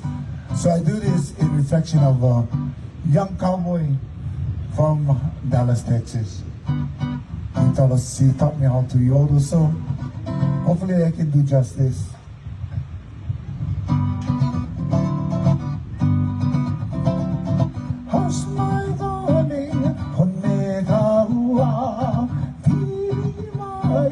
It's me once again. Hold closer, just a little closer. All I need another lady, hold on. Hush, my darling, honega hua, it's me once again. Hold closer, just a little closer. All I need another lady, hold on. Honey, another lady, I need another lady, I need another lady, hold on. Honey, another lady. I need another lady, I need another lady, I went down to Texas to learn how to yodel. This is the way, the yodel lady.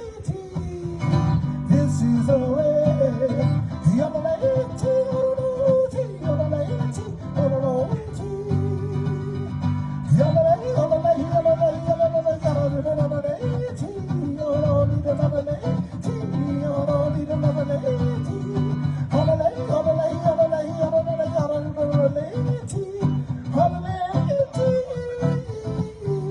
So from this time I'm supposed to go faster and faster. But you know, when you get older, slower down. So we try, here we go.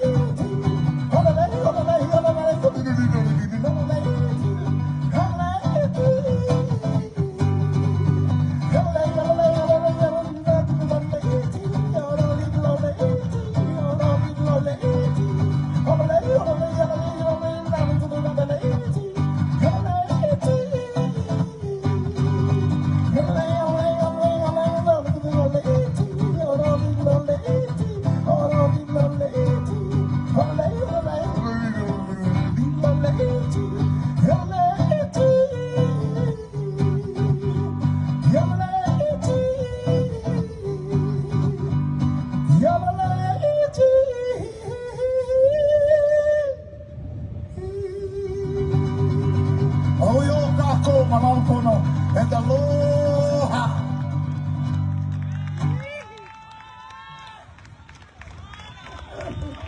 What? Yes, I'm getting old.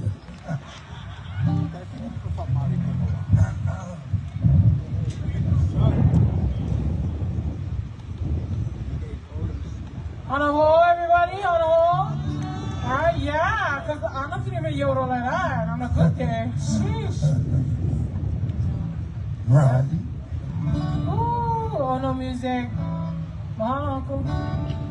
If my life is like a jigsaw, sing along. With pieces out of place, come on over and put a smile upon my face. And if all my bad days came at once, you know just what to do. Come on over, maybe you will see me through. I met you, think I need you. Come on over, bring your love around and dry my tears away. I met you, think I need you. Come on over, lay your body down. You know I will be here to bring your love around. Do do do do, bring your love around. Do do do do. And my life is like a jigsaw with pieces out of place. Come on over and put a smile upon my face. And if all my bad days came at once, you know just what to do. Come on over, maybe you will see me through. I make you think I need you. Come on over, bring your love around and dry my tears away. I met you, think I need you. Come on over, lay your body down. You know I will be here. Bring your love around. Do do do do. Bring your love around. Do do do do. I'd like to say and I thank you all to Brother Mike and Sister Rhonda for having me here. I enjoyed all your company, speaking with a lot of you. So to all my Kanakas, love you very much. Much aloha to all the work that you're doing. And hopefully in 2026, things start to change. May Keokua bless us all in our endeavors. Until we meet again, ahuyo, kako, malamapono, and aloha.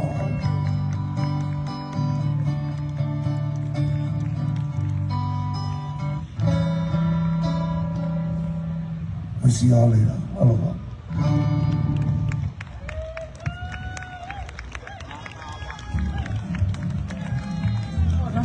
You don't have a whole lot of back over there, guys.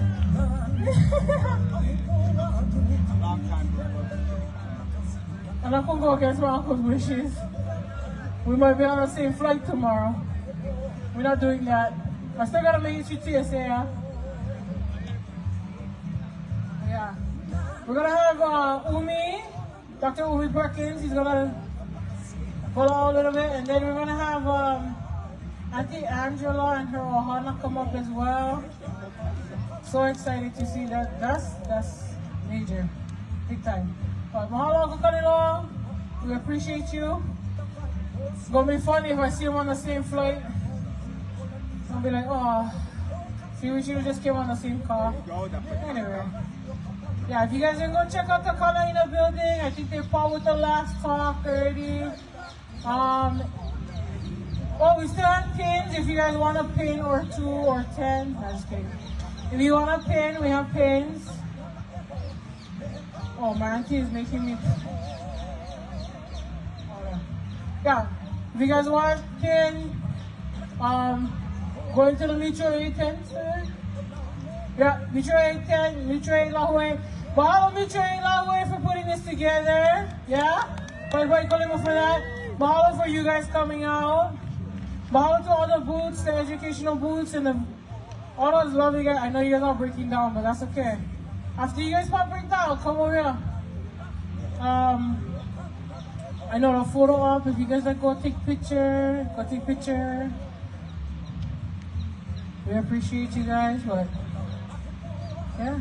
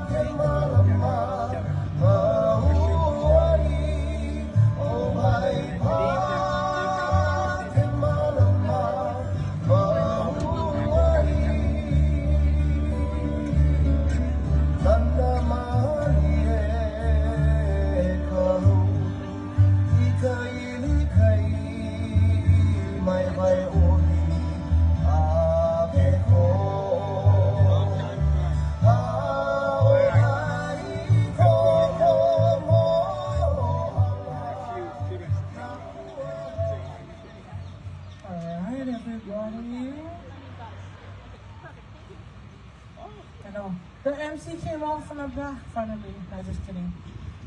How is that? Makai, everybody good? Yeah?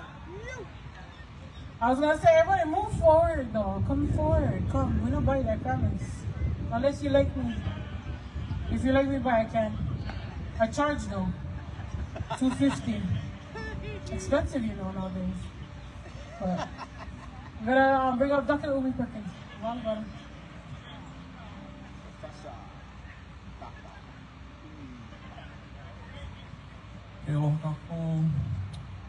Mahalo to Rhonda and Mike and Mutual Aid Lahui for organizing this. You know, I wouldn't be speaking here today if it weren't for the fact that on January 17th, 2012, the Honolulu Star Advertiser failed to mention anything about the overthrow. But people, Hawaiians, they know the date, January 17th. And it so happened that a month earlier in December 2011, I had written, I started a little blog and I wrote an article about the overthrow, a short article, and so people found that online. Hundreds of people read it, eventually thousands of people.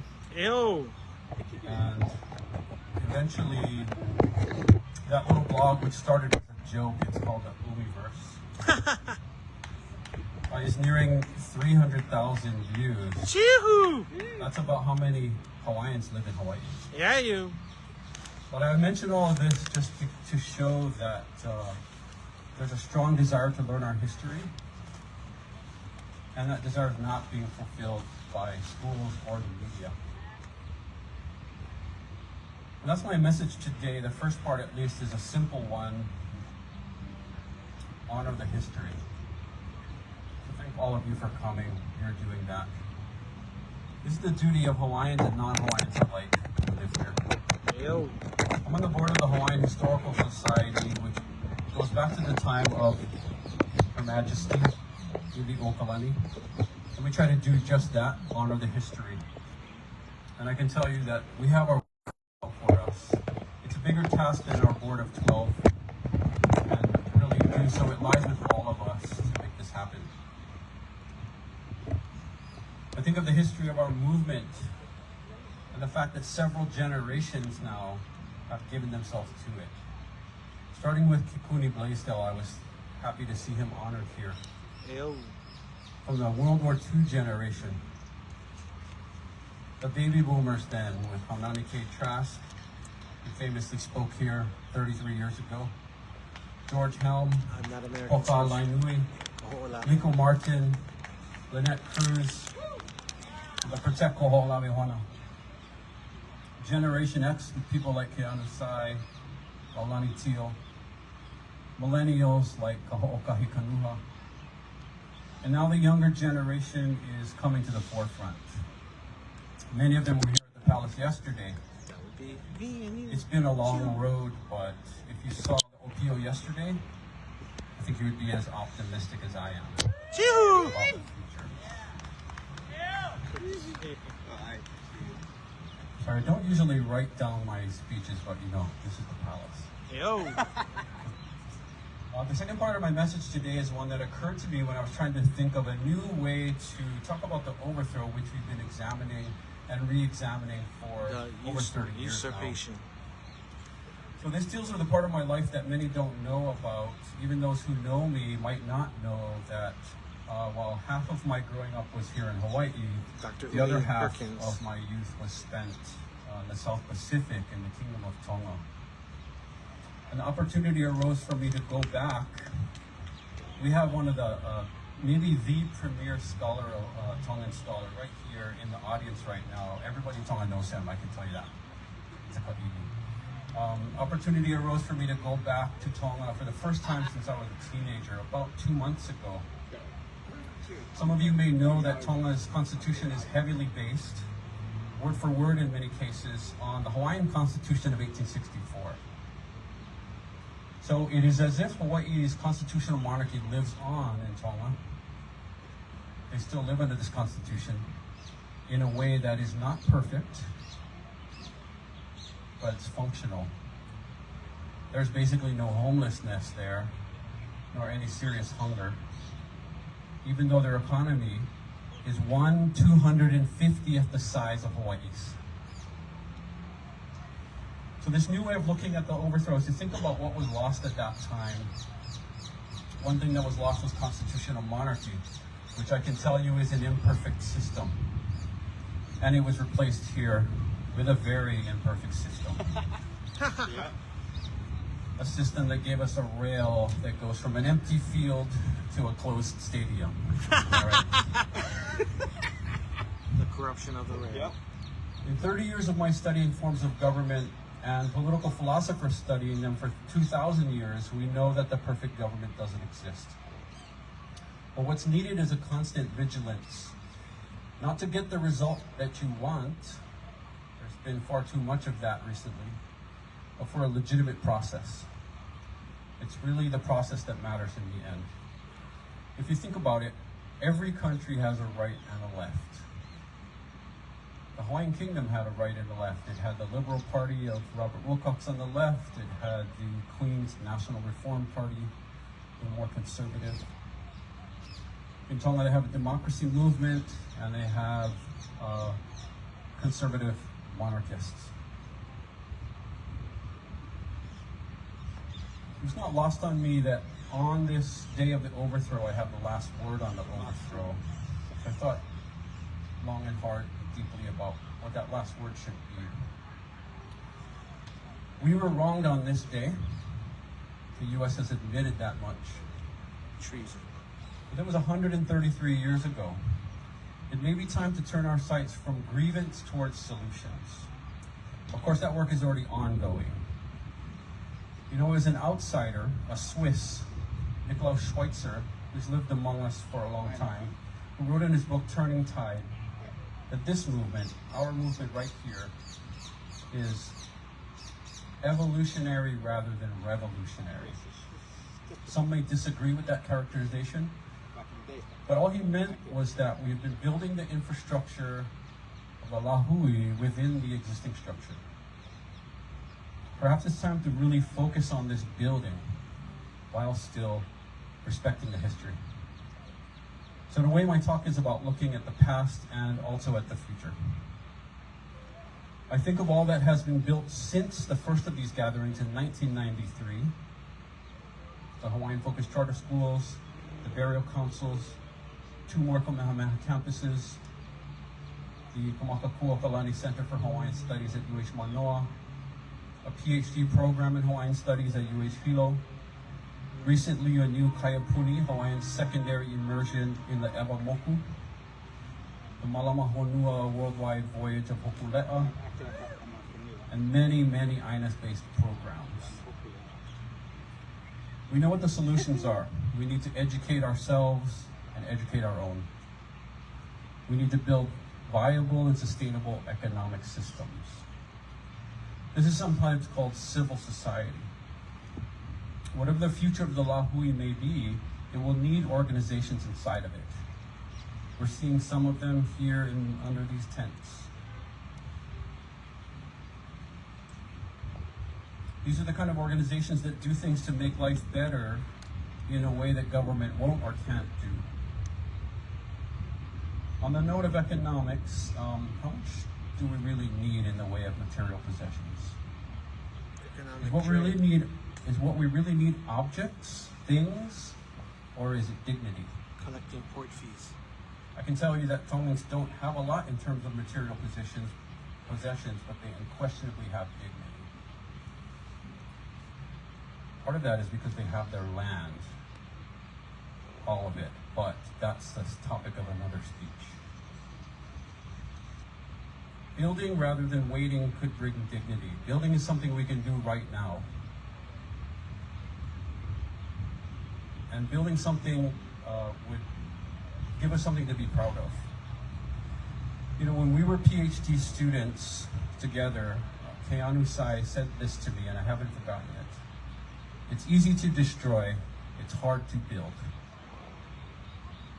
We know what to do, but knowing is not enough. It's the act of building that matters. Mahalo nui a oko. Aloha. Chihu! Bloomiverse! Yeah, you, Dr. Perkins.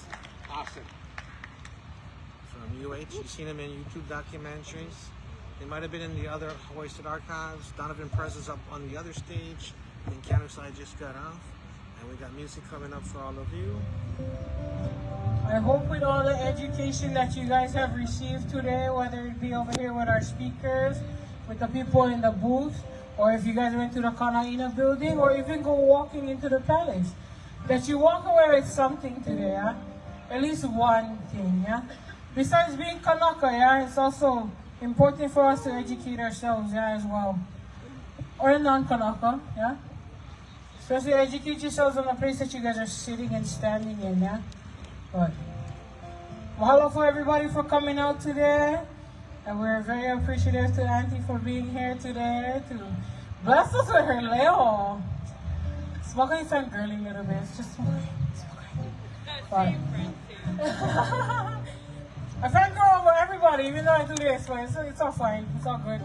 We love everybody. But mahalo everybody for coming today. Mahalo nui. Mahalo to Mutual Aid Lahui for putting on this event. Pai kolima for them. Yeah, mahalo to all everybody, all the booths and everybody that came through. We're going in for live for all of you. And then mahalo Auntie. So music for all of you. Mahalo for being here today. And if you can kindly introduce your lovely people with you today.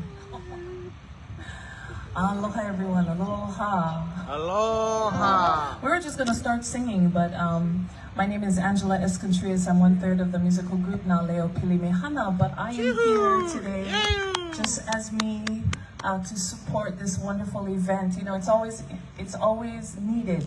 No matter what we think we know, we don't know everything. And it's always good to be together and to keep this lahui, keep this community going. So I am very honored to have been asked to perform today for you. And it was gonna be me, myself, and I. And then I said, why do that when I have entertainment running in the blood? So to my far right is my son, Kolomona Solomon. And in the middle is my mo'opuna, my grandson, Kamo'i. Heyo, Kamo'i. So we're just gonna sing a little bit for you. Just continue to enjoy the day. Such a beautiful day today here.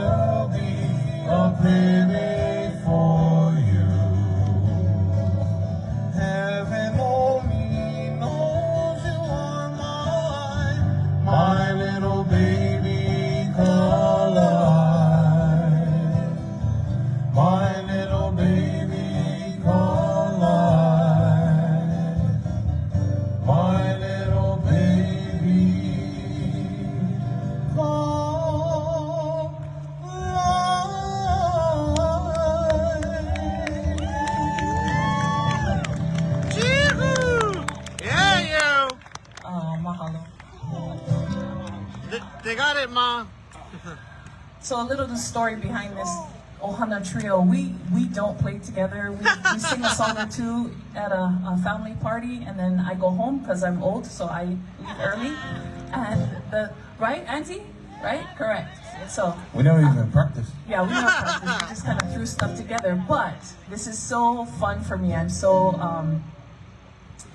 very honored to be on the stage with my legacy and the music that they bring. You know, with my son Solomon, just continuing to move the Hawaiian music and stuff, and then my grandson really immersing himself into culture and into music and into hula It's just a very proud moment for me. So if you don't see me singing too much, well, you know, I'm just enjoying the performance as well, but I will. All right, we're gonna do it. We're gonna feature in the middle. I'd like to say something real fast. Oh, sure. You know, I always tell my kids, yeah, my son, my daughter, and again my little baby over there, that we're so lucky to live Hawaii.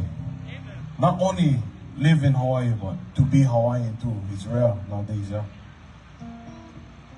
And I'm super proud of my son that he took up the music, Hawaiian music, especially. This boy is unreal, self-taught, plays slacky, all kind, way better than me. But just like my mom, I'm here. I'm proud to be on this stage with my ohana. And thank you guys for having us. You wanna say anything, Kamo'i? Oh, that's good. No, just sing. Not really, not really. Alright, here we go. This is a song titled Hey Booby.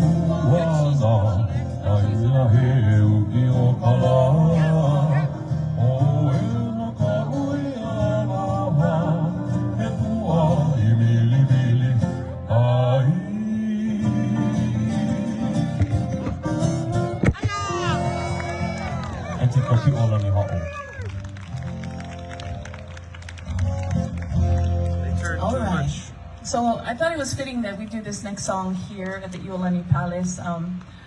Kamo'i is a crusader, the Brotherhood of St. Louis, and they do a May Day program, and his freshman year he asked me if I could support him to support his class. And every year they represent a certain island. So this past year, his junior year, they were the island of Maui. And going into the story and what would be a great song to celebrate. And so he decided he wanted to do Ka'ahi Kahului to really showcase and celebrate that first train ride that our chief Kalakaua actually helped to inaugurate and to celebrate on the island of Maui, and they did this song for their May Day. So we thought we'd do this one. May Day.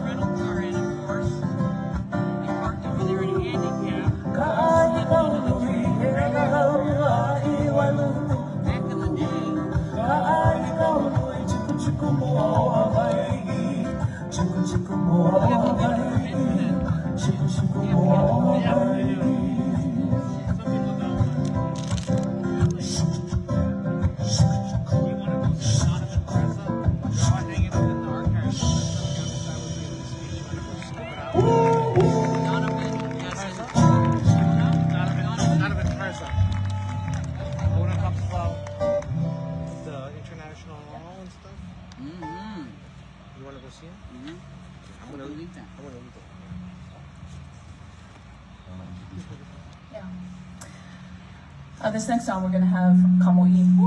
I'm booming. Next song we're gonna have Kamo'i do this particular number.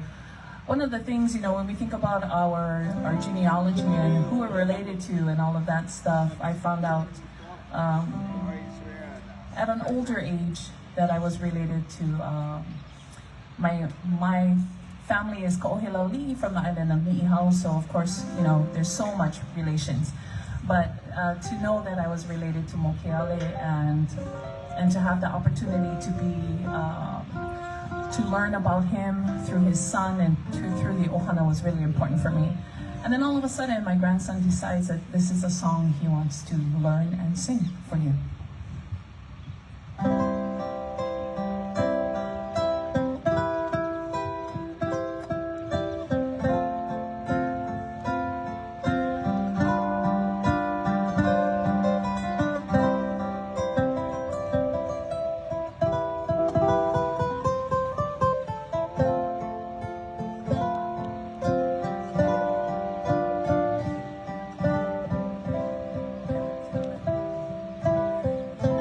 Sorry, brain fart.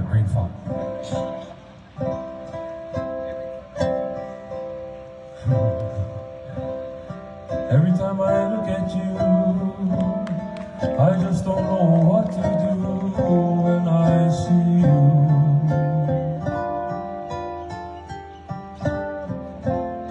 Since you came into my life, such a change in me I can't explain.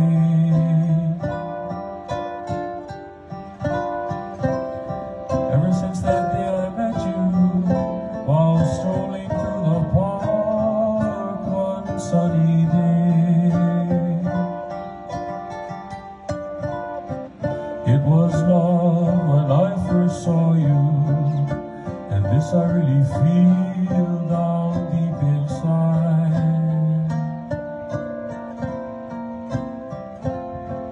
It's not often that I feel this way. Since you came into my life, you have now become a part of me, and I am part of you.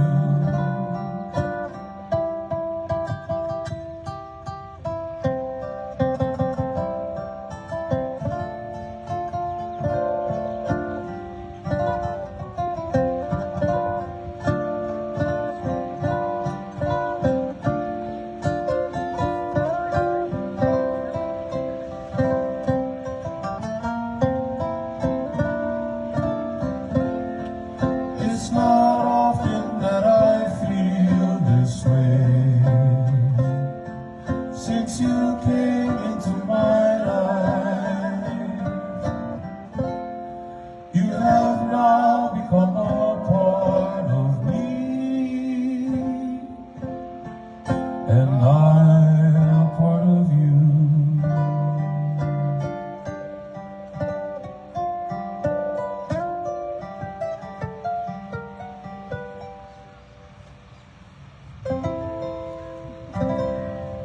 Part of me, a part of you.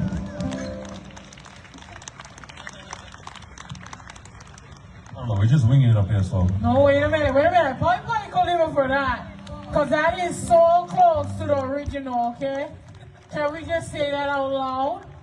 Oh my God. Mahalo, mahalo. Again, I forgot where I was. I'm supposed to be working. Thank you. Mahalo. Mahalo, yeah. Mahalo, Hana. Mahalo.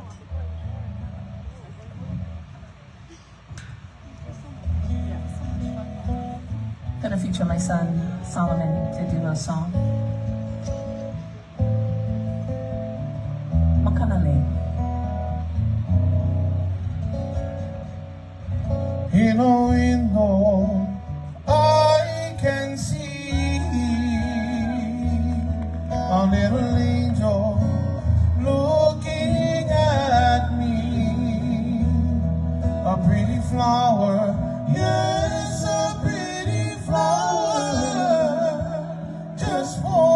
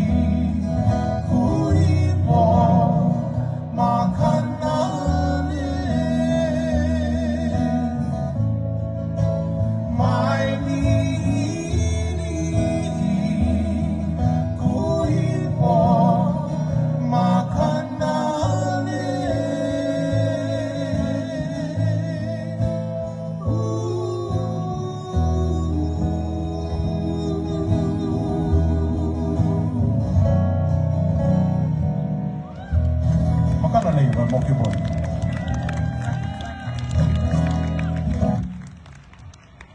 Alright, we're gonna change it up a bit. Meaning I'm just gonna sit here and enjoy. Me too. Me too. I'll take off my watch for this one. This was a song I taught myself. I learned by listening to the recordings of Uncle Edward Ka'apana. This is a song that tells the story of how the Hawaiians used to mix poi. You just gotta watch the fingers. This is entitled Mauna Loa Slap Key.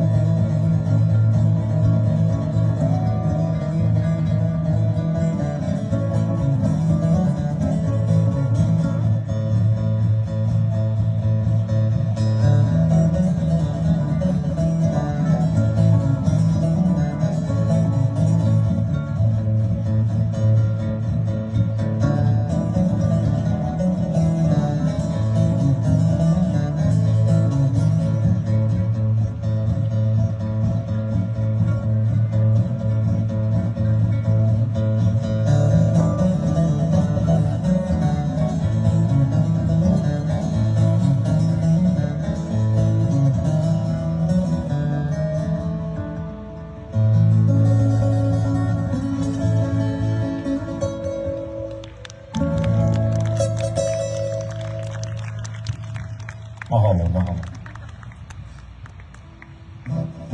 I was watching my fingers and it was a little bit too fast.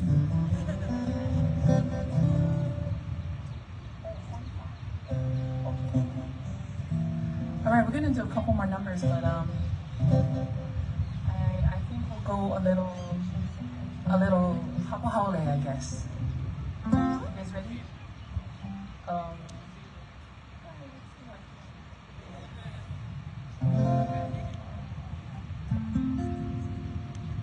How you guys doing out there? You alright? What a beautiful day. The sun is out and the wind is blowing, so it's nice and it's kind of nice and warm in the sun, but it's very refreshing. And then you go in the cold and it's like super cold, right? I love it. I love this weather. Alright, we're gonna do this song. It's written by Andy Cummings. Whenever I sing this song, I think about what Waikiki used to look like. And it was just so beautiful with the white sandy beaches, the blue skies, just the royal, you know, all the wonderful, just the simple hotels there, the Pink Lady, Moana, and just what, well, look at the parrots, and just what they were like back then.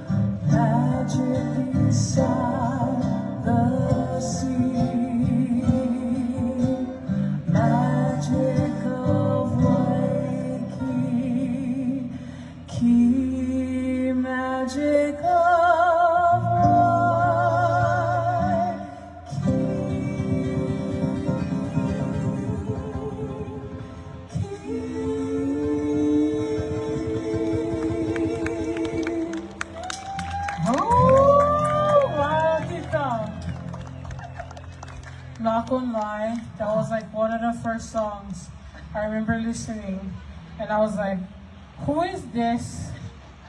And why she make me like Waikiki after this song? Yeah?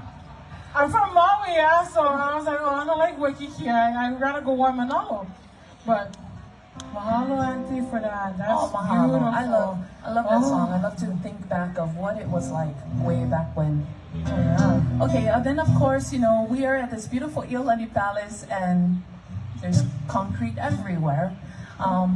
So I thought it'd be kind of fun, just a little upbeat. We're gonna do a contemporary song like who sang this? Joni Mitchell. Joni Mitchell. I thought, what the hey? It's a fun song.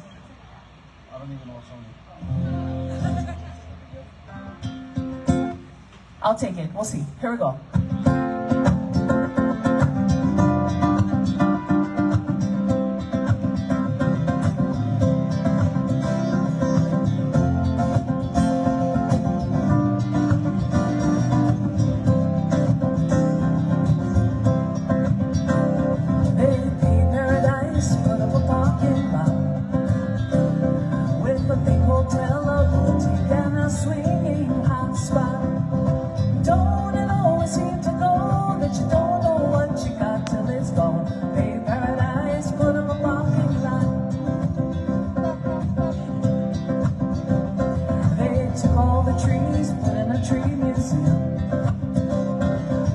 Charge the people $1 and I have to see them. Don't it always seem to go that you don't know what you got till it's gone? Pay paradise, put up a parking lot. Ooh, ba ba ba ba. Ooh, ba ba ba. Hey, farmer, put away your DDT. Give me spots on my apples, serve me the birds and bees. Please, don't it always seem to go that you don't know what you got till it's gone. Pay paradise, put up a parking lot. Late last night, I heard the screen door slam, and the big yellow taxi took away my old man. Don't it always seem to go that you don't know what you got till it's gone? Pay paradise, put up a parking lot. Ooh, ba ba ba, yeah. Don't it always seem to go that you don't know what you got till it's gone? They pay paradise, put up a parking lot. Ooh, ba ba ba, yeah. Pay paradise, put up a parking lot. Ooh, ba ba ba, yeah. Pay paradise, put up a parking lot.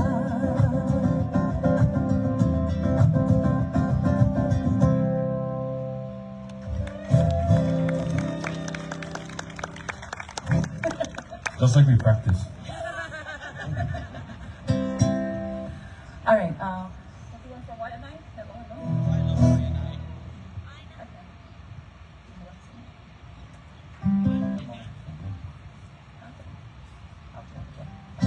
We're gonna do a song for the side of the island that we are from, the west side.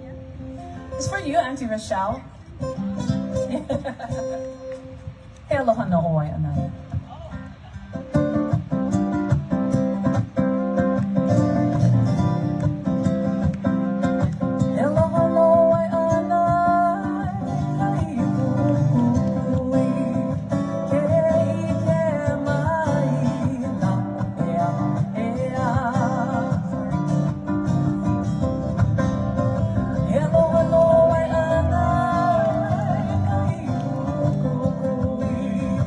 Yeah.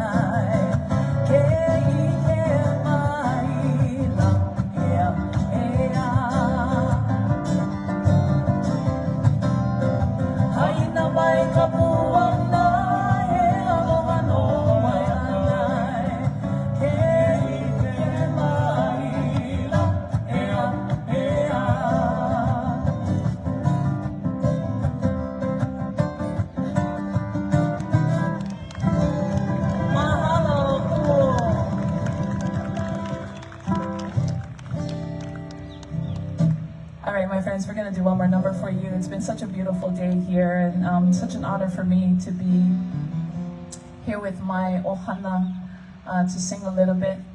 I have 3 other children, and all 3 of them sing and play some kind of instrument. But Not as good as me. Not the best. Nah. So we are going to feature Solomon to do this song for you.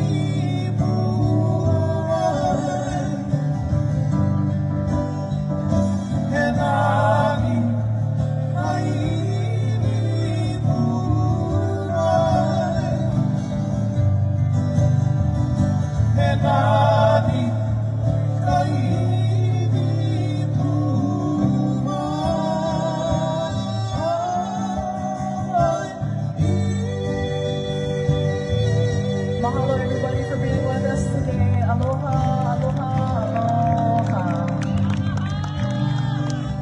Hello, hello, hello. Oh, I love that.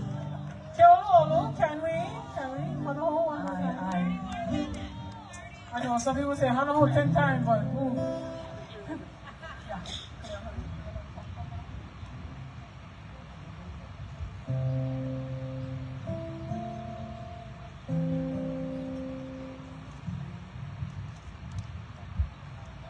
Okay, we're gonna sing this song, Kaleo Hano. Growing up as a child of Naleo, I never really listened to their music because I would hear it.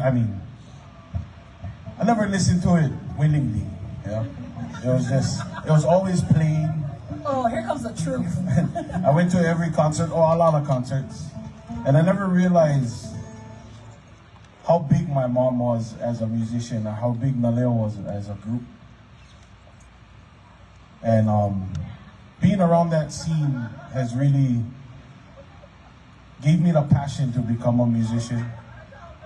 Not professionally, but just backyard kind. And also, being around that scene, I got to see a lot of entertainers. And one of them was Brother Iz, and he was one of my favorite musicians. When he passed away, I think I was only 10, 11 years old, and I cried in my room when he passed away. I never even met him, and that's how much of an impact he made on my life in music. And if he was here today, I'm pretty sure Hawaiians would be, he had a big impact on Hawaiian people, yeah, I feel. Made Hawaiians proud to be who they are. And we still are, but if he was still alive, it'll be different, I believe. But we're gonna do this song by him called Kaleo Hano, one of my favorite songs that he sings. And it goes like this.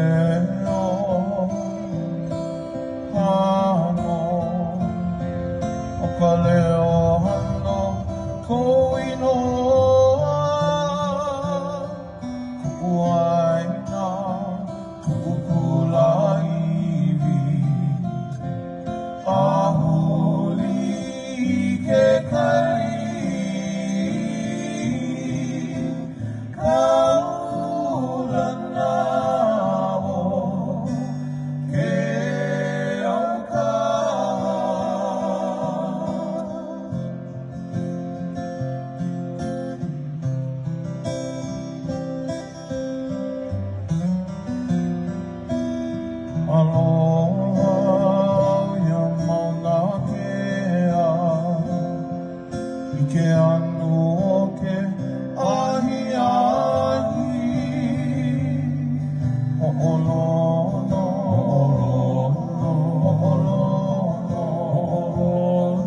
Ho'olono I ka leo ka makani Ke o ka hano He ka oi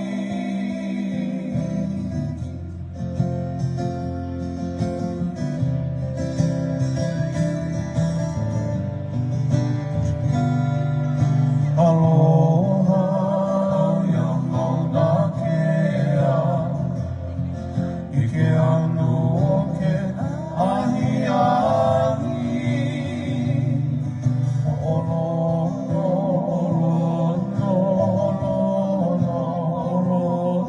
Ho'olono I ka leo ka makani Ke o ka hano He ka oi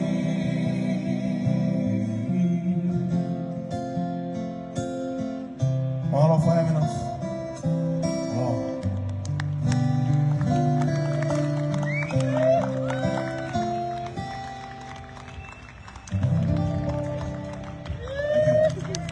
Woo! Pai mahalo nui ohana. Pai kolima for that.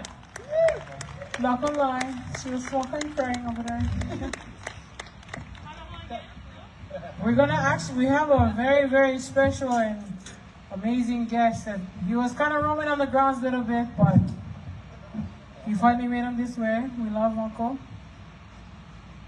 Whenever he makoko, and then after that, we're gonna have the keiki from Molokai, the Hawana from Molokai.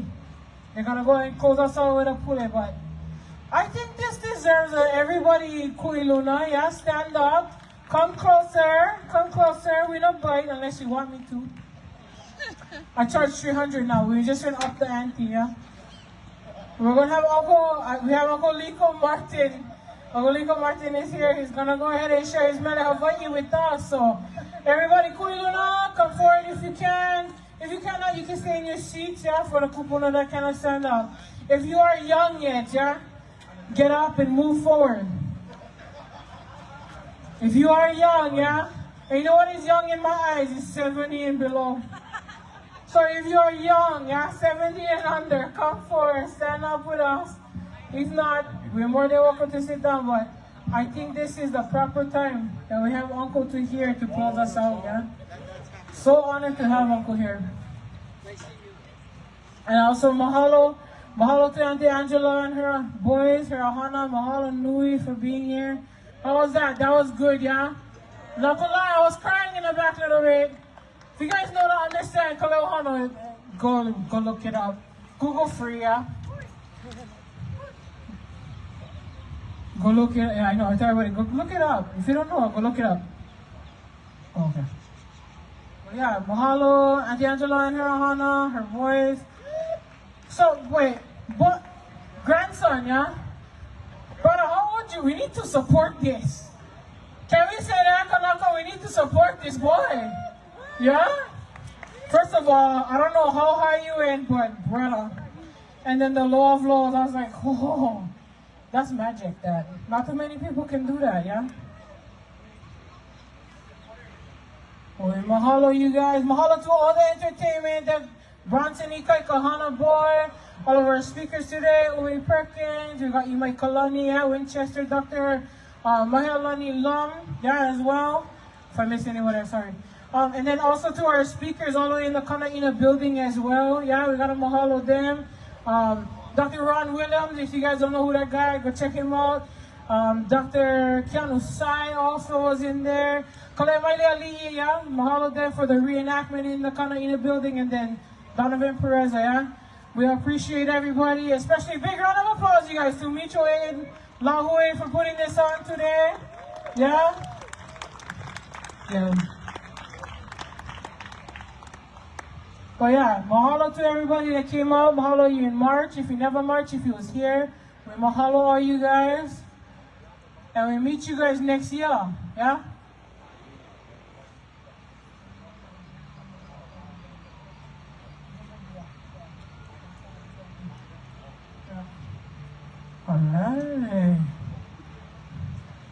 man, the myth, the legend is up here.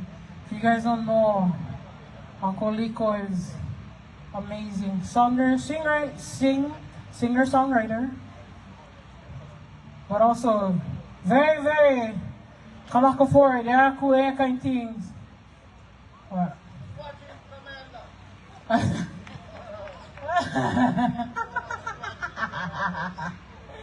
Oh, yeah. Well, we mahalo everybody for coming out today, for staying all the way through, yeah. Mahalo you guys. I hope the meal was good. My ka'i, everybody. Yeah? We never fall asleep. I'm proud of you guys. You guys never fall asleep. So happy when you know more ka'i, yeah, you know more rice in the diet. Uwala and kalua. Yeah, mahalo everybody. And so it looks like it's looking like down and back nowadays. It's a sprint to the finish, gang. Because when the people show up and the chiefs show up, and what happened in 1893 gets put in its proper perspective, we're coming back fast. And it's been a while, 50 years, man. So to all of Lahui and Tilaulani, who's really been the squadron, the kind of being main thing, and to all of Ohana, my niece Lauren, and all of your nieces, and all of your Ohanas, and all of your kupunas who are not here now, aloha to them. The ones who stood before, so that the future can be secure.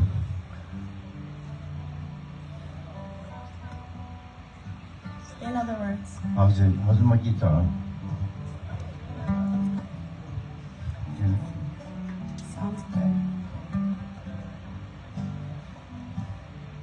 So in 2016, we're going for refile the Queen's, I would say, the fix-it manual in Washington, D.C., telling them all the ramifications. The ramification times is up. It's time for us for accountability, and we'll take care of our kuleana of self-determination game. We all know this already. So,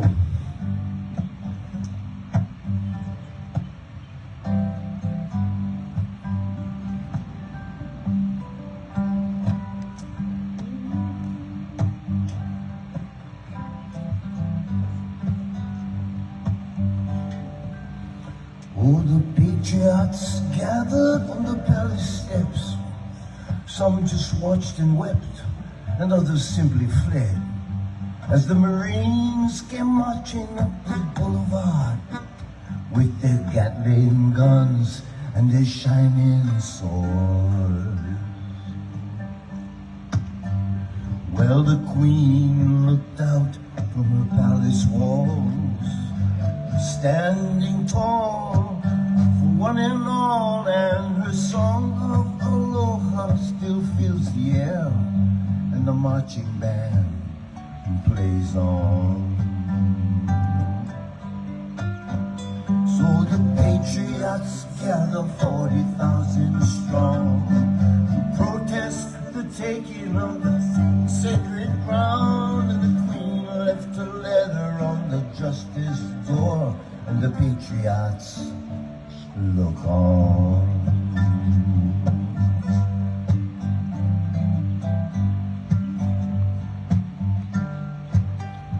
Oh, the time went by. The PA, if you can bring down the book. Oh, the time went by, how it did fly. I can hear their cries behind prison walls. They die, sleeping on the sidewalks under cardboard sheets, and the patriots, they look on. Now the patriots gathered at Thomas Square, and they raised the flag, and we are here, and the song that they sang was for righteousness, and the patriots look on. And when there's nowhere to run and nowhere you can hide, and the only thing you've got is to give up your life, and you can't buy in, and you can't live free. The only thing you got left is a patriot's dream.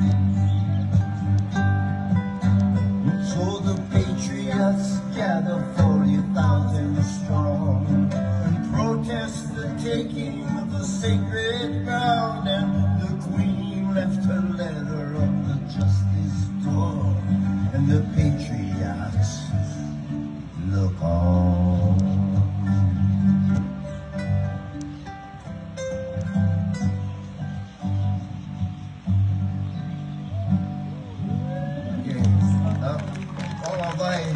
It's like it's really wonderful. Catching the small holes. Every once in a while we get to a big hole, but the net is coming together. That's all. We know that. Okay, well, we gotta thank back 1977. We busted out. We sent some guys to the Library of Congress. They brought the story back. Okay, we got 1 minute, right? Okay, that's just so. By the way, this is the first person who ever took out a permit for this event in 1977. Yeah, but that was that small gang of us. So anyway, Don Ho and all the guys, Don Ho asked for this song. He said, leave us something, and this is what it is. All Hawaii included in picking it up.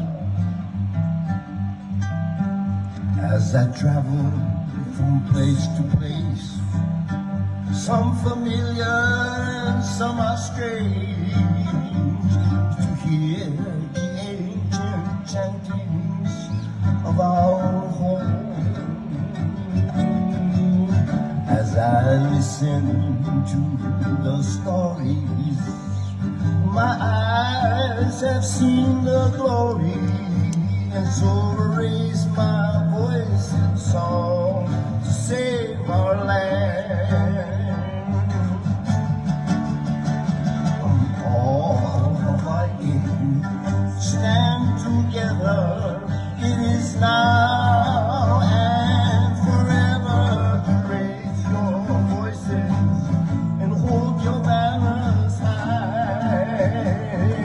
One more time, 'cause we shall stand as a nation to guide the destiny of our generations, to sing and praise the glory of our land. From the fiery pits of Tutupele, I hear my mother's call. And oh, Tutukane and Mauna Kea, sending love to all, to stand as one beneath the sun. Blessing from Haleakala for our sweet love, and why Ale where the greatest waters fall. So stand together. It is now and forever to raise your voices and hold your banners high. It is high time, and we shall stand as a nation to guide the destiny of our generations, to sing and praise the glory of our land. Hawaii loa, Hawaii loa, tuli ke kako,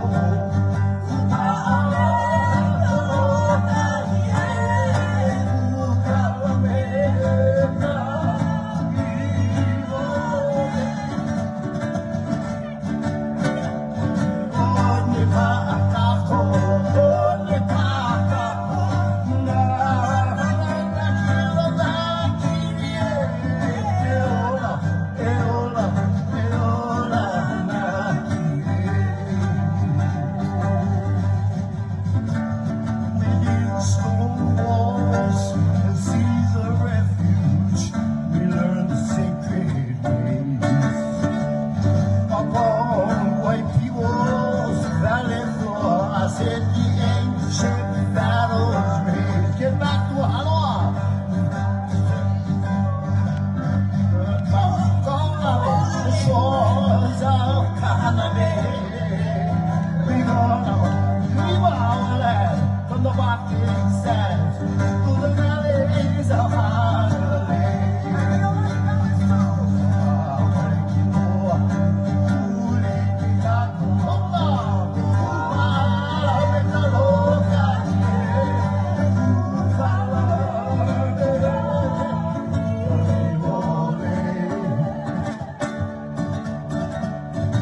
On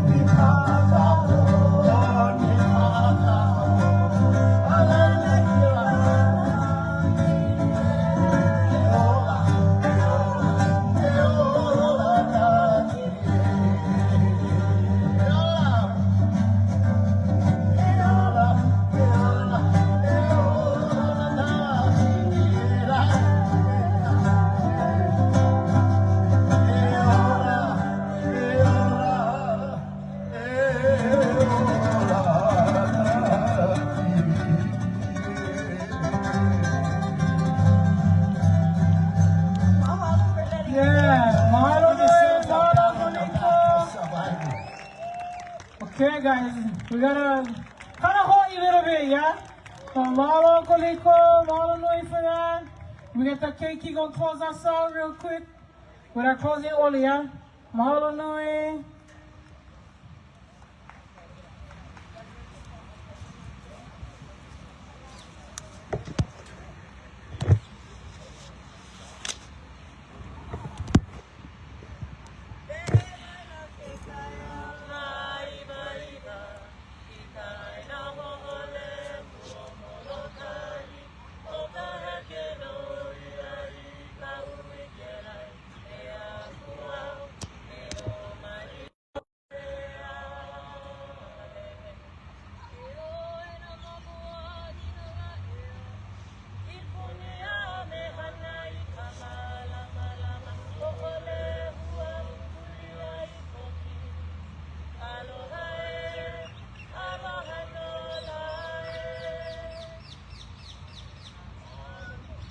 Chihu! Yeah! That's from the keiki from you guys. Hello everyone for coming out. We appreciate all of you. I can't wait to see you again next year. Mahalo. So that looks like that's a wrap, folks. We'll be wrapping things up. Thank you for joining us. January 17th, we were filming from the beginning, from the march, from 9:30 all the way till 4 o'clock. So you can follow us on Facebook. Oh, wait, we gotta reverse. We gotta go back and jump in by the camera. This is the blooper section. Now that we're done, Onipa'a. Chihu! So shout out to Mutual Aid Lahui. We have a lot of people around here.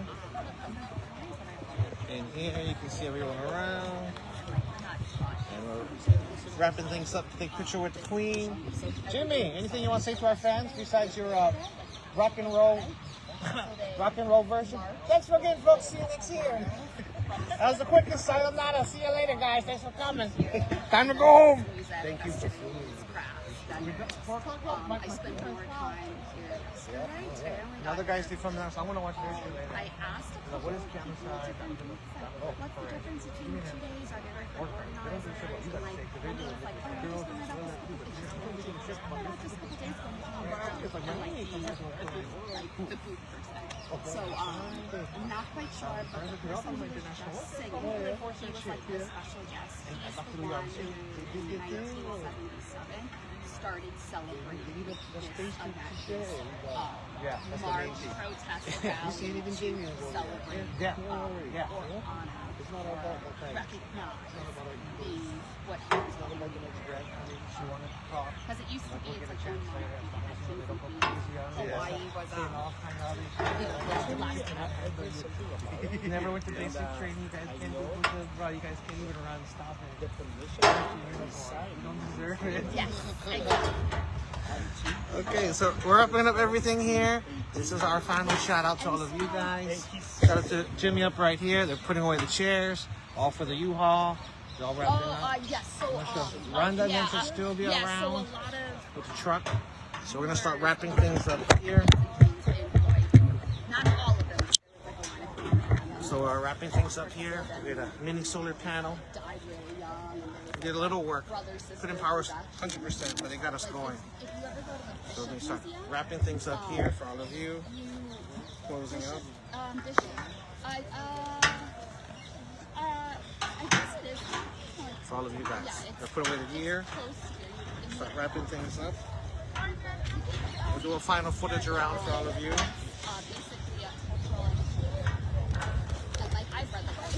Pikachu did get a shirt. We'll just put the shirt over the shirt. You guys can see what it looks like. Onipa'a March. Shirt. Onipa'a Lokahi March. They call it instead of Peace March. Lokahi. So we're going to be putting this on.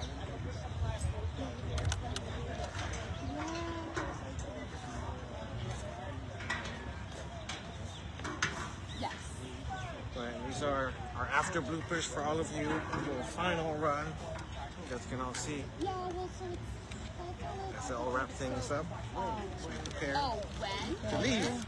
Oh, well, I think, yeah, so, and No sense having the jacket since we're going to cover up the Onipa'a shirt. thank God enough. A lot of the people who got Pikachu is the only one with my Hokage Naruto cape. Yondaime, it says. Yondaime. Orega zeta Hokage ni naru desu. Today, Pikachu is the only Hokage again. Marching with the Hawaiian Kingdom. No. Pikachu is also Japanese. Uchinanchu desu. So the Chugoku desu. So the Shireki. No, you don't mix the height of the kara. So if you're still watching this, we're going to show you guys a little more. There we go. So we have the Queen right here. You can see the beautiful artwork in the picture. Majestic.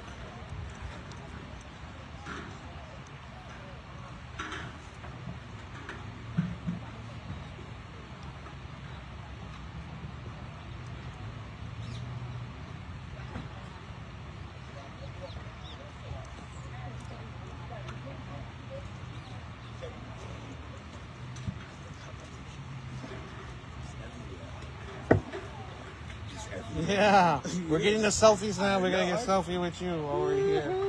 You know, we're still finishing the live stream, guys. Okay. There you go. Look at you. Look at the handsome OG. All right. Now let's take one with the Queen.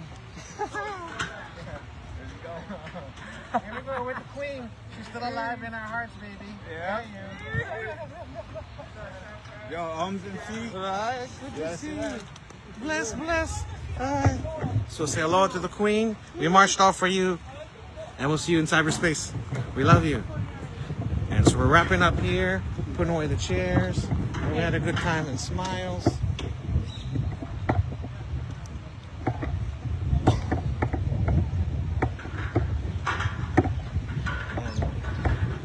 the handsome man behind the operations. Any words you... Oh, he's counting tables, his chairs, you know. Any words you'd like to share on this wonderful event? It's past the 4 o'clock queue time. You're wrapping things up. Anything you want to share with the Lahui to close out this? Thank you for keeping me busy. Thank you for the food. I do it for you guys. Thank you for the kloa pig, the pickled onions, sweet potato. Thank you for the hard work. I do it for everybody. No selflessness here. I just do it for everybody. Make sure everybody's happy. Shout out to your crew and the kids. Yeah. People wearing the shirts, right? All the Mutual Aid Lahui crew did an excellent job today. And yeah, we had young kids, so saved my back just a little bit. Sweet. And where's your beautiful wife? She's under the tent, chilling. Oh, chilling. Okay, I'm gonna have her close out. Yeah. All right.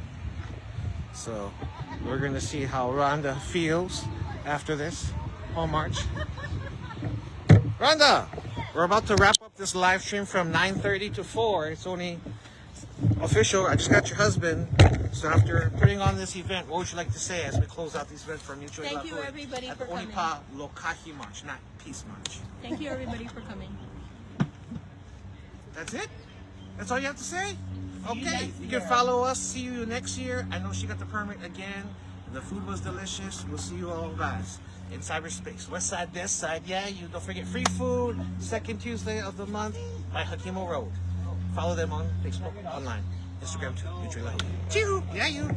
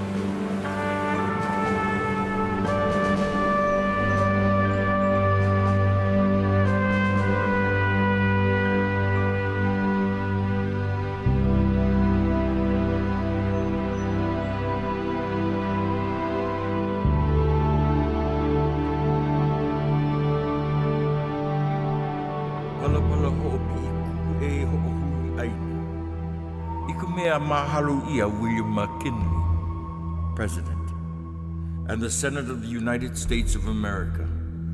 Greetings. Whereas there has been submitted to the Senate a treaty for the annexation of the Hawaiian Islands, we, the undersigned native Hawaiian citizens, earnestly protest coup against the annexation.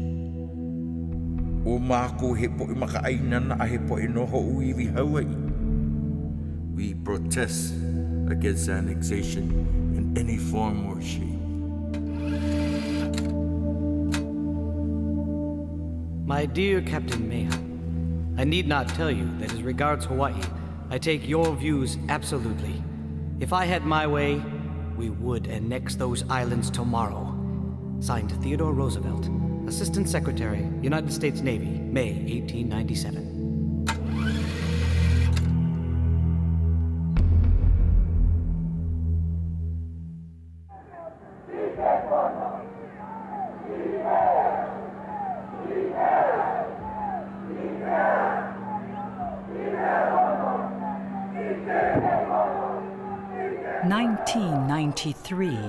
was observed in Hawaii as the 100th anniversary of the overthrow of the Hawaiian monarchy.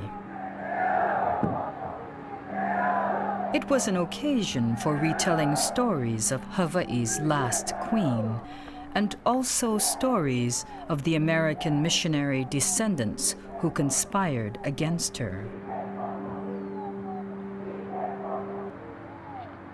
Events that followed the overthrow have been passed off as inevitable and therefore of little interest.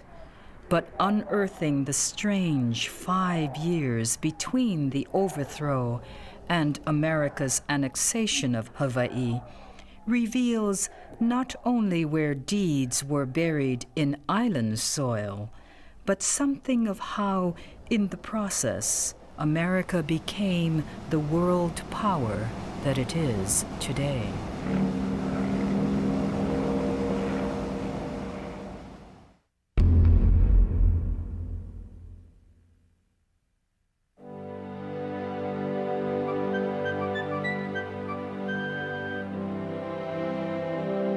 The first American settlements in Hawaii originated from many New England towns like those found along the Kennebec River in Maine.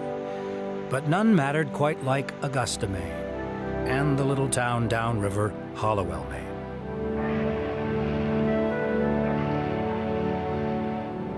The first sugar plantation in Hawaii was the work of William Ladd and Peter Brinsmaid of Hallowell. The oldest school in Hawaii, Punahou, was founded by the Protestant missionary Daniel Dole, who previously had lived in Hallowell. The first American diplomat to discuss annexation with the Hawaiian government was Luther Severance, founder of the Kennebec Journal in Augusta, which originally was a part of Hallowell. Severance sailed into Honolulu early in 1851 and presented himself and his thoughts to the king, Kamehameha III.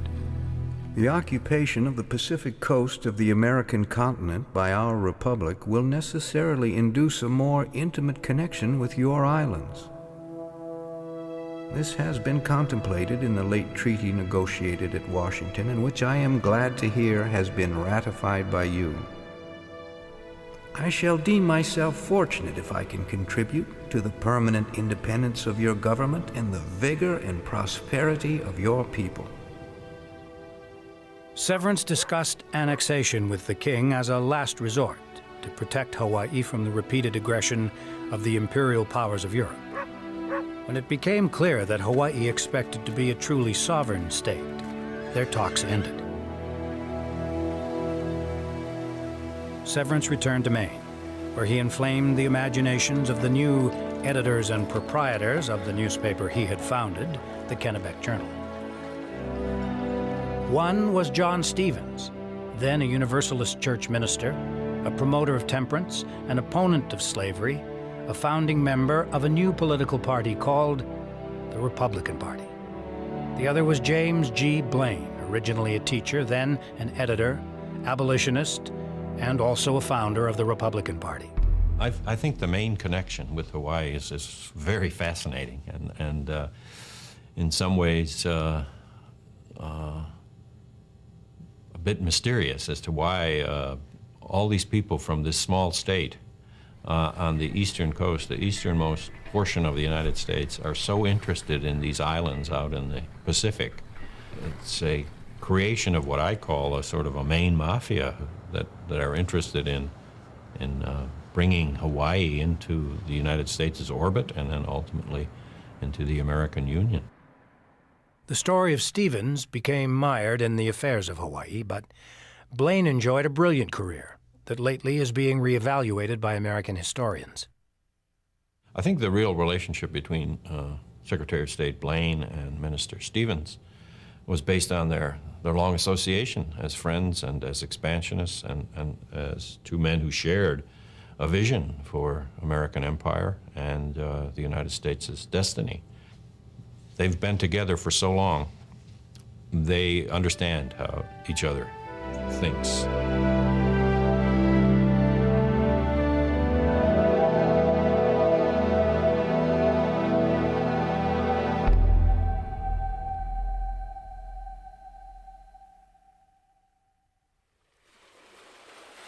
For the Hawaiians, the threat of losing control of their nation always centered on America's interest in a place on Oahu called Pu'uloa, known in English as the Pearl River Lagoon. In 1872, an American Army major, John Schofield, reconnoitered Hawaii in civilian clothes, posing as a traveler. We spent 3 months on the island and made a careful survey of the Pearl River Harbor and found it to be of exceedingly great value. The natural adaptability to naval purposes is perhaps not surpassed by any harbor in the world. To get a naval hold on the Pacific, America needed the Pearl River Harbor. To be consistently profitable, the sugar industry of Hawaii needed access to the American sugar market duty-free. So, while the name of the Treaty of Reciprocity suggested a reciprocal or free trade treaty, the treaty between Hawaii and America was more accurately an exchange of Hawaii's duty-free access to the American sugar market in return for a strategic military position in the Central Pacific. The well-known story of the time is of King David Kalakaua eloquent statement on behalf of the sugar industry to the United States Congress. The little-known story is about Hawaiian opposition to reciprocity, and here a man named Joseph Navahi re-emerges from obscurity. Navahi was born during the reign of Kamehameha III on the island of Hawaii.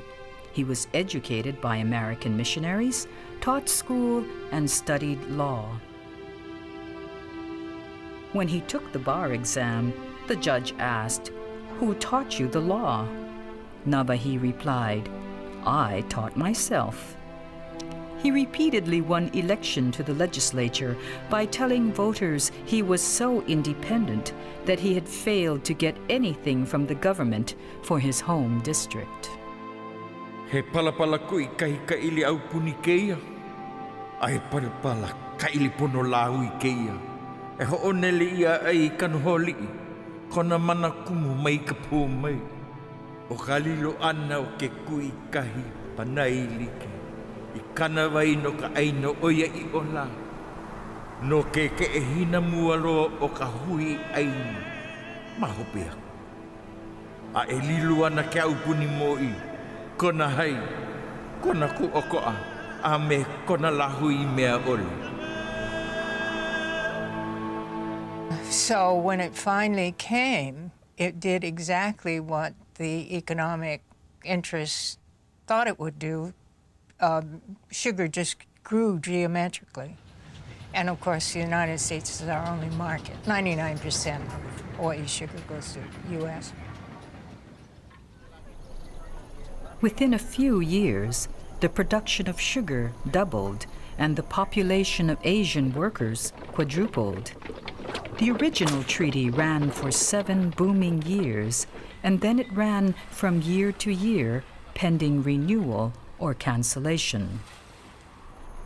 When the Reciprocity Treaty was up for renewal, there was strong opposition to it in the Senate from protectionists, Republican protectionists, who saw the terms of the treaty being detrimental to American producers.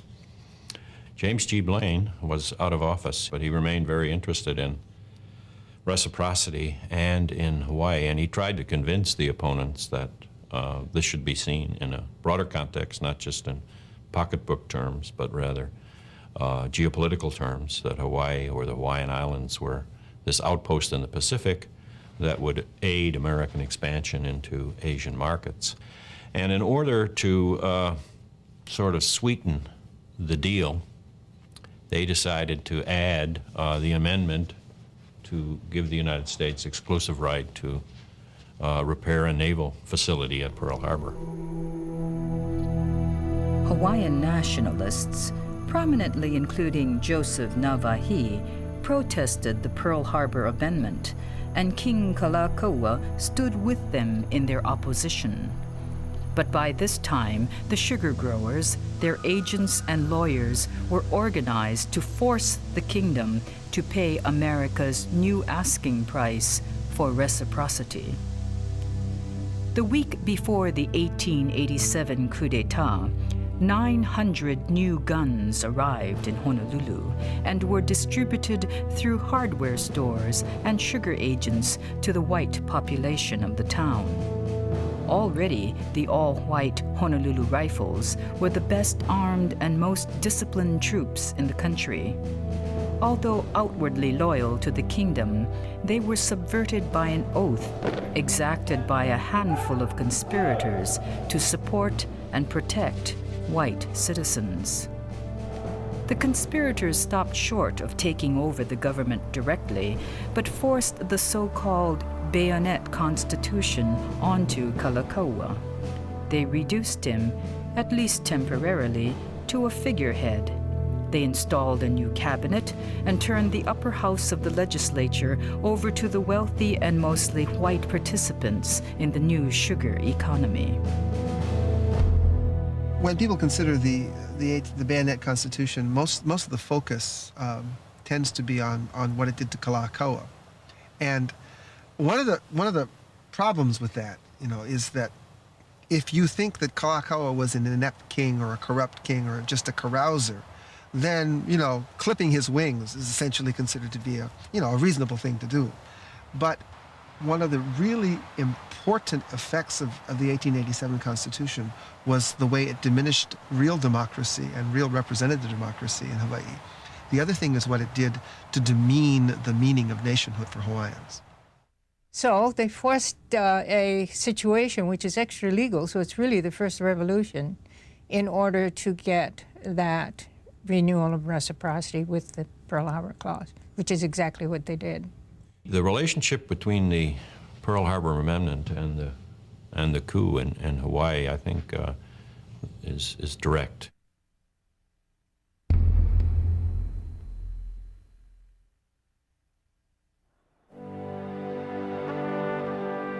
In point of fact, American pressure was just beginning. Benjamin Harrison, one of the Republican senators who had pushed the Pearl Harbor Amendment, was elected president. To serve as Secretary of State, Harrison chose the renowned James Blaine of Maine. To serve as the new diplomatic representative to Hawaii, Harrison chose John L. Stevens. From Honolulu, Stevens wrote Blaine that Hawaiians were upset. The white cabinet imposed by the Bayonet Constitution had been driven from office. A rebellious Hawaiian named Robert Wilcox was threatening to overthrow the government and replace it with a native republic. The American Congress added to the tension in Hawaii by preparing a bill to cancel Hawaii's privileged position in the sugar market. This triggered the reciprocity negotiation all over again. And in the negotiation, James Blaine again upped the price of the sugar planters' access to the American market.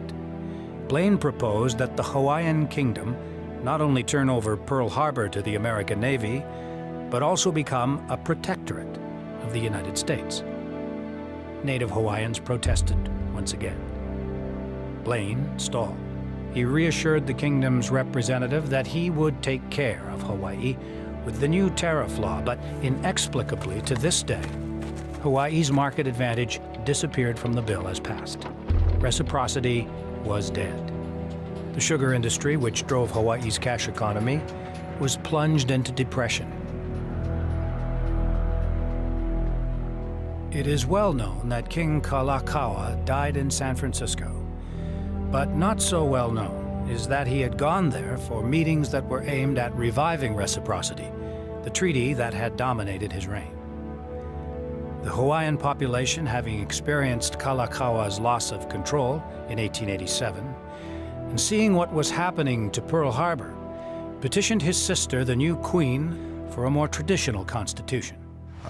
All of these things really, really pale for the Hawaiian voter to this one really important thing, and that is that the Constitution does not reflect their lahui, and that needs to be replaced. And this is the political reality for Liliʻuokalani when she becomes mo'iwahine.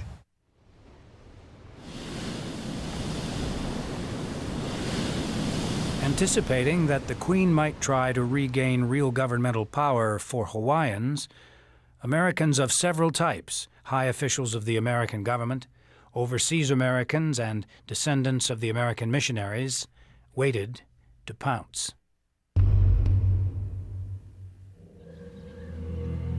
One of the carefully cultivated myths of the overthrow was that the conspirators were a diverse group of indignant citizens and that they had a proper arm's-length relationship with the American government.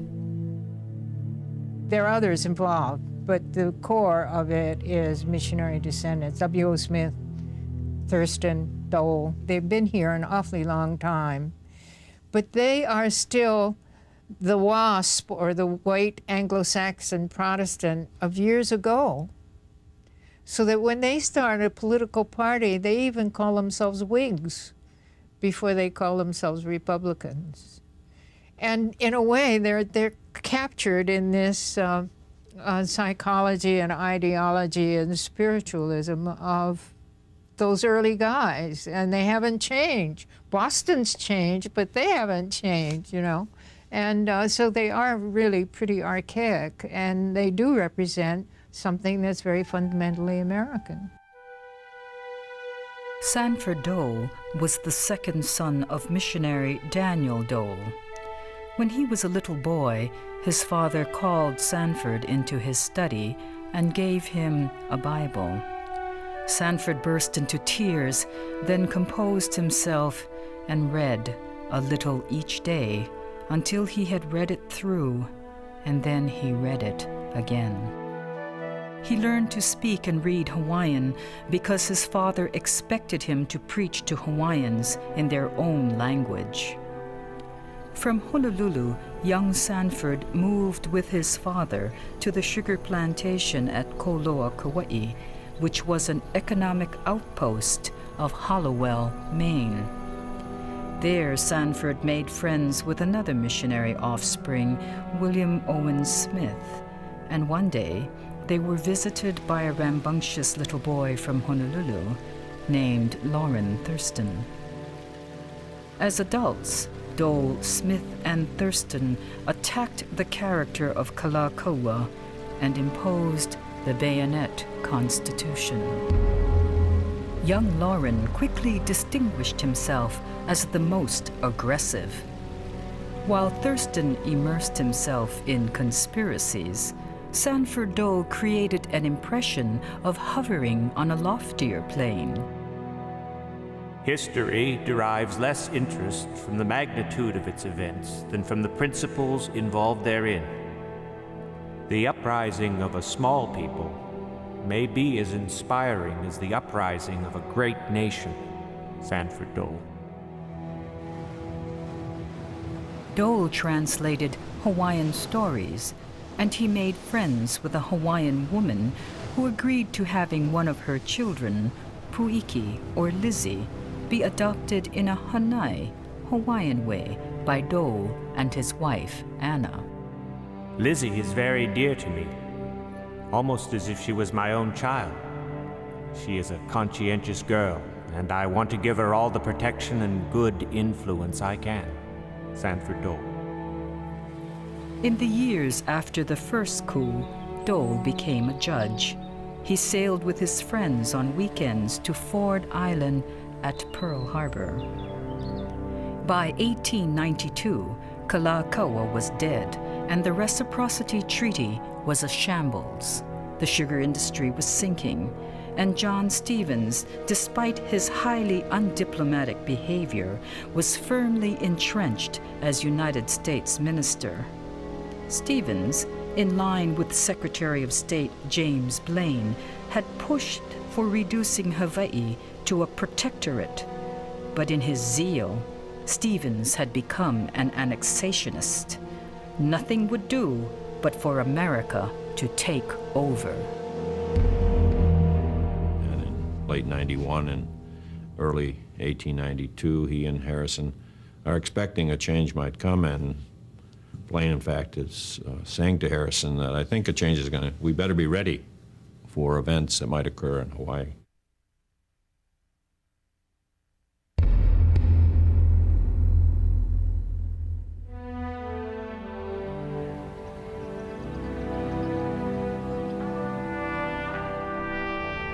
While the Queen thought of Stevens as rude and hostile, she had no way of knowing the extent of his connection to the top reaches of the American government, but Lauren Thurston did.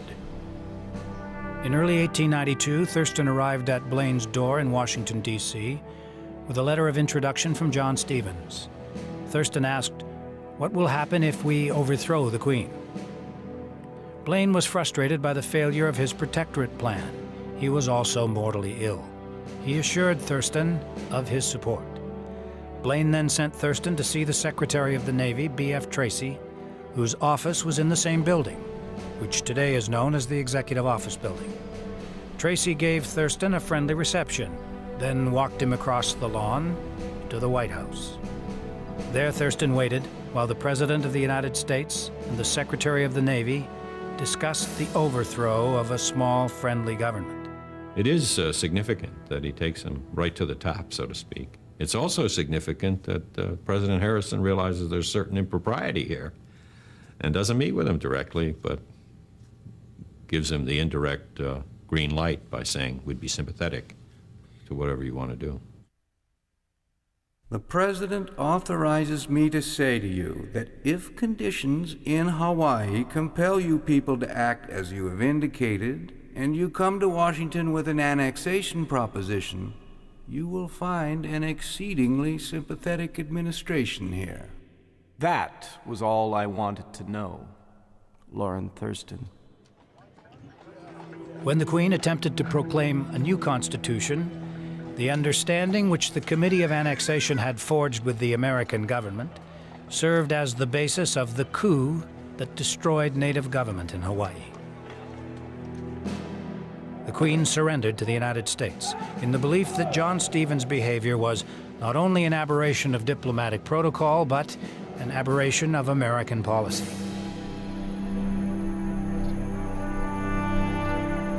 On the first night of the coup, with American troops camped outside, white militia occupied the legislative buildings of the kingdom. To pass the night, they sang the battle hymn of the Republic. One of the advisory council said, well, who's going to be our leader? And they said, well, Thurston, you should be. And he said, no, because I'm not popular enough. He said, we need someone like Dole, you know, this very majestic figure with a long beard, and people like him, and you know, he's got some connections with the Hawaiian community, and they're very close, et cetera, et cetera. Much to my surprise, the Committee of Safety wished me to take the lead in the scheme to suppress the monarchy and organize a new government in its stead. I told them I would consider their proposition overnight and give my decision in the morning to the executive committee which had been created by the Committee of Safety. Sanford Dole. It was universally felt that a man of Dole's standing, character, and disposition could not consciously identify himself with or advocate a selfish or unjust cause. His mere participation as the leader disarmed and neutralized opposition and brought support that could have been secured in practically no other way. Lauren Thurston.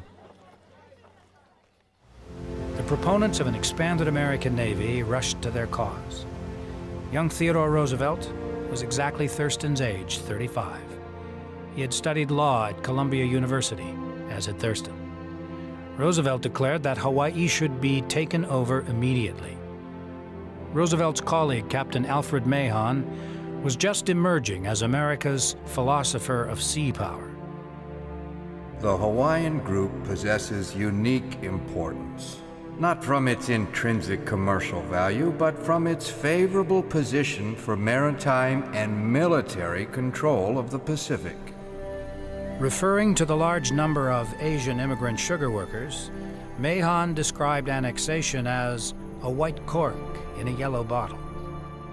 In the same breath, he advocated the building of a canal across the Isthmus of the Americas and establishing American predominance over the Caribbean Ocean. Thurston and his cohorts arrived in Washington, desperate to turn the nation of Hawaii over to the United States. A treaty was drafted in 12 days and placed before the United States Senate. But time had run out. Democrat Grover Cleveland had been elected president, and he had listened to the Queen's representatives tell the Hawaiian side of the story.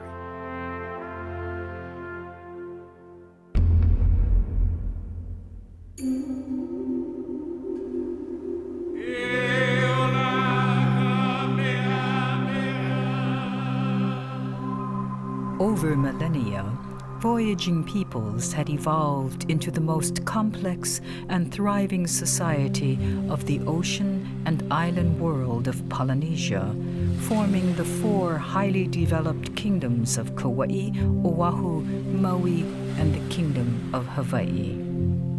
When the British explorers arrived, they only slowly grasped that the 4 kingdoms were involved in a war to determine who would rule over all the islands.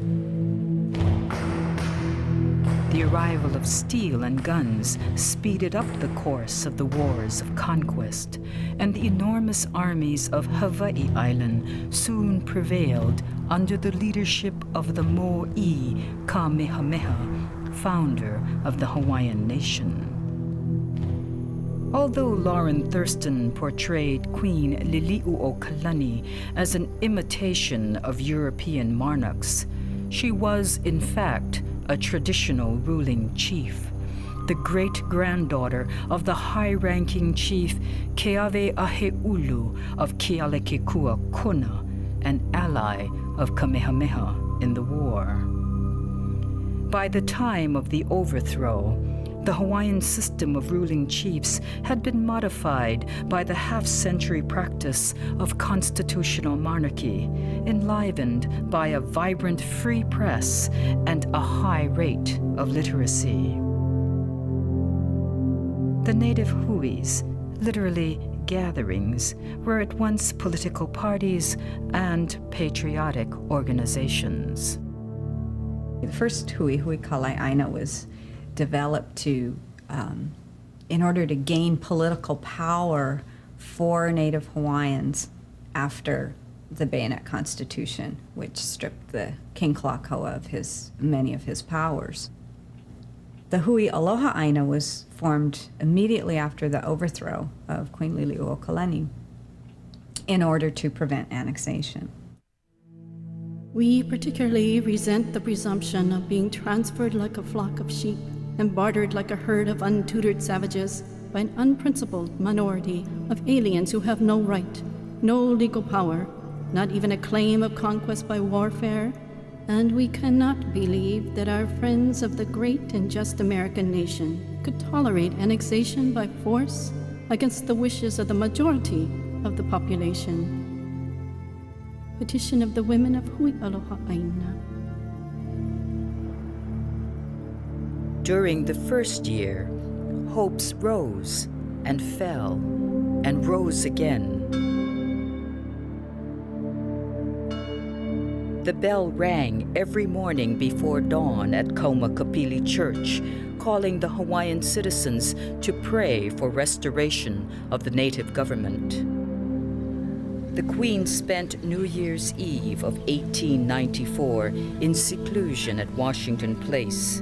She wrote in her diary that the missionary descendants were gathered at their choral church, singing praises to God, while their spies were lurking and 50 armed men roamed the streets. Rumors circulated that she was to be assassinated. Finally, she dozed, only to be awakened by the explosion of fireworks and the ringing of church bells. She resumed her writing. All that transpired in 1893 is of the past.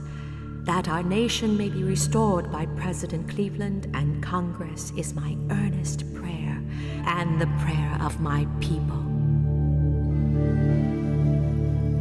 Cleveland dismissed Stevens and described the coup as a wholly American event, an act of war. The lawful government of Hawaii was overthrown by a process directly traceable to and dependent for its success upon the agency of the United States, acting through its diplomatic and naval representatives. Grover Cleveland, President of the United States. Cleveland demanded that Dole step down and restore the Queen to power, but Cleveland refused to back up his demand militarily. Dole announced that America had no right to meddle in the affairs of Hawaii. What if the provisional government refuses to relinquish its power and allow the monarchy to be reestablished? Are we going to send troops ashore and suppress the provisional government? Well, in the cabinet, the answer to that is no. We can act as if we might want to use force, but when the crunch really comes, we're not going to. That would be a political disaster for us to go in there and suppress that provisional government, use force to restore the monarchy. Cleveland was widely ridiculed for siding with a brown-skinned queen. A cartoonist portrayed Cleveland as a Don Quixote who had tilted at windmills. Suddenly, the subject of Hawaii was displaced from the center of American public attention. Although its warehouses and granaries were full to the brim, America was sinking into a disastrous depression. The cry went up across the political spectrum for the development of world markets. Then, more and more Americans believed the nation's capacity for production would be matched by demand for its products. Loren Thurston advised his fellow conspirators not to worry, that Cleveland was being engulfed by domestic problems and by criticism of his support for an outdated monarchy. No one seemed to need reassurance quite like Sanford Dole. Fearing for his life, he seldom stayed at home overnight, but moved from neighbor to neighbor, never sleeping in the same place 2 nights in a row. Having the best weapons counts in our favor, and they are cheaper than men. President Dole. In the fall of 1893, with the entire world watching events in Hawaii, Dole retreated not only from his job, but from Honolulu. I had to take a vacation on account of my health. This I spent at an isolated livestock ranch in the uplands of the island of Hawaii. I remained there about 7 weeks. More precisely, he stayed with his adopted Hawaiian daughter, Lizzie, her husband, and their children. The Queen said he was suffering from a severe attack of conscience. Dole's wife told people that Sanford was seriously ill with brain fever. My dear Sanford, get strong and well. Do not use your head at all. Anna Dole.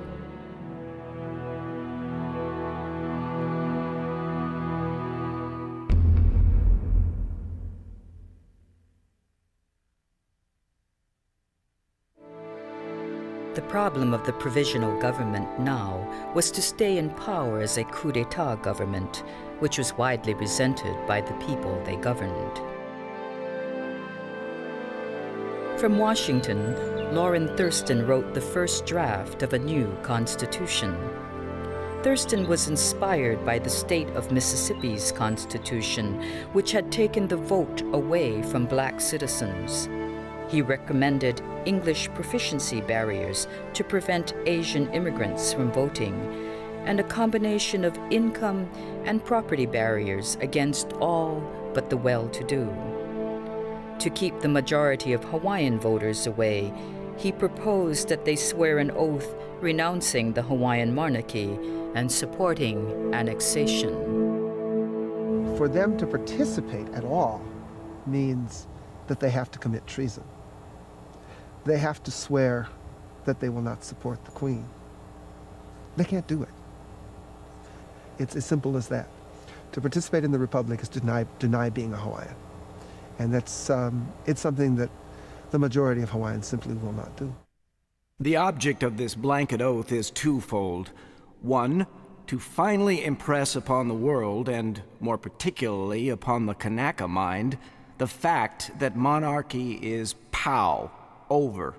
And two, as far as possible, shut out from participation in the reorganization of the government all those who are not with us. Lauren Thurston. In addition to Thurston, Sanford Dole turned for advice to Thurston's alma mater, Columbia University in New York City, and a then-renowned professor named John Burgess. Burgess taught an entire generation, including his student Theodore Roosevelt, that only people of Aryan or Northern European descent had the qualities necessary for the exercise of free government and free enterprise. He too advocated that only property owners vote. He urged that a strong president be appointed, not elected, while judges should be drawn from proper Teutonic backgrounds and sit for life. In preparation for a constitutional convention, the provisional government reduced the voter list to less than 1/3 its previous size. 17 delegates were then elected and another 18 appointed, mostly members of the government. To Jefferson's inalienable rights to life, liberty, and the pursuit of happiness, the delegates added the right of acquiring, possessing, and protecting property. The new Constitution empowered the legislature to supervise, register, control, and identify all persons or any class or nationality of persons, as well as their places of residence, business, and employment. The provision apparently was aimed at immigrant workers who were leaving the harsh life of the plantations in droves. By what right do our white-skinned brothers assume to lord it over us, and to say we should do business and trade and live and breathe only by their consent? Chen King, a citizen of Chinese ancestry, to a mass meeting at the Chinese Theater.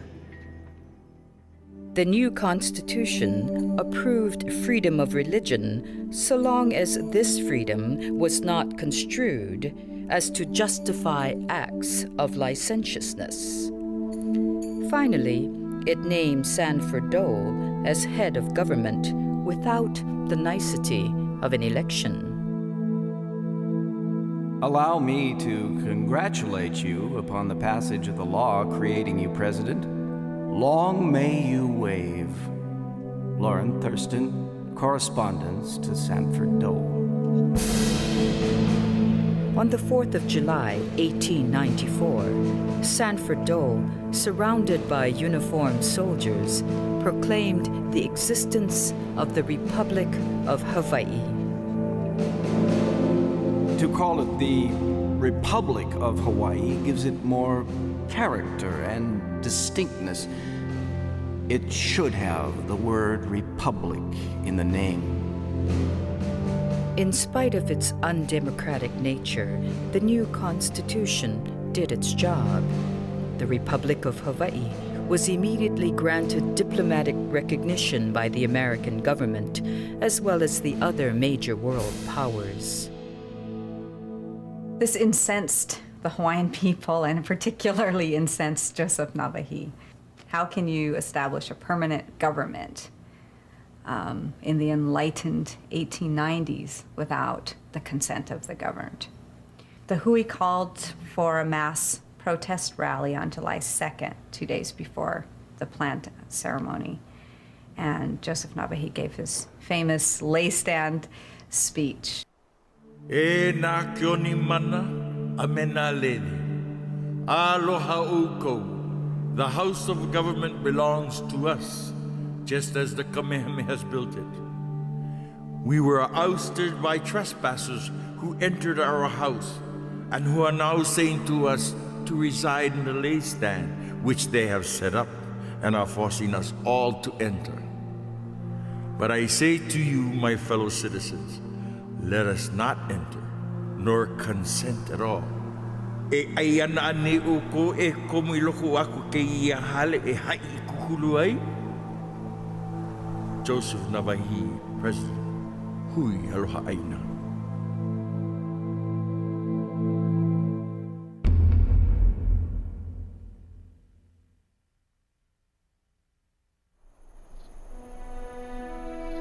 Hawaii now had a government which represented only a small minority of residents, mostly foreigners. Many avoided not only a declaration of loyalty to Hawaii, but any form of dual citizenship for fear of losing citizenship in their country of origin. The foreigners were called denizens, a legal status which gave them voting rights. The foreign minister of the new republic, Henry Cooper, newly arrived from America, was a denizen. The secretary of Hawaii's legation in Washington, Frank Hastings, was also a denizen. It is certainly a novelty in governmental history, a country without a citizenship. Albert Willis, Cleveland's minister to Hawaii. 30 or 40 road workers left their jobs and went straight home. Away.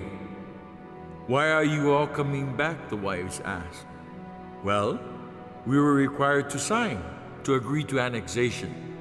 But we all refused. We will never agree. It would be better to die than agree. Ke aloha aina, October 5th, 1895.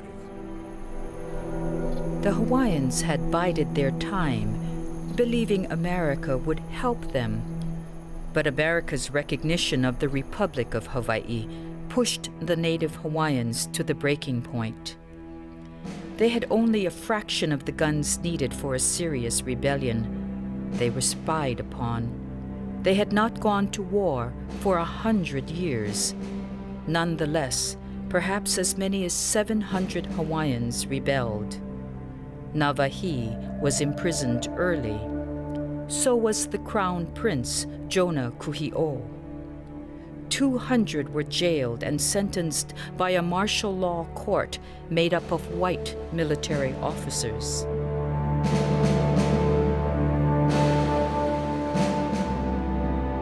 The Queen was charged with misprision of treason, an arcane allegation that she knew what might happen but did not stop it.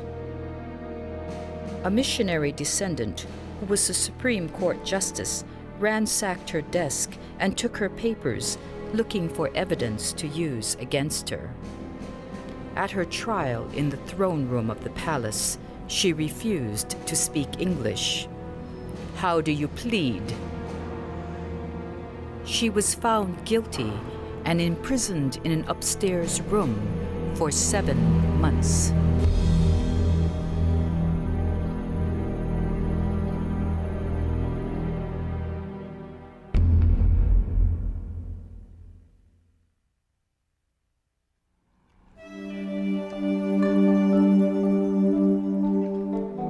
The Asian immigrants saw that control of the Hawaiian government had fallen into the hands of white people who were tied to America.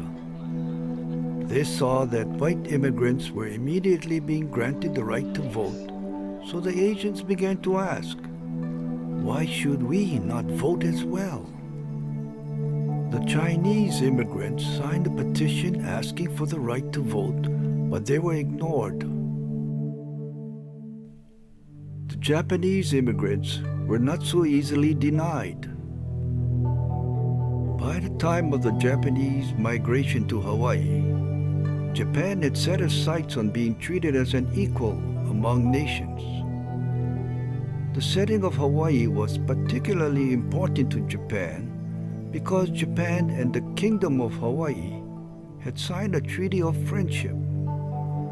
The Republic of Hawaii continued this treaty because it depended on Japan for plantation workers. 日本国政府がハワイにおける日本国臣民に求めていることは我々の当然の権利であると考え、条約締結の他の列強の市民並びに臣民がすでに享受している権利と何ら異なるものではない。陸奥宗光日本国外務大臣。 Japan is interested in getting equal treaties. She wants to be accepted within the international world on an equal basis. And it's not a bad idea to use Hawaii, and I don't mean that, negatively, but in a diplomatic sense, to use her people in Hawaii as one of those moves. Japan's relationship with the nation of Hawaii had been good. But when the white oligarchy in Hawaii refused the Japanese request for the right to vote, it started a downward spiral of tension and suspicion that was to be exploited politically in Washington later on. By 1896, an American presidential election was coming, and with it came the possibility of a change in the political climate. Francis Hatch, a protege of Sanford Dole, was now the Republic's ambassador to Washington. He met with Senator John Tyler Morgan, a Democrat from Selma, Alabama, and chairman of the Foreign Relations Committee. Morgan said there were too many Japanese immigrants in Hawaii, and he contended that Japan had designs on Hawaii. Hatch knew, as did everyone in Hawaii, that the Japanese had been recruited by the sugar planters to work on their ever-growing plantations. But his surviving correspondence shows he nonetheless was moved to action by Senator Morgan's complaint. We should begin to make a record which will appeal to people here. There can be no more powerful argument to be used than the claim that we are trying to save the country from the Asiatics, provided we have something to base it on. Francis Hatch, Ambassador of the Republic of Hawaii to Washington. Not that the Japanese government has any definite designs on these islands, but Japanese interests are growing stronger all the time, and designs will inevitably follow. The Japanese are intelligent and ambitious, and the more their interests increase here, the more they will recognize the fact that we alone are to a great degree helpless. W.O. Smith, Attorney General of the Republic. The Dole government proceeded to make a record. Japanese rice wine was subjected to a prohibitive tax. The 14,000 members of the United Guild of Sake Brewers of Japan petitioned Dole with Japanese politeness. Serious conflict arose from the Republic requirement that immigrants have $50 in their possession, as well as a locally signed work contract, even though vagrancy had never been an issue. Over 1,300 immigrants were singled out from 4 different ships, detained, then returned to Japan, many because their packets of money were too new. It is, of course, not our purpose to have it appear that we are forcing the issue to bring about annexation. We should go far enough to show up the matter clearly, at the same time, not overdo it. Henry Cooper, Foreign Minister of the Republic of Hawaii. Because, you see, they're not stopping immigration.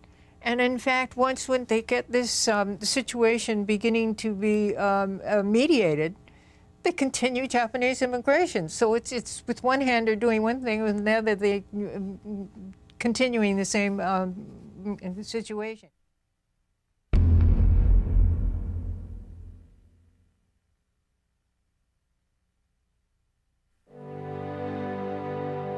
The insults to Japan occurred simultaneously with the election of William McKinley as president and the return of the Republican Party to power.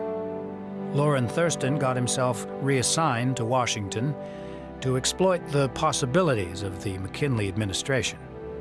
Liliʻuokalani, now free from her imprisonment, left Hawaii and soon relocated in Washington as well. Young Theodore Roosevelt maneuvered desperately for a position of power in the new administration. He was still so youthful in his 1896 photographs as to be hardly recognizable today. Yet he already had been a force in national life for at least a dozen years.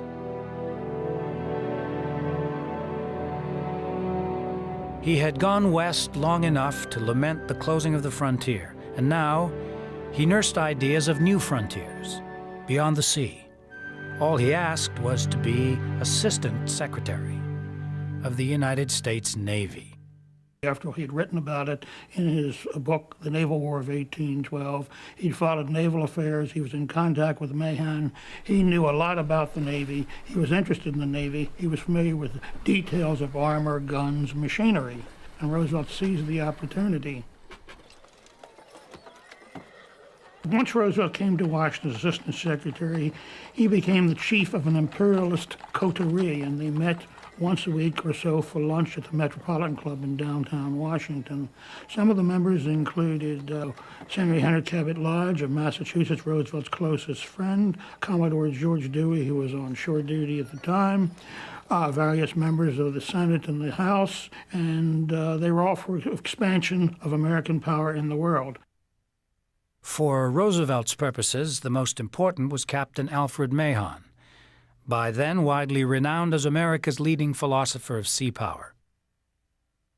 Mahan and Roosevelt agreed on certain points: the control of Hawaii, to control the Pacific, to serve as a base for American ships in the Pacific, to build a canal across Central America. At that time, they were talking about Nicaragua. To control Cuba, so they could control the canal, the approaches to the canal, and the other islands of the Caribbean. Also, they agreed on the idea of a large navy, a navy based upon battleships, not a navy based upon smaller ships, a cruising navy, but a navy that could fight a sea battle of the classic scale. As the strategic base in the mid-Pacific, Hawaii was there for the taking, but the crusade for annexation was stalled. Roosevelt complained bitterly that Americans had a queer lack of imperial instinct. My dear Captain Mahan, as regards Hawaii, I take your views absolutely, as indeed I do on foreign policy generally. If I had my way, we would annex those islands tomorrow. We should build the Nicaraguan Canal at once, and in the meantime that we should build a dozen new battleships, half of them on the Pacific coast. I earnestly hope we could make the President look at things our way. Only days after Roosevelt's bellicose letter to Mahan, Japan provided Roosevelt with the situation he'd been waiting for. To placate a Japanese public, angered by the humiliation of its overseas emigrants, Japan sent a warship to Honolulu. Japanese diplomats reassured officials in Tokyo, Honolulu, and Washington that they had no warlike intentions. But Roosevelt was excited by thoughts of war. Do you think, Thurston, the Japanese really intend to fight in Honolulu? If they do, I hope they will do so now, and we certainly will give them a bellyful. In Hawaii, the Republic's fear was not that Japan would fight, but that the Japanese government was not seriously upset, and that the Japanese, after bouts of socializing and drinking, were planning to return home. I am afraid that they're going to back down too soon from their position. Henry Cooper, Foreign Minister, Republic of Hawaii. In fact, Japan's interest in Hawaii was limited and experimental. There's tremendous interest in Hawaii as a place for sending Japanese workers.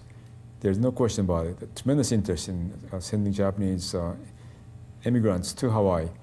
But this does not mean that there was an interest or design, a plan to take over Hawaii. If by that is meant the idea of annexing Hawaii to Japan or turning Hawaii into a Japanese colony, there is no such design, there is no such idea. Although the anti-Japanese propaganda was transparent, the cry of yellow peril caused the tide in America to turn toward annexation. We cannot let these islands go to Japan. Japan has her eye on them.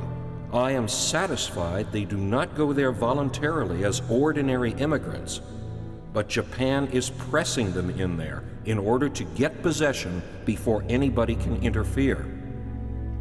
William McKinley, President of the United States. On June 9th, 1897, after 3 long, intimate meetings with McKinley, Roosevelt predicted that something would happen shortly regarding Hawaii. 3 days later, Lorrin Thurston's delegation was called into the reception room of the State Department and asked if the Republic of Hawaii was ready to negotiate for annexation. Yes. The draft treaty turned over the independence of the nation of Hawaii, as well as nearly half of all the land in the Hawaiian Islands.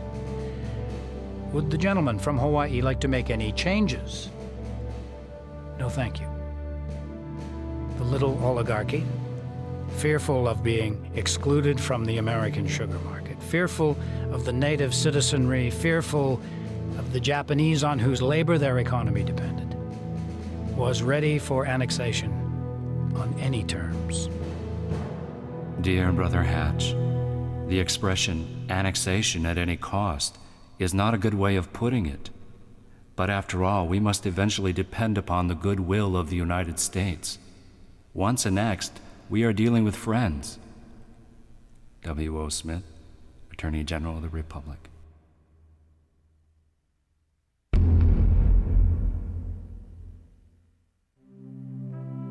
I, Liliʻuokalani of Hawaii, do hereby call upon the President of that nation, to whom alone I yielded my property and my authority, to withdraw said treaty from further consideration.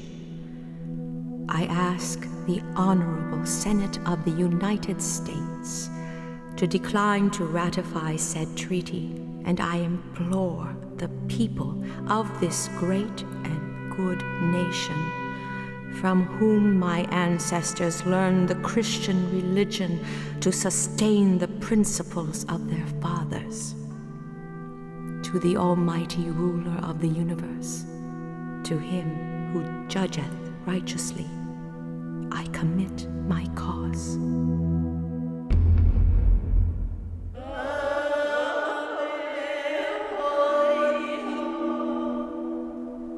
Joseph Nava, he contracted tuberculosis while he was in jail. His health started to fail because of the tuberculosis. And the doctor recommended to him and his wife that he go on a therapeutic journey to San Francisco. And on his deathbed, he actually apologized to his wife that she had to see him die somewhere other than Hawaii. When the ship came in with his casket on it into Honolulu Harbor, it was as if one of the monarchs had died. There were so many people crowding to welcome him back in. If there had been a native government, he would have been the president. So the president died. Despite the loss of Navahi, Thurston's attempt to give away the nation of Hawaii pushed Hawaiians to a new level of protest. The Queen is on the East Coast. The Huis are writing to her. She's writing back to them on a weekly basis. They are sending up, formulating within the Hui, composing protest documents and sending them to her and asking her to present them to the new president. Basically, they say that the overthrow was illegal, that Grover Cleveland had called the United States involvement an act of war, and that it was wrong.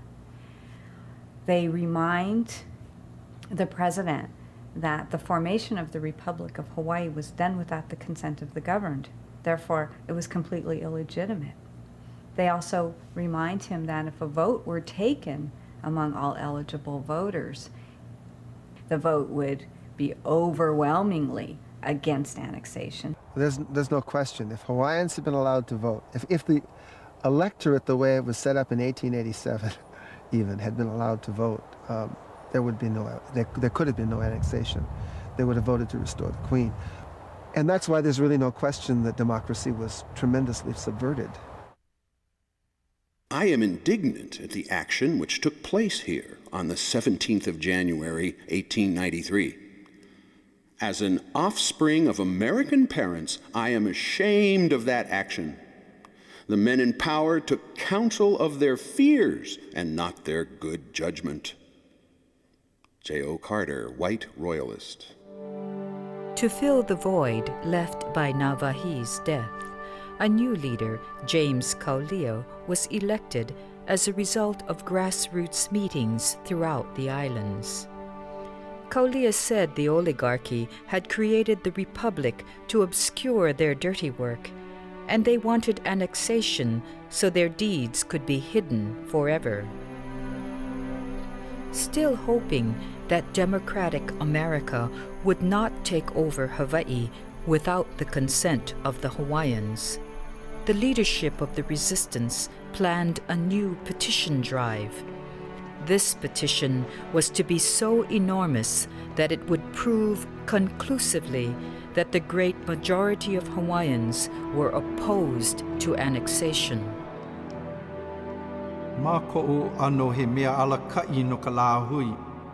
In my capacity as a leader of the nation, I am advising you, if we persist in our determination to protest annexation, the little government of the Republic can keep trying until the walls of Iolani Palace crumble, and never will Hawaii be annexed to America.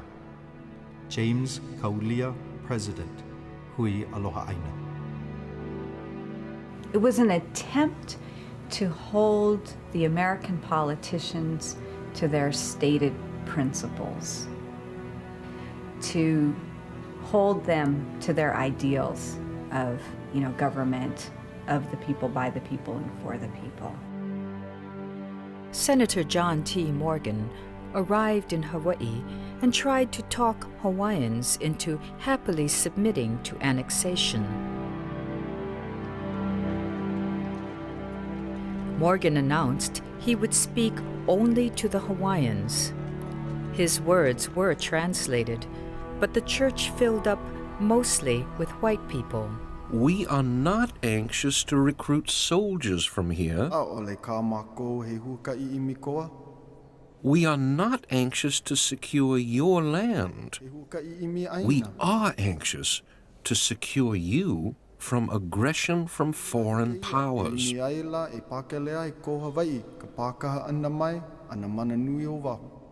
It makes very little difference whether you are smothered by a landslide or by an influx of Asiatics. The result is the same. A second U.S. Senator, Richard Pettigrew, followed Morgan to Hawaii. I had supposed when I came that many Hawaiians were in favor of annexation. But I have talked with everyone who would talk with me, and I have failed to find a native Hawaiian who was not opposed to annexation. The strongest memory I have of the islands is connected with a meeting at Hilo on the island of Hawaii. The place was packed with natives, and a crowd stood outside as well. It was a woman's meeting, but there were many men present. Emma Navahi said, "Sign this petition. Those of you who love Hawaii, how many will sign? And in a moment, the palms of hundreds of hands were turned toward her. A voice shouted from the rear, "I speak for those who cannot come in. They tell me to say, no annexation. Never." Miriam Michelson, reporter, San Francisco Call.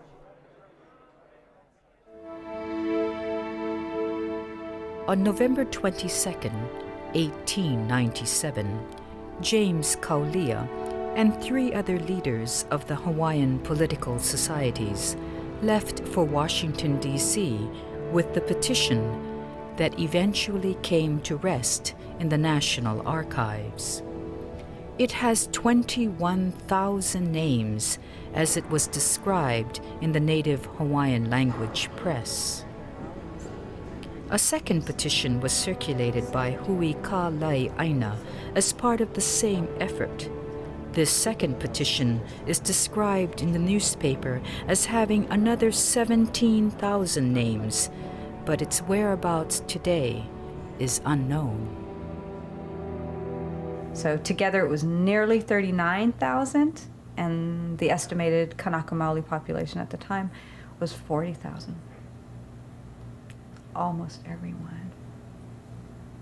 Women, children, and men, expressing to the President and the Congress that every last Hawaiian was opposed to annexation, whether they were 2 years old or 90 years old, whether they were a male voter or a woman.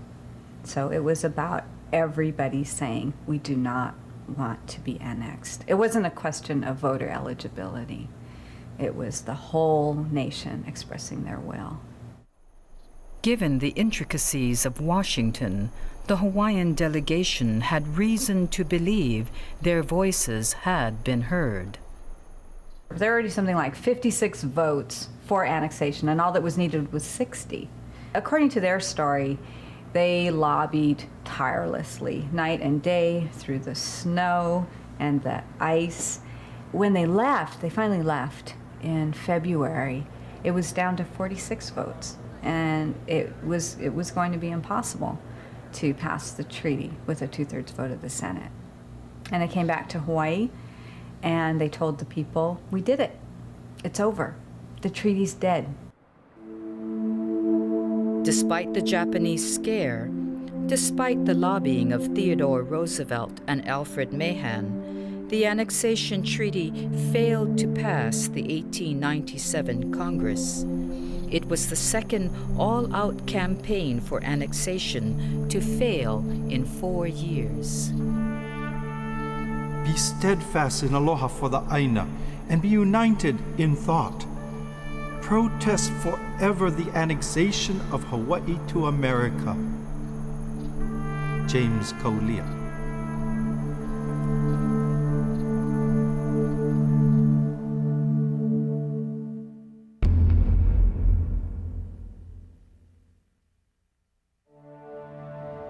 An anti-imperialist movement was slowly organizing in America.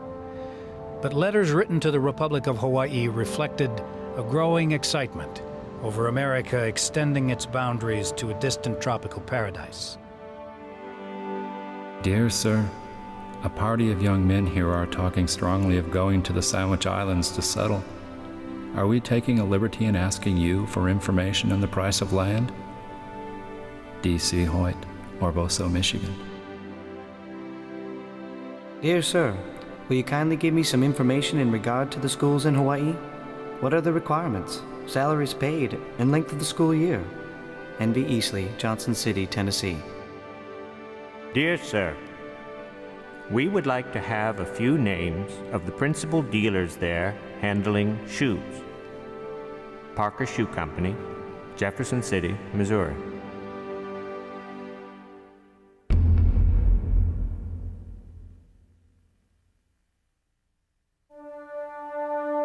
Although dismayed by America's failure to take over Hawaii, Theodore Roosevelt was heartened by the possibility of war with Spain over Spain's treatment of Cuba, its Caribbean colony. I should welcome any war, for I think this country needs one. All the great masterful races have been fighting races. When the battleship Maine blew up in Havana Harbor in early 1898, Theodore Roosevelt needed no investigation. Surely it was the result of Spanish treachery. On a particular day when the Navy Secretary was away, Roosevelt took it upon himself to redeploy ships and reassign the most promising fighting men to the ships that were most likely to be in battle.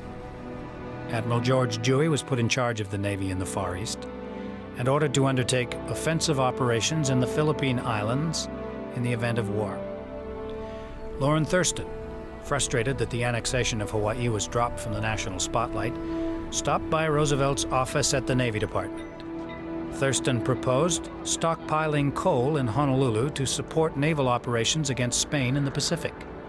Roosevelt went to work on Thurston's idea immediately, and the Republic set aside 4 vacant lots, which eventually were piled with coal 8 feet high.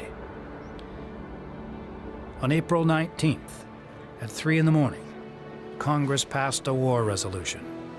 Northerners and Southerners alike joined together in singing the Battle Hymn of the Republic.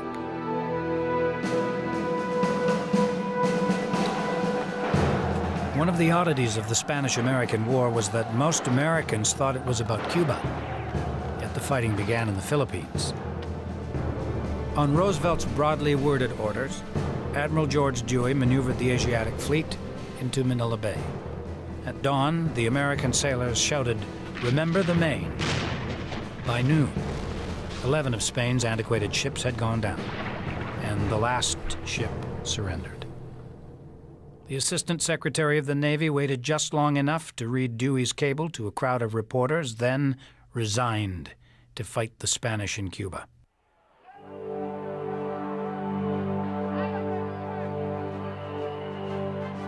An American army departed from the West Coast to support Admiral Dewey in Manila. The American troops were destined to fight not the defeated Spanish, but Filipino nationalists who sought their independence from colonialism.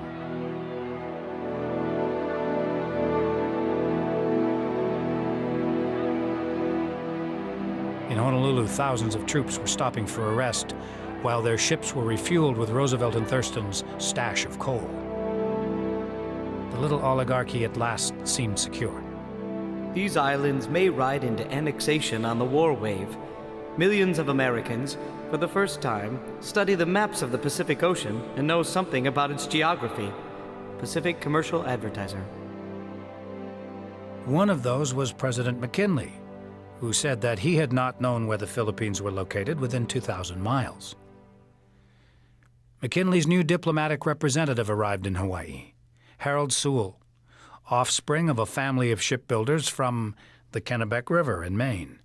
Sewell was moved to ecstasy by a rally of annexationists.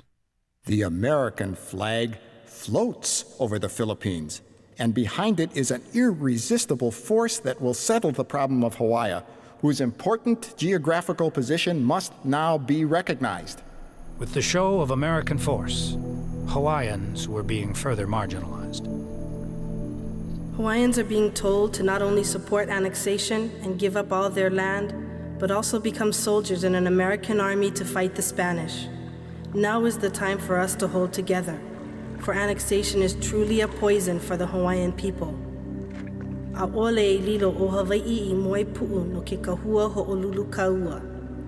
Hawaii must not become a death companion in this war. Ke aloha aina.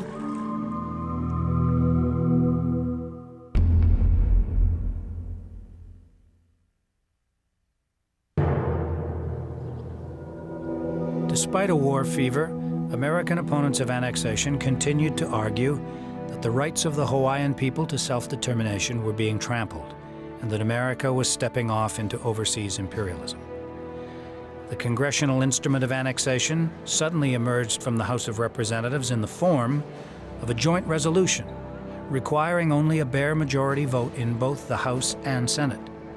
Senators complained bitterly that their constitutional responsibility for approving treaties by a 2/3 vote was being taken from them. The idea that annexation was a treaty between one sovereign nation and another had gone by the boards. Speaking in opposition, a senator from Georgia, Augustus Bacon, said he could agree to annexation if a majority of Hawaii's people agreed. He was voted down. Richard Pettigrew proposed that all males, born or naturalized in Hawaii, be given the right to vote. His amendment was likewise crushed. Now the United States Congress was on record as agreeing with the oligarchy in Hawaii that, given a choice, the Hawaiians would refuse annexation, and so at all costs, they must not be allowed to vote. 2 days after the 4th of July, the filibuster ended. The United States Senate joined the House in passing the joint resolution of annexation. They took Hawaii when they were ready. They took Hawaii when they were ready. This idea of the United States as a suitor is a wonderful kind of image. There they stand. You know, they're basically going to make you run into their arms, but essentially they're not going to close up. They're not going to embrace you until they absolutely need you, and that's what happens as a result of the Spanish-American War and that kind of jingoism that explodes in America in 1898. They waited and they waited and they waited, and they finally culminated the relationship. Annexation was an agreement between a small group of Americans who wanted this to take place, to simply take the independence and the land and the dreams of a whole group of people and shift them over and give them over to the United States.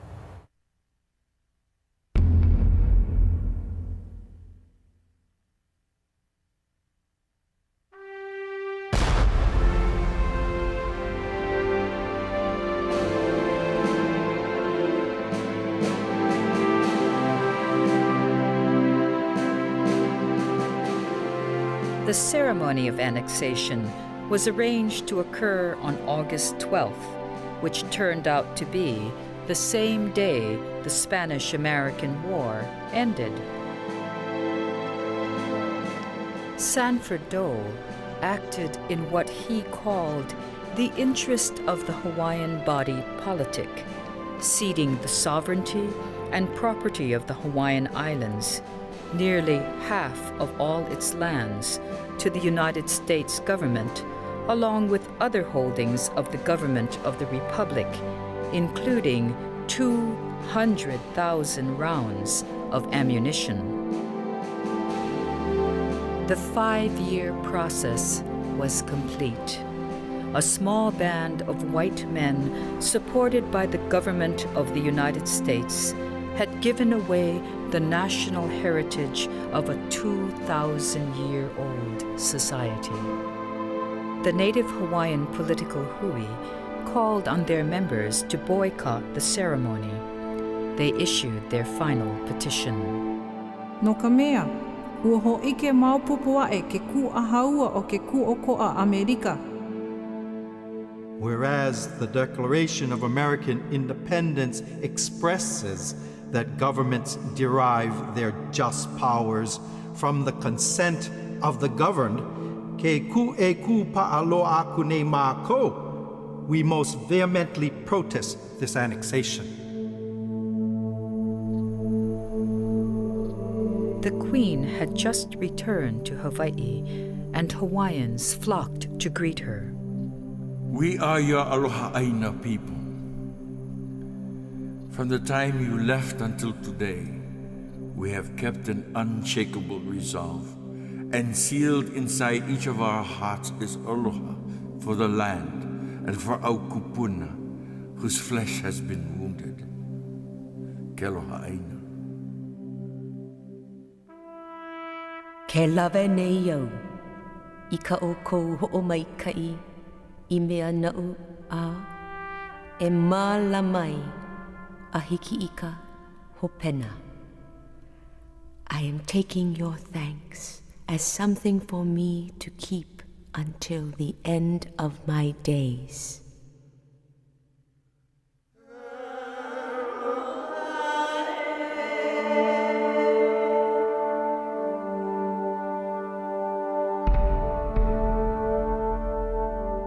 The following month, a thin volume titled The Transformation of Hawaii appeared in what was to become a vast literature of denial.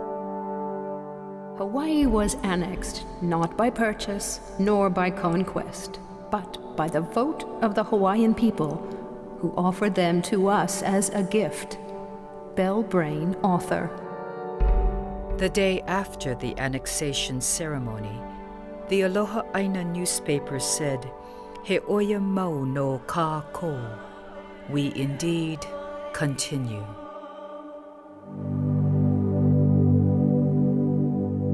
Liliʻuokalani lived on at Washington Place in Honolulu until her death at age 79 in 1917.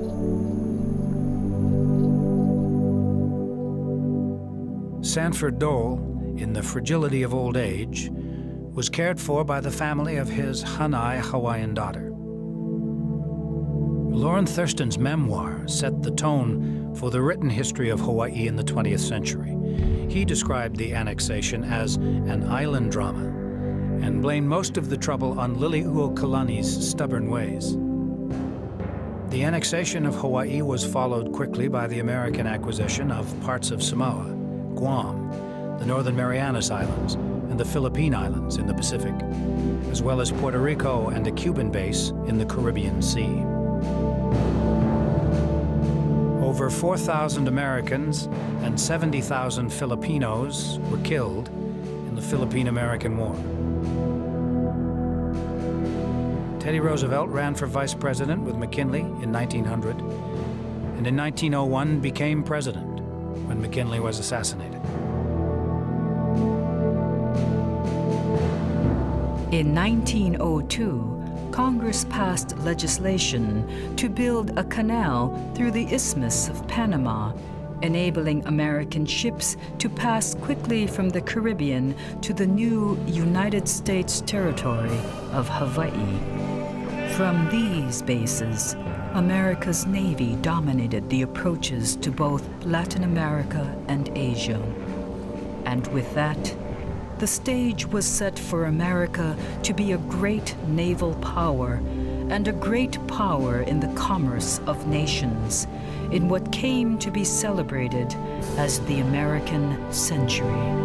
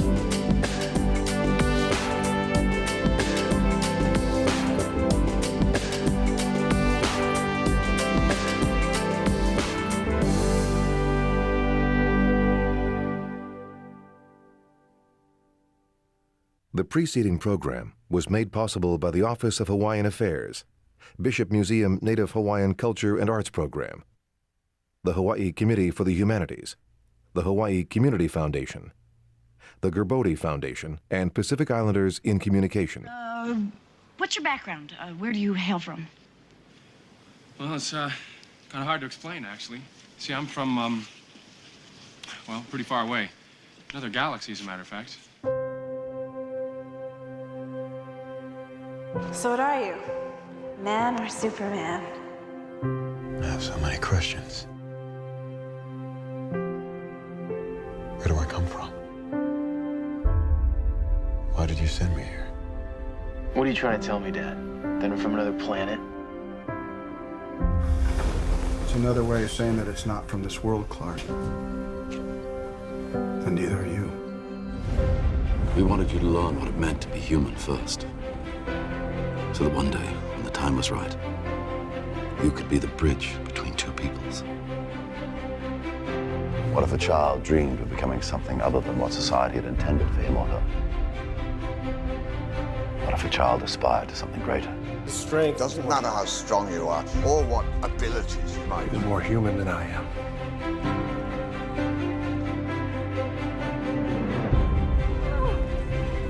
He lived in this world. Fell in love, got a job, despite all that power. You just have to decide what kind of man you want to grow up to be, Clark, because whoever that man is, good character or bad, he's going to change the world. You can save her, Cal. You can save all of them.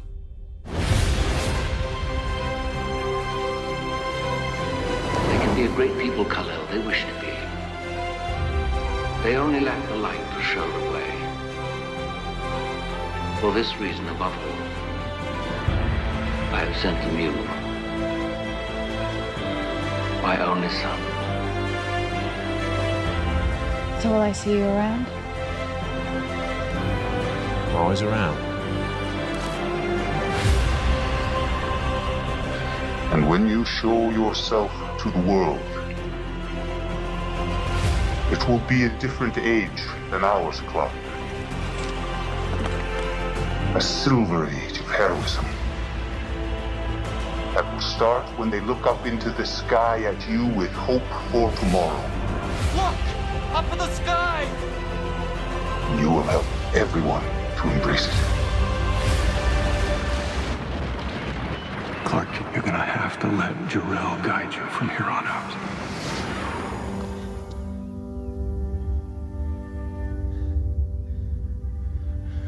Oh, no. Father?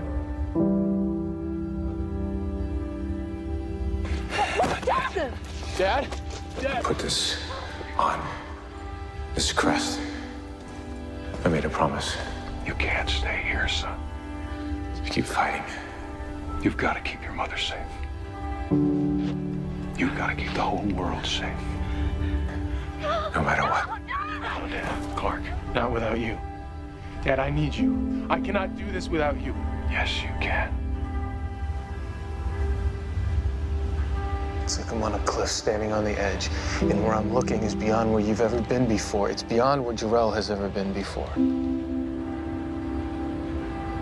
Dad? I knew you'd see me again. When you were ready. You will travel far, my little Kal-El. But we will never leave you. All those powers. And I couldn't even save him. Did the nightmares ever stop?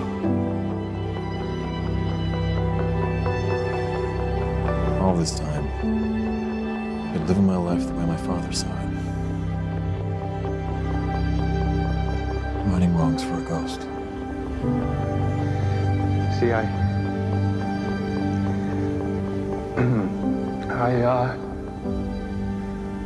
I failed.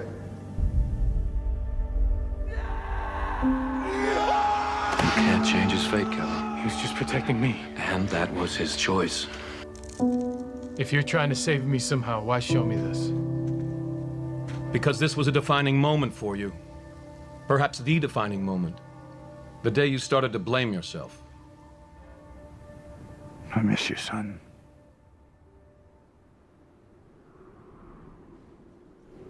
I miss you too, Dad. Your father didn't have to care for you the way he did. Yet still he made that choice every day he was with you. He chose to be your protector. Just as you've chosen to be the Earth's protector. Nobody forced that on you. Yet you embraced it. Nobody made that choice for you. Hey, why'd you add black to it? Because, Lois, even in the darkest times, hope cuts through. We're all confronted with trials, son. But the true measure of a man is how he chooses to react in the face of those trials. Hope is the light that lifts us out of darkness. The world needs Superman. And the team needs Clark. Be their hero, Clark. Be their monument, be their angel. Be anything they need you to be. Or be none of it. A hero is made in the moment. Not from questioning the past or fearing what's to come. Clark Kent, as much as your mother and I tried to protect you from your origins, tried to prepare you to face any challenge, I'm sorry, son, but our guidance just isn't enough anymore. You're gonna have to let Jor-El guide you from here on out. You will give the people of Earth an ideal to strive towards. General, would you care to step outside? They will race behind you. They will stumble. They will fall. These were my trials. Your final trial is upon you, my son. You are ready. Seize your destiny. This is your destiny, son. I think that's your destiny, Clark. You are going to touch the lives of so many people. To help people. Not just as a man, but as a son. Superman! In time, they will join you in the sun count. You may not see me as a hero, but the rest of the world does. And I decide my fate. You're a symbol of peace. You're a symbol of justice. What's the S stand for? It's not an S. In time, On my world, it means hope. you will help them accomplish wonders.